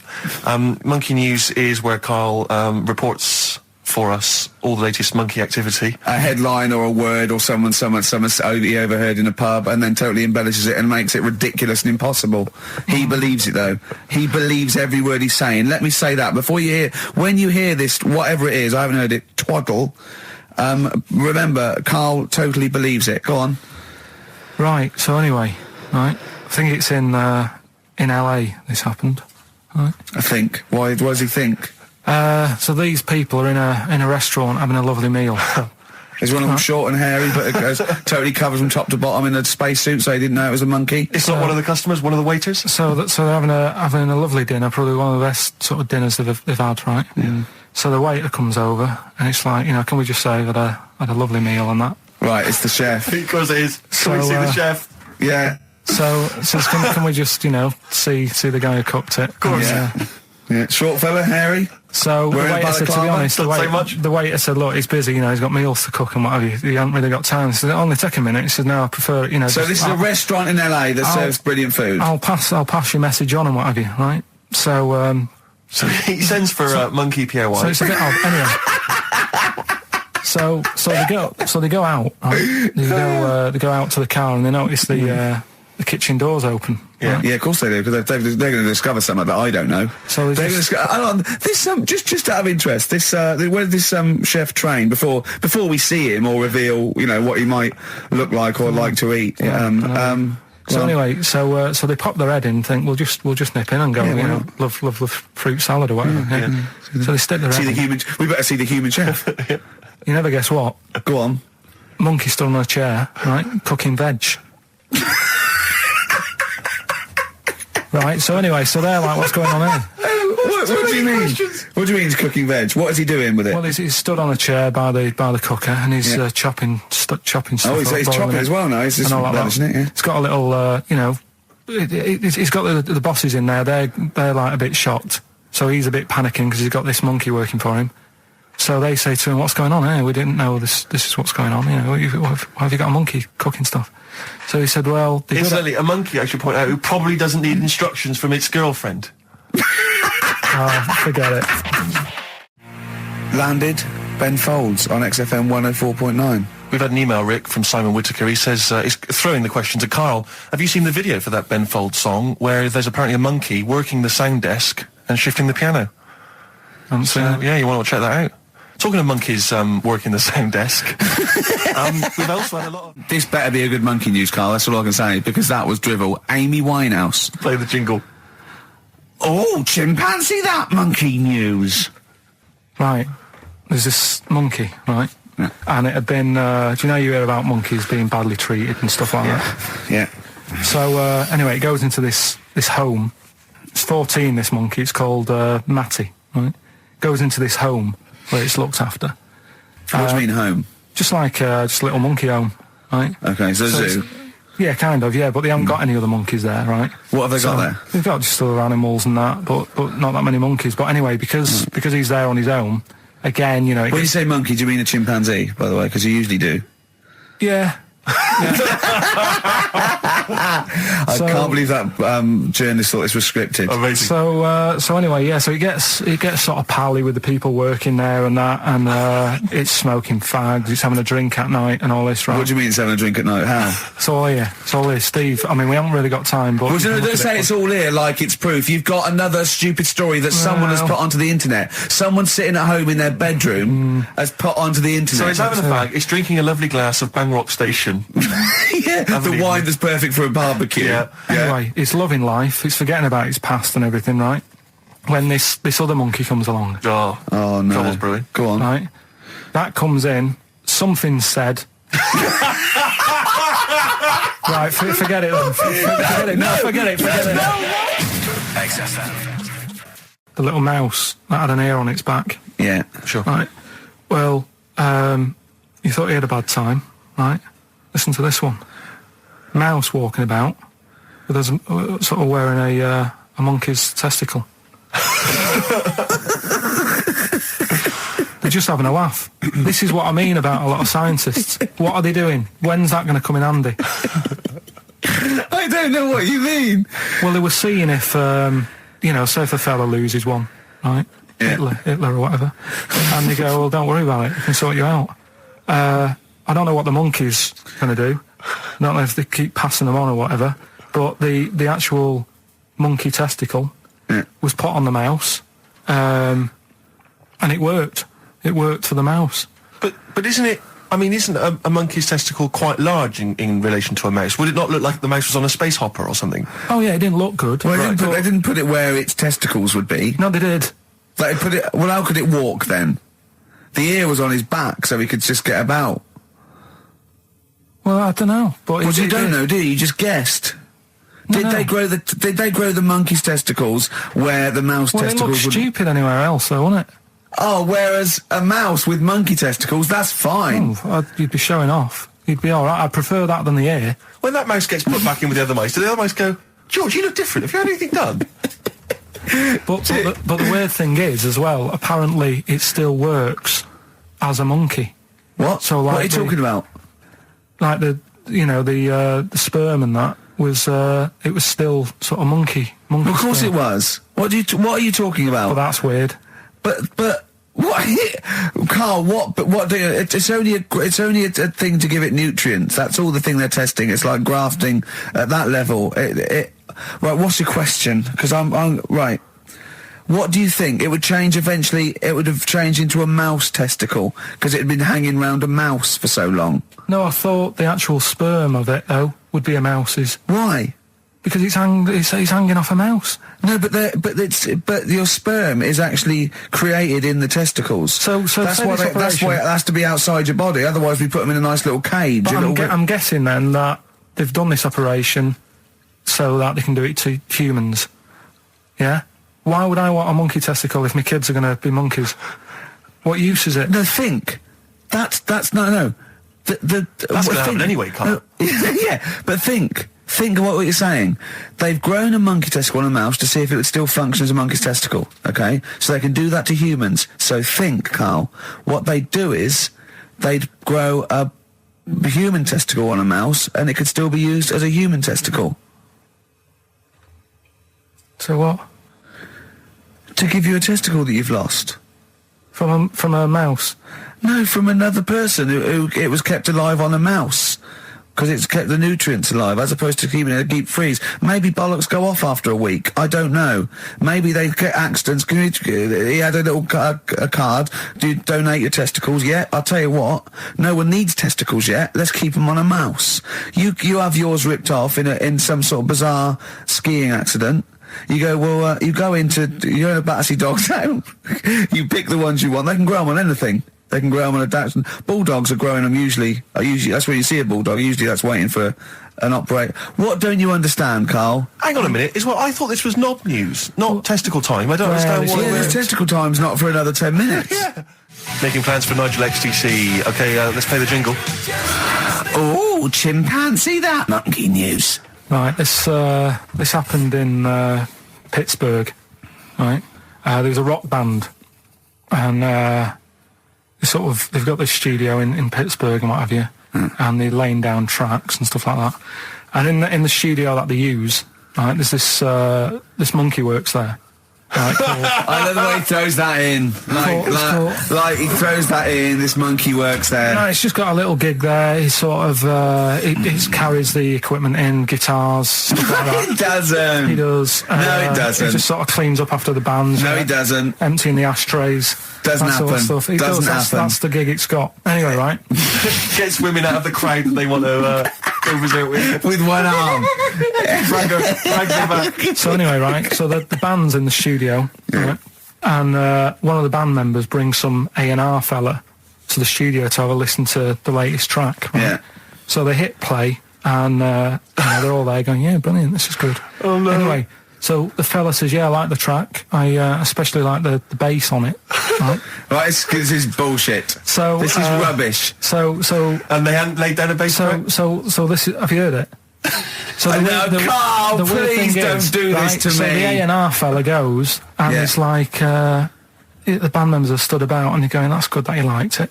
And they're saying, "Yeah, but what's he on about with the bass?" So this is rubbish. This is absolute rubbish. Where did you get this from? Please, because we never get to the end. This is absolute nonsense. So they played it back. Yeah, right? and it's the chimp playing bass.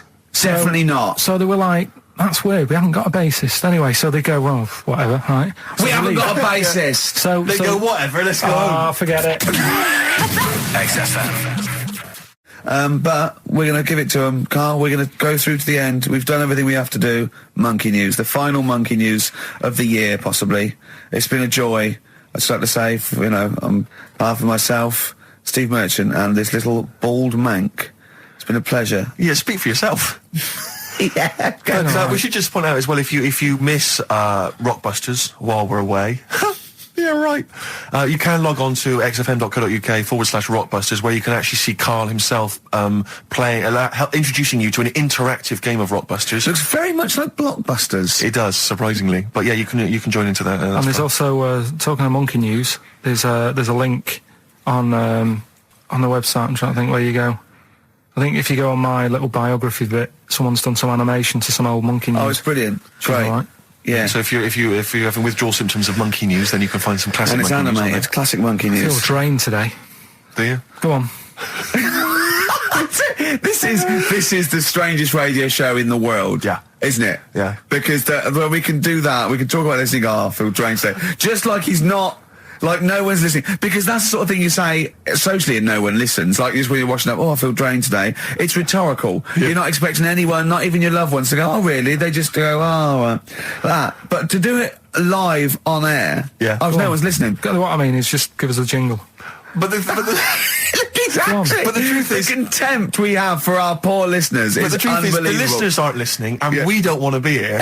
So this really is one of the most pointless things ever. No, I would have been quite happy to do a full show. But you know what? The flow of it's just. I would love to listen to this back in 10 years. This actual show. Let's keep this forever. Let's keep this show forever. The show, we went early. We were bored. It was a day we're trying to save Africa, but we're a little bit annoyed that no one's listening. Yeah, right. Right, once and for all, the final monkey news of the year. Oh, go on. What were you going to say? No, I was just going to say, if you're not into the Live 8 and you're gay, you're not listening, because you're on a walk. Right, okay. Right. Oh, chimpanzee that monkey news. Right, there's this card game going on, right? in the big hotel in Vegas. Right. Right. The Luxor Hotel in Vegas. Yeah. It's a major car game. All the big players and that Sure. were involved. Right? They're all invited. Anyway, so they all meet up in this dark room at the back of the. Oh, there we go, dark room. At the back They didn't work. They didn't see the little 4-foot hairy fella. It was brilliant at poker. Like I say, it's a big game, and that everyone's been waiting for it. So it's played in the back room, not in the main entrance bit, right? So anyway, like I say, it's dark in there and what have you, and the players went in. There was already someone sat in there, right? Right. But they couldn't quite see Was him. he a short, hairy bloke with slightly longer arms than legs? Couldn't see him. Where his arms slightly longer than his legs, strangely enough? Was he holding his hand of cards with his feet? Anyway.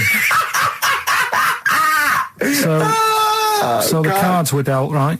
Cards were dealt, game's going on. His cards with his feet!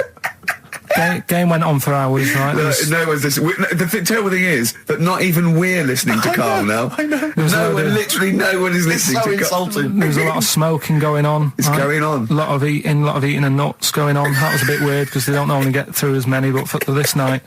So, come on, let's just play Bruce. Goodbye, everybody. See you maybe at Christmas time. Goodbye. XFM 104.9. Steve, just back announced that for us. Yeah, from the album Princess Superstar Is. That was Princess Superstar and Untouchable Part 1. Did you enjoy it? I really enjoyed it. Good. So I'll tell you what, I had two of the ingredients that I look for in a record. It was both fly and dope. High five, man. Yeah, Okay. You're sweet, man. Coming up, I've got my film review. Looking forward to it. It's a great one. It's a great Lovely. film. I've got a song for the lovers any minute now. Sure. And probably loads more chat. Yeah, there will be. There will be. PJ Harvey, This Is Love, XFM 104.9. It's Ricky Gervais Show, isn't it? With Steve Merchant. Yeah, but you're going to keep quiet now, Steve, because I've got to do my world-famous film review. Looking forward to it. Yeah. I know you criticise it because I say I do sort of like films that aren't on, current release or that I sort of just do the plot or, but, Have you taken that criticism on board? I have. Good. This week's Ricky Gervais Film Review. Sure. XFM 104.9. Dandy Warhol's Bohemian-like. It was the Ricky Gervais Show. With Steve Merchant. Yeah, exactly. And Karl, who's Karl's turned in. our microphones on. Can't believe it. Good to see you, Karl. Good to see you, Ricky. Cheers. Now, in a fun-filled and music-filled show, we've got music and fun. Yes, looking forward to that. 2 hours, solid 2 hours. There's no gaps. There's nothing. There'll There's be no dead air. There will be adverts sometimes. There'll be Obviously, adverts, yeah, but I mean, that's what pays our wages, isn't it, really? Certainly. And some of the adverts I think are quite amusing. Yes. No, I think like the ones that you're on. Yeah. We've got our hip-hop challenge. We've got Song for the Lover, Song for the Ladies. We've got a film review. So magnificent. Had any calls about that, Rick? Any maybe Channel 5 or someone onto you? No, they haven't, no. That's strange, that's weird. No, but I think it's a bit ahead of its time because it's very unique. Sure, 'Cause it's not like other individualistic, film, is it? It's sort of like, it's a bit out there. Yeah. Anything caught your eye this week, Steve? Rick, Sum 41 and In Too Deep. If you're listening now, you're in too deep. It's the Ricky Gervais Show. Run for the hills. no. Classic. Yeah. With Steve Merchant. Yeah. Whose birthday it is today. Yeah. So someone never listened before and they heard that link. They're thinking, great, it's proper radio at last. XFM 104.9, just gone 1:05. Steve, do you want some great music today? I'd love to hear some great music. Well, I brought in some good stuff. I've brought in Oasis, we've got Radiohead, I've got some Dre, I've got some Alba, I've got some Jimmy Webb. I'm looking forward to that. Yeah. We're keeping it real. Oh, absolutely. I've got Charlatans, I've got Nirvana. Any Sade? There's no Sade. No, that's a shame. No, but I've been looking through the library and I have found 4 Non-Blondes. Brilliant. Looking from yesteryear. Looking forward to that later, Rick. Yeah. It was Karl, it was you that worked out the maths and worked out I was 28 because they just worked out I'm 27. You are 27. No way. Yeah, I asked you, didn't I? And I said... But what I sort of questioned was, I said, well, if you're 27 today, that means last week you were 26. Well done, yeah.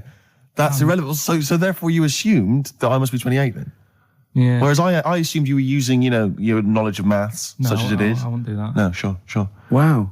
I actually got lost in that conversation because I genuinely didn't know what he meant would mean last week you were 26. I don't know what that meant. I don't know what it meant. Wow. Well, it is Steve's birthday. But he would have been 26 last week. Sometimes you genuinely frighten me. because it's those staring eyes. There's nothing behind him. It's this little bald head. Looks like Davros looking at me. Genuine fear on his face when he enters into a conversation with another human being. What bit don't you understand? If he's 27 today, he would have been 26 last week, and he doesn't look 26. He didn't look 26 last week. He looks older than 28 today.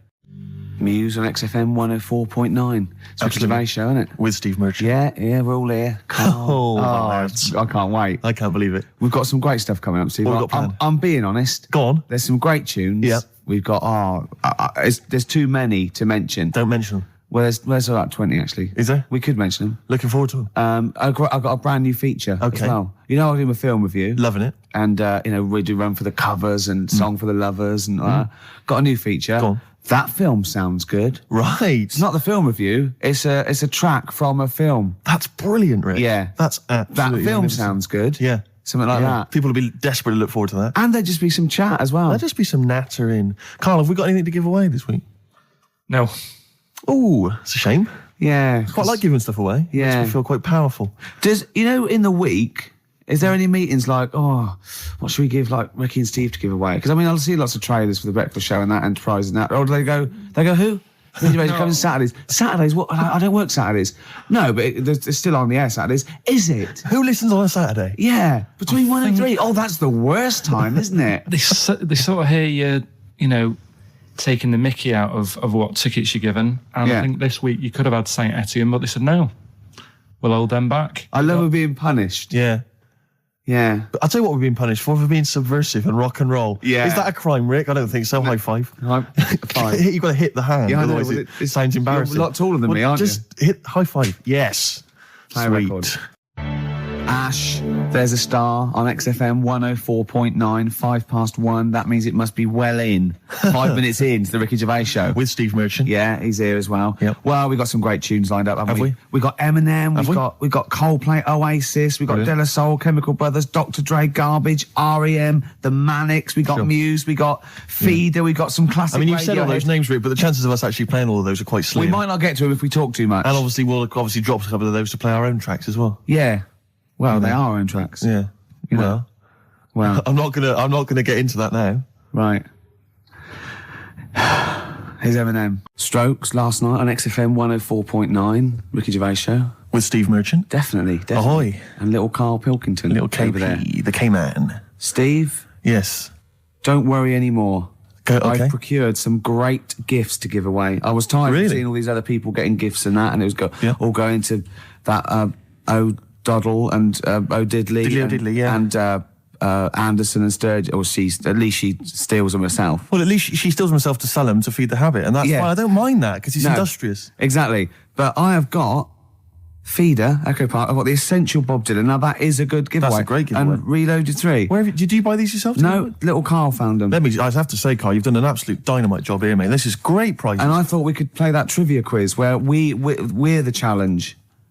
If they get Right. someone to catch us out, maybe, or a question. You confused me slightly. Explain again. Well, we could play a little trivia quiz, couldn't we? Right. And then we could sell the fish. Use Cut the out words that you need man. to complete the sentence, and Rick. then, we could do this. What's the quiz? I don't know. You've not thought this through. We don't know. Yeah. We Is it hide. right for you? The problem with me is it's like when you multiply anything with naught. To the power of Exactly. as well, it's still- Nothing ever happens. Yeah, okay, shame. And I'm a fat little ugly fella like Reg Varney. Well, there are lots of people You don't there have that to you say don't that on like, radio, and you some sort of people you don't could go know. up to afterwards and almost like metaphorically flip the bird. What's that mean? Last week, flip the bird. You dirty. No. Middle finger. And see, I married Steve single. but No, he what doesn't are you go- talking about? Well, there are lots of people there. I thought it was a euphemism. Who you Sorry. haven't got on with in the past, and then they're all being really nice to you. What I'm talking We get about. on with everyone, don't we? Oh, What that's does a flip lie. the bird mean? What does flip the bird means? You got that hipster thing. The finger, it means giving the finger. Yeah, but I thought there was a dirty metaphor. No. You're always thinking this. Don't bring me down to your level till at least 5 minutes. All right. Coming up after the break, we've got Steve and Ricky and lovely Claire. We're driving their desk. Right, Claire? Hello. Don't bend over like that, Claire. All right. Put a longer top on or something. You're right, boys. You're very studious there. We are. We're working hard on the Just show. working out what we're going to play. And what order. I love the way you even live the pretense. What about some Foo Fighters mixed with the Strokes, Ricky? I wouldn't mind a bit of Strokes or New Order. What should we kick in with?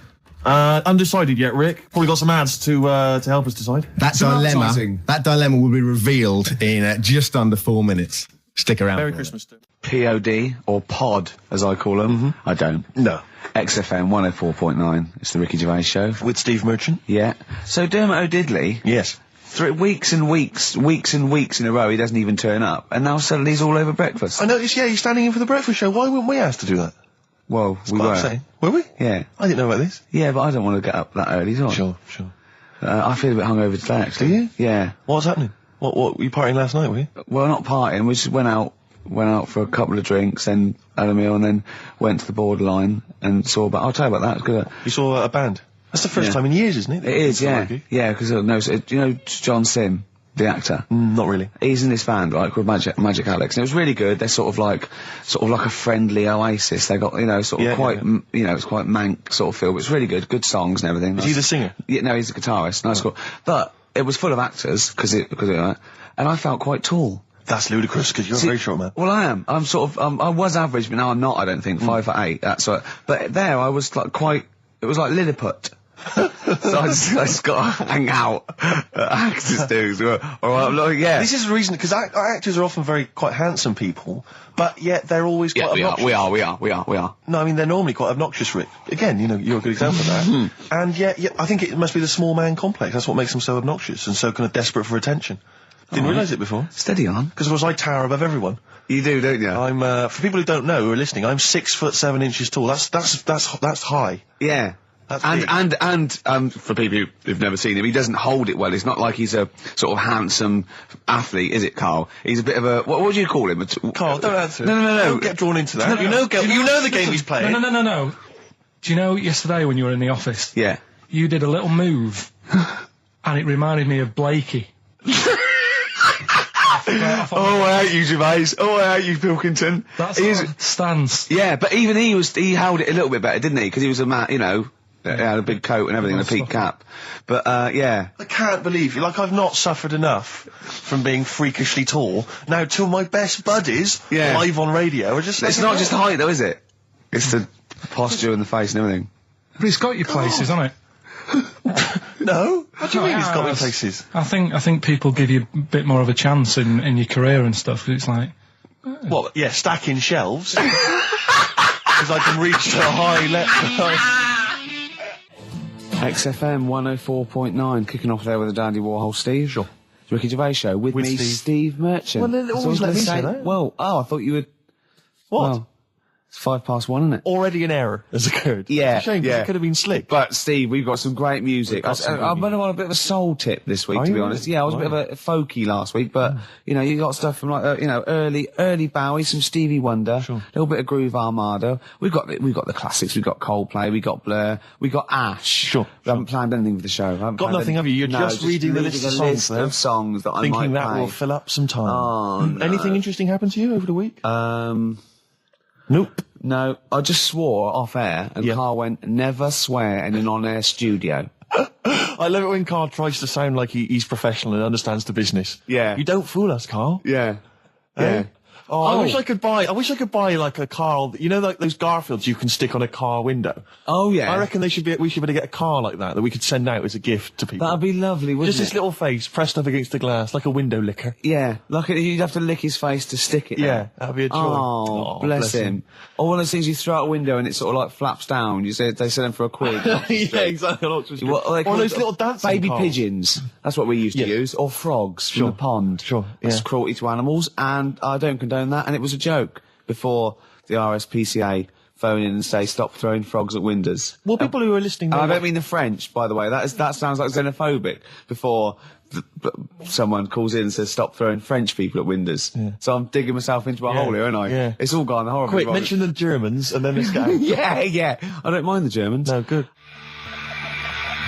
Hives there on XFM 104.9. I'm Ricky Gervais. Steve Merchant. It's with you. Oh, yeah. Yeah. Sentences. It's just using the traditional English language. But you put me off. You pointed to yourself, and I just said Steve Merchant. You know what? We do that every week. You introduce me. Yeah. You say with me, and I go Steve Merchant. No, yeah. So it's a catchphrase that everyone's waiting to hear it. No, but usually I go Ricky Gervais and you go with Steve Merchant. But this time you pointed to you, so I said it. But I didn't say it. caught me off guard, so I didn't use the sentence. Oh, I don't like the way you sit, right? I've read medically that if you're slouching like that, can you try and describe how you're sat? But you've got the kind of have you ever seen that picture of when John Lennon was off his head on Smack recording Let It Be, and he was lying on the floor at Abbey Road? That's basically what Ricky looks like now. Chest pains, I was scared. It's not good for you, that. Look at you can't breathe properly in the diaphragm, so you're going to speak badly. Hey, listen, I was trying to speak medical stuff there. I was trying to run into trouble. Anyway, Rick, what are the words to wham rap? What are the words to... I don't remember wham rap. What the hell's got into you? Hey, sucker. No, there's nothing you can do. Brilliant. I look forward to a forthcoming revival of your music career. Yeah. White Stripes, fell in love with a girl, XFM 104.9, 1:05 of a Saturday. That's what DJs say. Of a Saturday, yeah. Yeah, of a Saturday. Yeah. Fast approaching. Yeah, time fast approaching 1:10. What do you mean it's fast approaching? What's it speeding up, is it?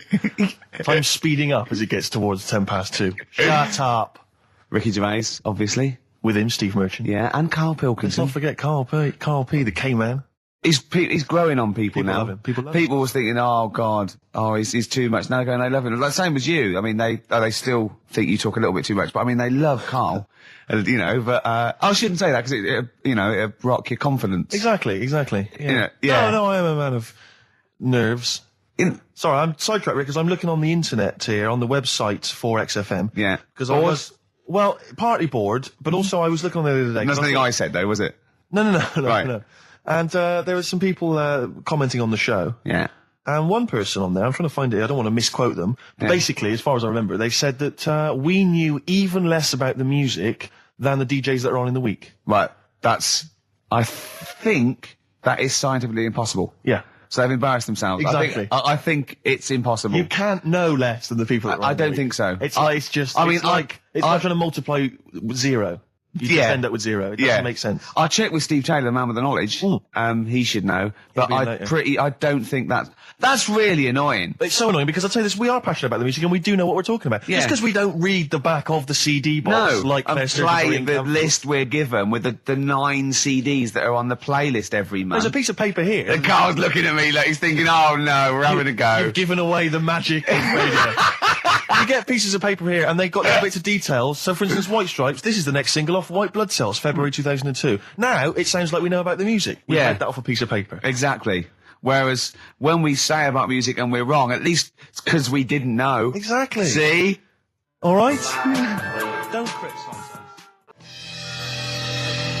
Athlete and Westside on XFM 104.9, sunny day, 2007. It's going so well, wasn't it? Yeah. Going so well. Ricky Gervais. Once again, the English language tripped you up. The mouth with the tongue lips was all over the brain and talk. The brain and talk through the throat. Oh, dear. Oh, language is his tool. So, Rick, I think we should do some introductions because I think it seems to me every week everyone knows who you are because you're, the face of the moment. But they forget who, me and the K-Man are. Well, with me, Steve Merchant. Hi. And the K-Man, who's our producer and friend. And can I just say that I really look forward to this show. Right? I get, great, we're going to do a show and we're going to play some tracks we like and have a laugh. But now I'm looking forward to meeting Karl. Of course. Honestly, I come in and I see his face and I go, all right. And I'm, just great, like just a little friend. Do you know what I mean? You know when a kid comes on to play with a friend, you go, oh, and they come out to play and it's like little friends. It's like that with Karl. Yeah. Yeah, and we don't see him in the week, you see. We deliberately stay away from him in the week so that he'll be fresh to us. It was, go on. You start off friendly, like you did today, and as soon as Steve turns up, you start getting nasty and saying things about my little bald head. No, I said, look, okay, right, listen, let me explain. Karl was making the tea, and you know those bins, the sort of like a round sort of Metal Mickey type bin that you can take off the thing? I went, that would make a good little helmet. It would make it look like Metal Mickey because it's the same shape as his head. Sure. Right? And I put it on and... So far, so good, Rick. No problem there. That's just two mates having a laugh. Right. You're putting a bin on another man's head. Right. It's right. So I put it on, and the swing bit, through gravity and the angle, swung and hit him in the nose. Sure. Right? He went, ow. And I said something like, it's all right. Yeah, of course, because you were being amused. Yeah, I said, it's all right, don't worry. Yeah. And he went, no, I've just washed my hair. Yeah. That annoyed me. That did annoy you, sure. Because there was lots of, like, shit and coffee and and horrible gunk. In his hair, or? No, in in the inside of the bin. Sure. But what annoyed me is he's hardly got any hair. Let's be honest, he looks like Moby. Yeah, so I said, I took the bin off. Yeah. And I was having a laugh, and I thought, you ruined my fun, is what do you know what I mean? I said, what's your hair? I said, we could do that now in 30 seconds. Yes. And he looked at me like I was in the wrong. I know. Rick, that annoys me about I him. know. That doesn't annoy me about him. Star Sailor and Poor Misguided Fool. With me, Steve Merchant, and Karl Pilkington. The K-Man, round of applause for K-Man. Yeah. But no one's announced who you are. Ricky Gervais. Ricky Gervais. It's XFM 104.9. Saturday afternoon. If you didn't know that, I don't know why I mentioned it. That was stupid, really. You must know that by now. Well, we've got some great things coming up. We have indeed. We've got songs and chat and things. We'll also, of course, be running through the white van man questions from the Sun again, but this time Karl will be answering them. I look forward to that. Yeah. Can we do that fairly soon? Oh, there's some good questions this week. Yeah, we will, but as I was coming in, there was like a bunch of posh lads, I think university students, trying to get in, because they're doing one of those scavenger hunts that they have to get points for charity and do stuff, and one of theirs is get on a live radio show. Right. So I sort of felt sorry for them, so I said they could come on here, just for 5 minutes. Who are That's they? all right. They're just, Are they toffs? they are sort of like toffs, but they're trendy toffs. They're obviously... Trendy toffs? I don't know. Yeah. What's that? Is that like Lady Victoria Hervey? Is she No, I don't mean that, no. They're both sort of like that, Will of Pop Idol. Right. They're like him, sort of like trendy but posh. Okay. They seem nice enough, and they're doing it, they're just for a cancer charity, and, they just get... They got, what is it, like they got their sponsor to do various Exactly, challenges? I don't know quite how it works, but they're gonna come on and, because we get, for coming on this live radio show, they get 17,000 points. Right, good. If I can put that in context, Yeah. if they were to say, to help deliver a baby, they only get 7,250 points. But it's much easier. It is. There's lots of women just Happily gonna let dropping a couple of sprogs posh all boys. over the place. You can't get on a live radio show these Exactly. days for love nor money. That's true enough. You know what I mean? Yeah. So, when are they coming in? Carl said they're going to just... 1:30, I had a word with them. Okay, what did you make of them? They are posh. Really? But they said they're going to wander about and go and see if they can deliver a baby and that. And then come back here for 1:30. And I don't know if it... I hope they don't like leave a baby sort of half out, you know, if they've got it, you know, they're push, sorry, we're gonna have to shoot off, we've got to go and see we've got to play an instrument in a marching band for 8,500 poinds. Well, I did say be here definitely at 1:30 because I don't want you getting in the way of the white van questions. And the other thing is, right, they get 7,500 points for delivering a baby, but they get 9,000 points if they cut Peter Stringfellow's hair. Well, he's very precious about his hair. It's a more delicate operation, isn't Absolutely. it? There's more that can go wrong. That's true enough. Take an unconventional animal for a walk in a park. What is an unconventional animal? I think that could be a dog that just doesn't play by the rules. Yeah, that's a dog that's into Slipknot. Yeah, that wheeze in a urinal. Yeah, exactly. Standing up. Exactly. Yeah, well, I'm looking forward Well, to yeah, that. I'm sure they're lovely guys. Good luck to them. Yeah, we'll see you later. 07 distractions, very nice. Yes, I approve of that, Karl. Good choice there. Now, Steve. Yes. Karl came round to my flat. It was Tuesday night, wasn't it? Nice place. Now, thanks. Now, last week after the show, I think you guys were in the time you were in the toilet. Like, Karl got out the lottery ticket that he'd bought. He went, "I'm feeling really confident tonight." He was going. I laughed. He went, "No, seriously." He said, "Look at the numbers," and I looked at them, and I think they were 4, 6, 8, 20, 36, 48, weren't they? He was going, "I just got a feeling about those." I went, "Sure." He went, "Although, you know, my girlfriend said that, you know, if I won the lottery, we'd probably split up because we like such different things, meaning she likes to travel and he doesn't." And so he said, so what I said was, "Well, if I win, then I won't tell you. I'll just treat you a little bit more." Brilliant. That's brilliant logic. That is great. Anyway. I'll look after her. Oh, I imagine you take care of her, yeah. Yeah, you're a good guy. How would you do it then? You just sneak little gifts in slowly over many years. Yeah. You don't think she'd rumble the fact that you, like, don't work anymore and drive a Lamborghini? Well, I'd still do this, I think. What, just like as a kind of beard, as a cover story? Yeah, just... So you'd pretend to come to work, but maybe off partying and stuff in the daytime? Yeah. Clever. Now, he didn't win. Okay. I phoned him up Saturday night, he went one number. One number. I think it was 8, wasn't it? Yeah, well, there was a lot of 8s on my piece of paper, weren't they? So I think it was either an 8 or an 18 or a 48. And he went, and he was disappointed. He said, "Waste of time." I went, "Well," he said, "No, waste of time." He said, "I've worked it out." I went, "Go on." He went, there are 26 letters in the alphabet. I went, yeah. He went, think how many words you can make out of them. He went, there are 48 numbers on the lottery. I went, yeah, 60 million to 1. He went, yeah. Not worth it. I looked into that in the week, right? And there's even less letters in the Welsh alphabet. They've only got 20. And yet they've got loads of words as well. So even 20, the chances, if there was 20 numbers and you had to pick 6 winners, it'd still be really... unlikely. Yeah. Yeah. Yeah. You should be a mathematician. And anyway, so we got talking about it. We got talking, that was me, him and Jane around there. And I told Jane that he said about, if you won the lottery, no, he didn't like travel. And she went, why do you like travelling? And he went, well, I don't like planes. I'm really scared of planes and that.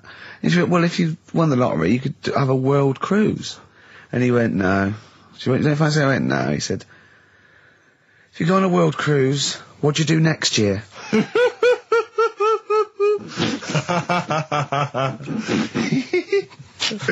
Oh, Genius. it's brilliant logic, Carl. It's But you know, on the world cruise, you don't actually see the whole world. I mean, you. And if you did, it's not like saying, well, I don't want to see that twice. Do you know what I mean? The world. It is the world. It's a lot. It's a lot to see.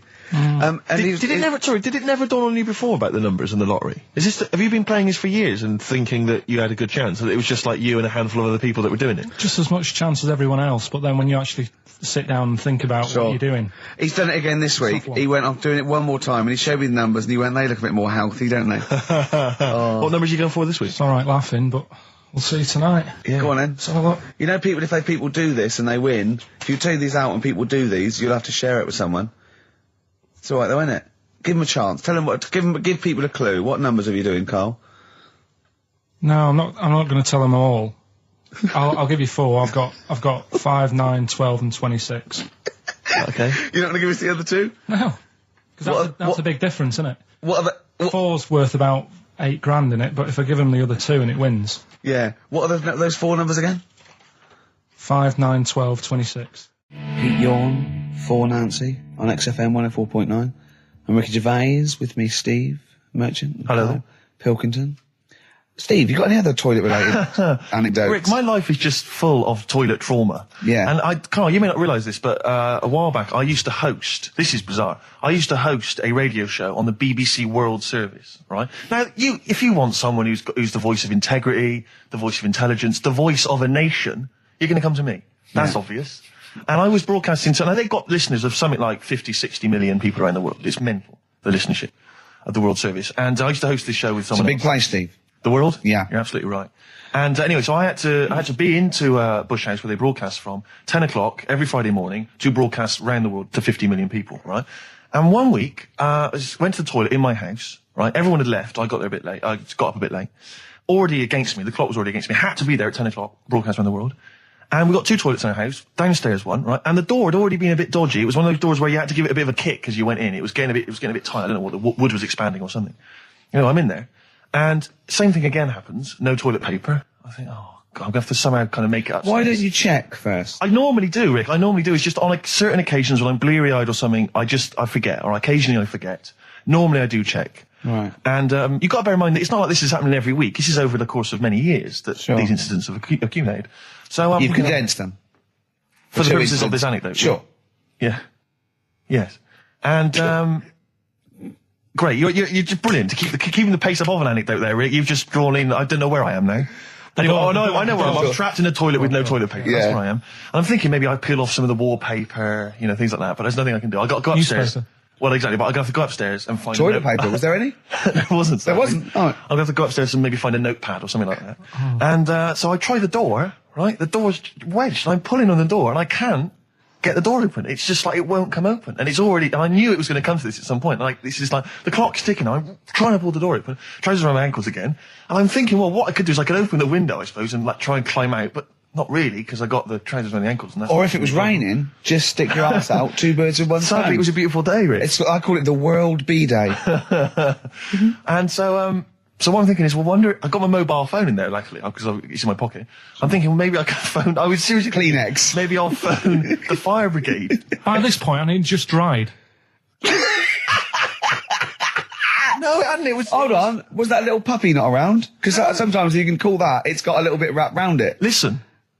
Or just use the puppy itself. There's 50 million people around the world going to need to hear my voice in 30 minutes. Exactly. And where's Steve? He's not locked in the toilet again, is he? Exactly. Oh, no. So I'm thinking about phoning the fire brigade, and I'm thinking, like, if I do that, it's going to be the first call that goes straight on the speakerphone. Yeah. For like the entire fire brigade service With everywhere. a butch hero carrying you down over his shoulders with your trousers around your ankles. Can I just not pull him up? No. You've got to be learned to talk a lesson. Yeah.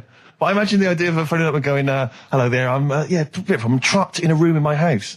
Oh yeah, which one is it? Oh, I don't need to know. It's quite small. Is it? Yeah. It's not the toilet, is it? Because we don't want to come and rescue someone who's trapped in the toilet. Which service do you require? Paper? So I think I can't find the fire brigade, the clock's ticking. So then I think one of my housemates is still in the house, but still asleep. So I phone the house number. Right, phone rings and rings and rings for ages. And eventually he answers the phone, right? Gets out of bed, answers the phone, yeah. Hi, it's Steve. All right, what's wrong? What are you doing? What are you doing? All right, yeah. I didn't wait, don't know. What are you doing? Just in the toilet. Just downstairs in the toilet. Oh, yeah, what are you doing? Well, I've finished what I'm... Have you got any toilet paper? Any bog roll? Yeah. So he had to, kind of scrape together a few bits of paper, and sort of tinfoil or whatever he could find in the house. A cactus. Come down no. Pass it underneath the door, right? And I said, can you move away from the door because I don't want you to hear me as I'm, wiping the... And so you didn't say that? Yeah, well, I didn't want him to, that's embarrassing. Sorry, that's embarrassing. What were you wiping it with? Not tumbleweed. What do you mean? What noise? I know what you mean. Yeah. No, exactly. Right. So then I say, right, can you smash... Why was he hovering? Why didn't he want to walk away? Will you keep your... What was it? Outside with a glass to his ear? Yeah. Thankfully, there was a window in the door, but it was frosted glass. You could just see my semi-naked body moving around. And so eventually I said to him, look, listen, I'm going to need you to sort of kick the door in. He said, well, I don't want to kick the door in because you're going to have to pay for it, aren't we? I go, yeah, but I got to go to the World Service. Well, yeah. And he was a lovely man. He's the weakest man you've ever come across. It's like if there's one person you don't want to have to throw their body weight against the door, it was him. He's like he'll snap before the door will. So he's smashing against the door. This sounds like a fetish to me, then. He went in there and there you were naked with lots of toilet paper. And you go, oh, you've broken the door down and there I am naked. Again. Oh, you've rumbled me, Rick. I wish I'd not told that embarrassing story on the radio. Like it wasn't embarrassing enough, you've just got to make it slightly more seedy. Oh, so did he get it down? He did it, yeah, and I got to the World Service with minutes to spare. Oh. And interestingly, I told that story to 50 million people around the world. You're joking. Yeah. Did they understand? I think so. I mean, is that a bit of a problem when you're on the World Service, like thinking of things that everyone can understand? Yes. Because you can't. It's a bit like when talking to you, Carl. Yeah, exactly, Carl. I think you're on thin ice there, worried about people understanding what you're saying. No, but you can't talk about stuff that's on the telly and that, because some people will say, well, we haven't even got a telly here. Oh, yeah, you're listening to XFM 104.9. Play a record. White Stripes. Fell in love with a girl on XFM 104.9.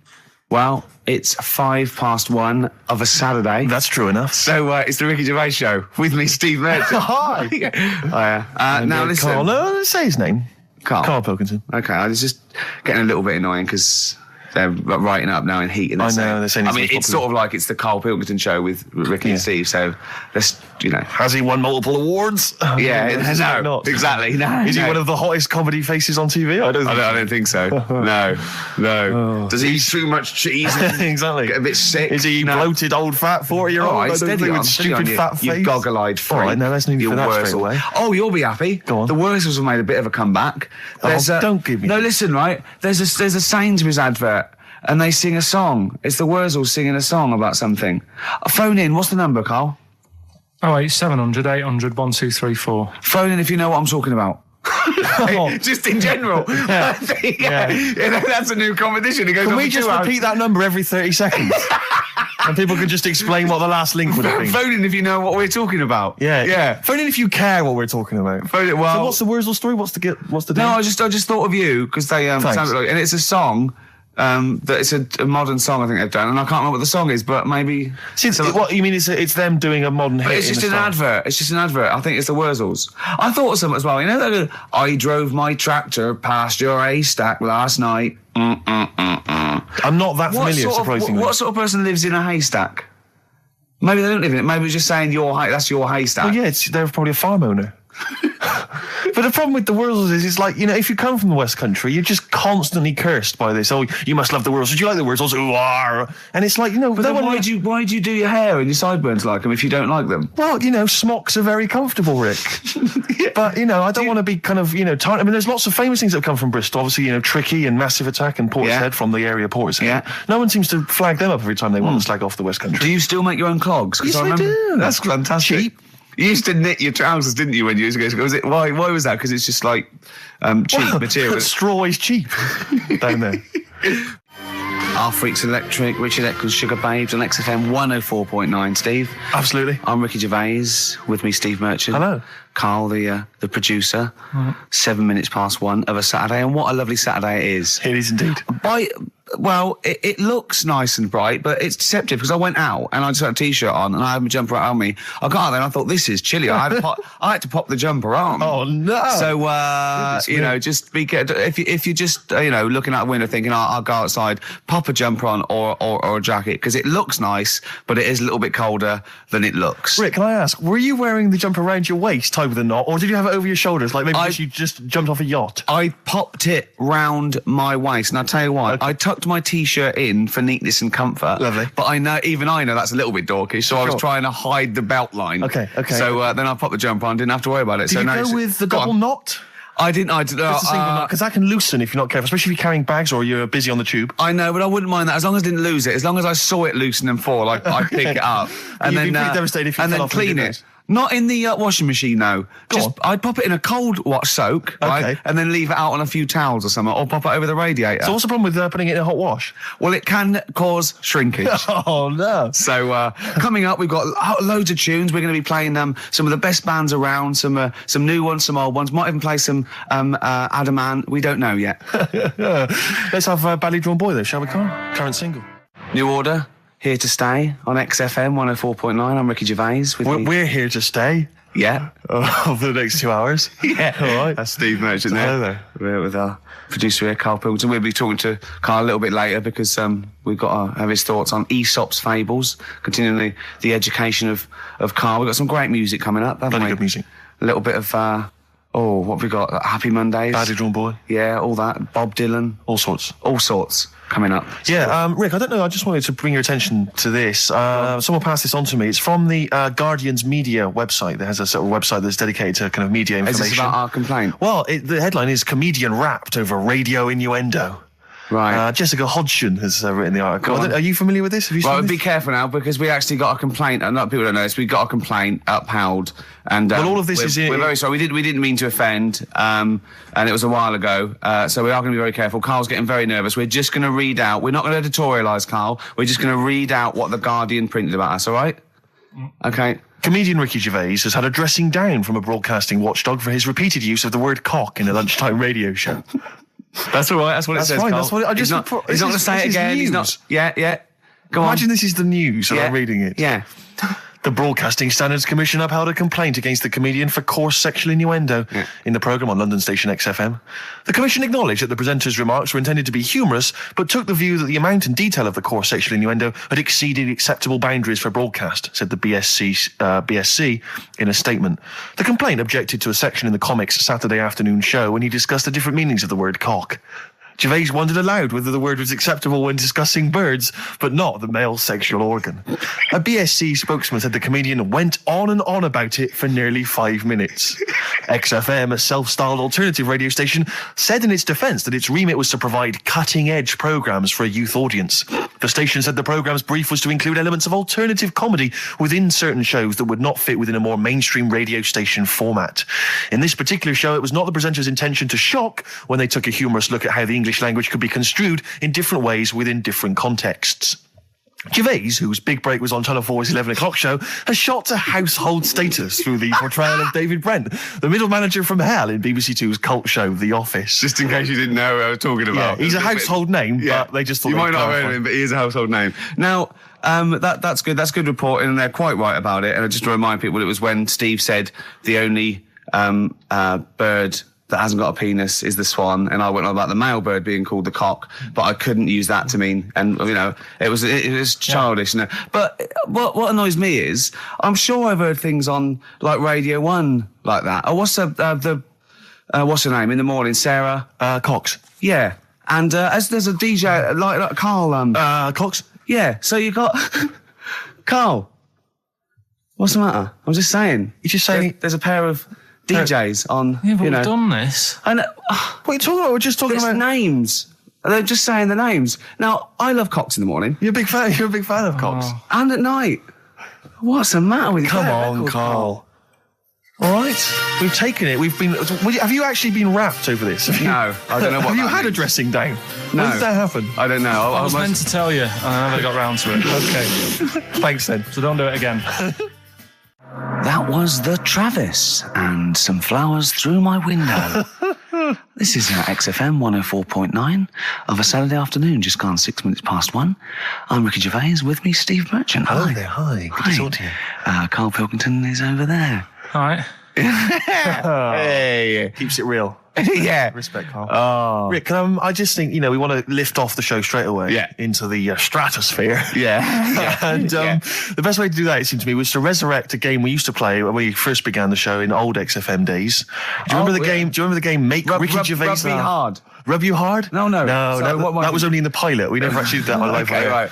No, it was the game Make Ricky Gervais Laugh. Oh, I remember, We used to get people, Karl, you probably didn't hear it. We used to get people to sort of send in pictures and jokes and stuff. And if I could make Ricky laugh on air with those, he won a toffee. Then they won a gift of some kind. Yeah. Anyway, I had a lot of emails actually saying people love your laugh, Rick. So in a sense, we're giving the public what they want. They must be taking the mickey. But this is a picture I found in today's copy of The Sun. So if you're listening at home and you want to know what the picture looks like, rush out and buy a copy, only 40p. Yeah. And are we sponsored by The Sun? We do White Van Man. Exactly. It amused me straight away, this, because bear in mind, right, it is one of the world's biggest rock stars. Okay. Just check out the face.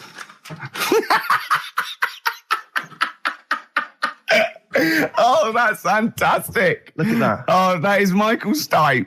Oh, dear, with sort of like looking like, I don't know, some sort of Nazi officer. That's not libelous. That's not libelous. In your opinion, Michael Stipe, Yeah. he's outside there during the press conference for Peter Buck's acquittal. It's not a good picture. I love REM and I love Michael Stipe. I think he's a lovely man, but that's a bad picture, isn't it? He's got big glasses on and stubble, obviously still bald. He doesn't appear to be looking at anything. He's looking right beyond everyone else. Can you see that, Karl? I'll tell you who he looks like. He looks like Zig, I think, from Zig and Zag. He looks like he's a Muppet made of foam. Oh, lovely. Nice to see that game come back. Yeah, the medium of radio. Yeah. Oh, what a good picture that is. I hope you enjoyed it. Coming up soon, we've got Sir David of Bowie, Nicolas Cave, and Travis, Flowers in the Window again. Play a song. Right. New Order and Here to Stay on XFM 104.9. Well, we're here to stay, aren't we, Steve? True enough. Well, for another 4 weeks anyway, then we're off. Then 4 more shows. Then have to order a new DJ. All right? That was genius. Hey? Oh, wow. I'm It's as simple as that. I'm Ricky Gervais, Steve Mitchell, and Karl Pilkington. Oh, man. Did anyone read the Guardian yesterday? It was Steve's big... We were interviewed together. I've never been interviewed before in the paper. I've certainly never had my photo in a national... We were very excited. We loved the interview. It was talking about our top 10 albums between us. We loved it. We talked really fast, like school kids. We were excited. It was a great interview, and all the way through, it was Ricky Gervais with his writing partner, Steve Mitchell. Stephen Mitchell. It's not even like Merchant. He phoned me up the night before and he was gutted. And I know, it's awful. And it was big letters and just all the way through, and the caption. And it's just like, oh, God. But it's embarrassing. Do you know what I mean? It's embarrassing because it's like I was trying to get in the paper. I couldn't believe my luck. And then that just draws attention to the fact that I'm not a celebrity and consequently they can't even remember my name. But the worst thing was that one of my favourite albums of all time, I said in there, was Blood on the Tracks by Bob Dylan. And I said, because, I think one of the most beautiful songs ever is If You See Her, Say Hello.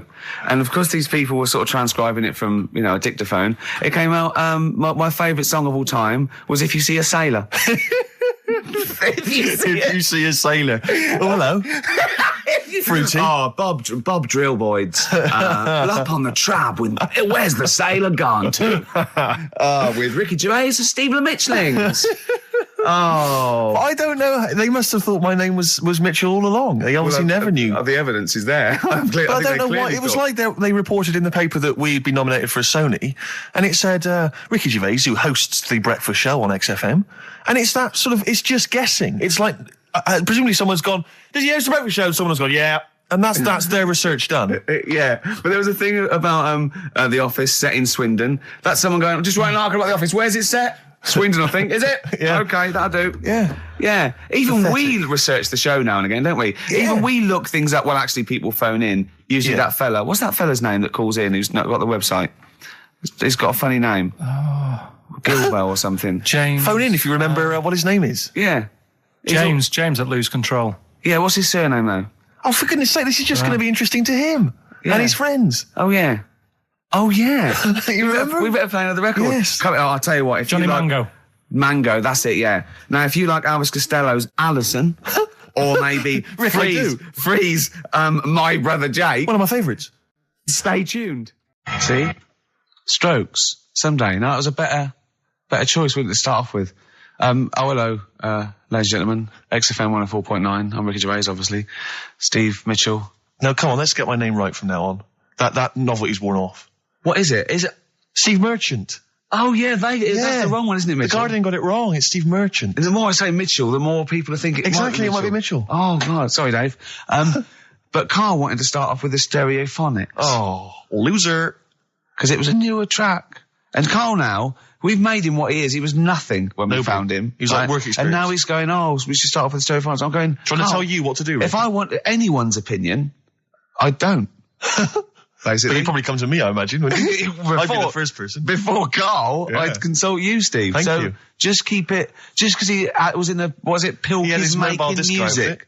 Pilkington's making, I bet you never pleased a crowd once. Did. Loads of times. Go on then, what did you play? What's your biggest gig you ever played? I did a social club gig.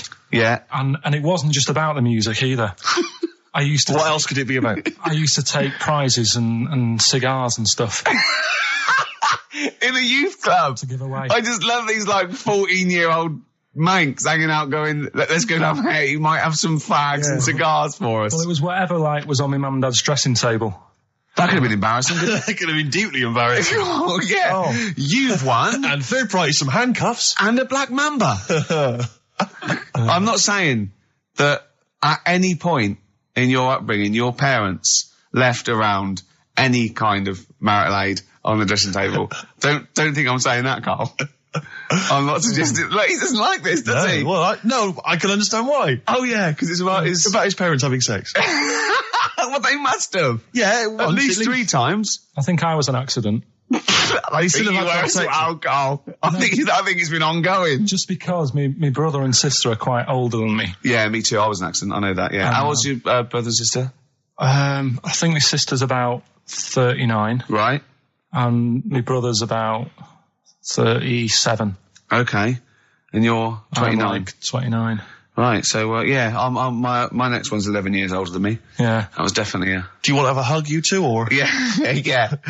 You're dealing with it now? You got over it? Well, would you like to see us have a hug? Oh. God. I didn't believe this. He's got one day he's got it. Karl's really grumpy and all stressed because he didn't have the record. We didn't want to play we didn't want to play a certain record he had lined up because it's rubbish. I know, but you do this every week. Because most of them are rubbish, so that's why we choose up. No, but 30 seconds to go on the track and you're saying don't want to play that. And you're going, it's stressing me out. You're meant to be at our beck and call. We've made you. We've made you. We got you out the gutter. And now you're getting the greatest mind in the world and all that. That doesn't mean you can mess me about. If you were a doctor and you saved me life, right, there comes a point... In a way, we have, Karl. Yeah. Where were you going? Go on, what were you saying? No, what was he going to say? He was going to say something wise then. No, I was going to say, right, if you were a doctor and you'd saved me life, there's only so much that I could give back to you, right? Okay. What would be unreasonable? What would be unreasonable? Well, you know... Forget doctor, don't forget because no, the doctor's, that's his job, right? Supposing I was just walking along and I saved your life, I gave you a kidney, or I, resuscitated you, or I dived into icy water. What could I hope from you then before you start going, hold on, what would you be willing to do for me until you sort of got, lost your rag a little bit? Because I was asking too much. So didn't I know you before you've like sorted a lung out for me? No. I just Right. gave you a lung, for example. Well, I'd be a bit sort of. I'd be thinking, why has he done that? If Suspicious! But what I love, though, Rick, is the idea of you jumping in icy water to save someone, giving them a lung. I can guarantee if someone was lying on the floor screaming they needed your help, you'd affect a foreign accent and go, I know, understand, and run off. Do you know what he did once? Right, we went out a few weeks ago, right, and some woman had her handbag nicked, and she was all distressed. He said, chase the fella, Carl. You stopped that. That's not, let's be honest. Yes, Imagine Ricky chasing a criminal. Look at his little legs. He'd never get anywhere. I mean, he started to run, and then he passed Starbucks or something, and nicked him for a short. How did this turn on me? Oh, I'm a bad man because I don't give lungs away. No, because no one would want my kidneys or my lungs for a start. I know. Oh, did you chase the criminal then? I did for a bit. He walked. No, you didn't, did you? No, I did a little bit. Yeah, we sort of spread out. We missed him. Where was it, and what was the situation? It was. Did you see a bag get snatched? Or it was. something? No, she was sort of crying, and she was running. Some blokes came in, sat next to her, and then just ran off with her purse.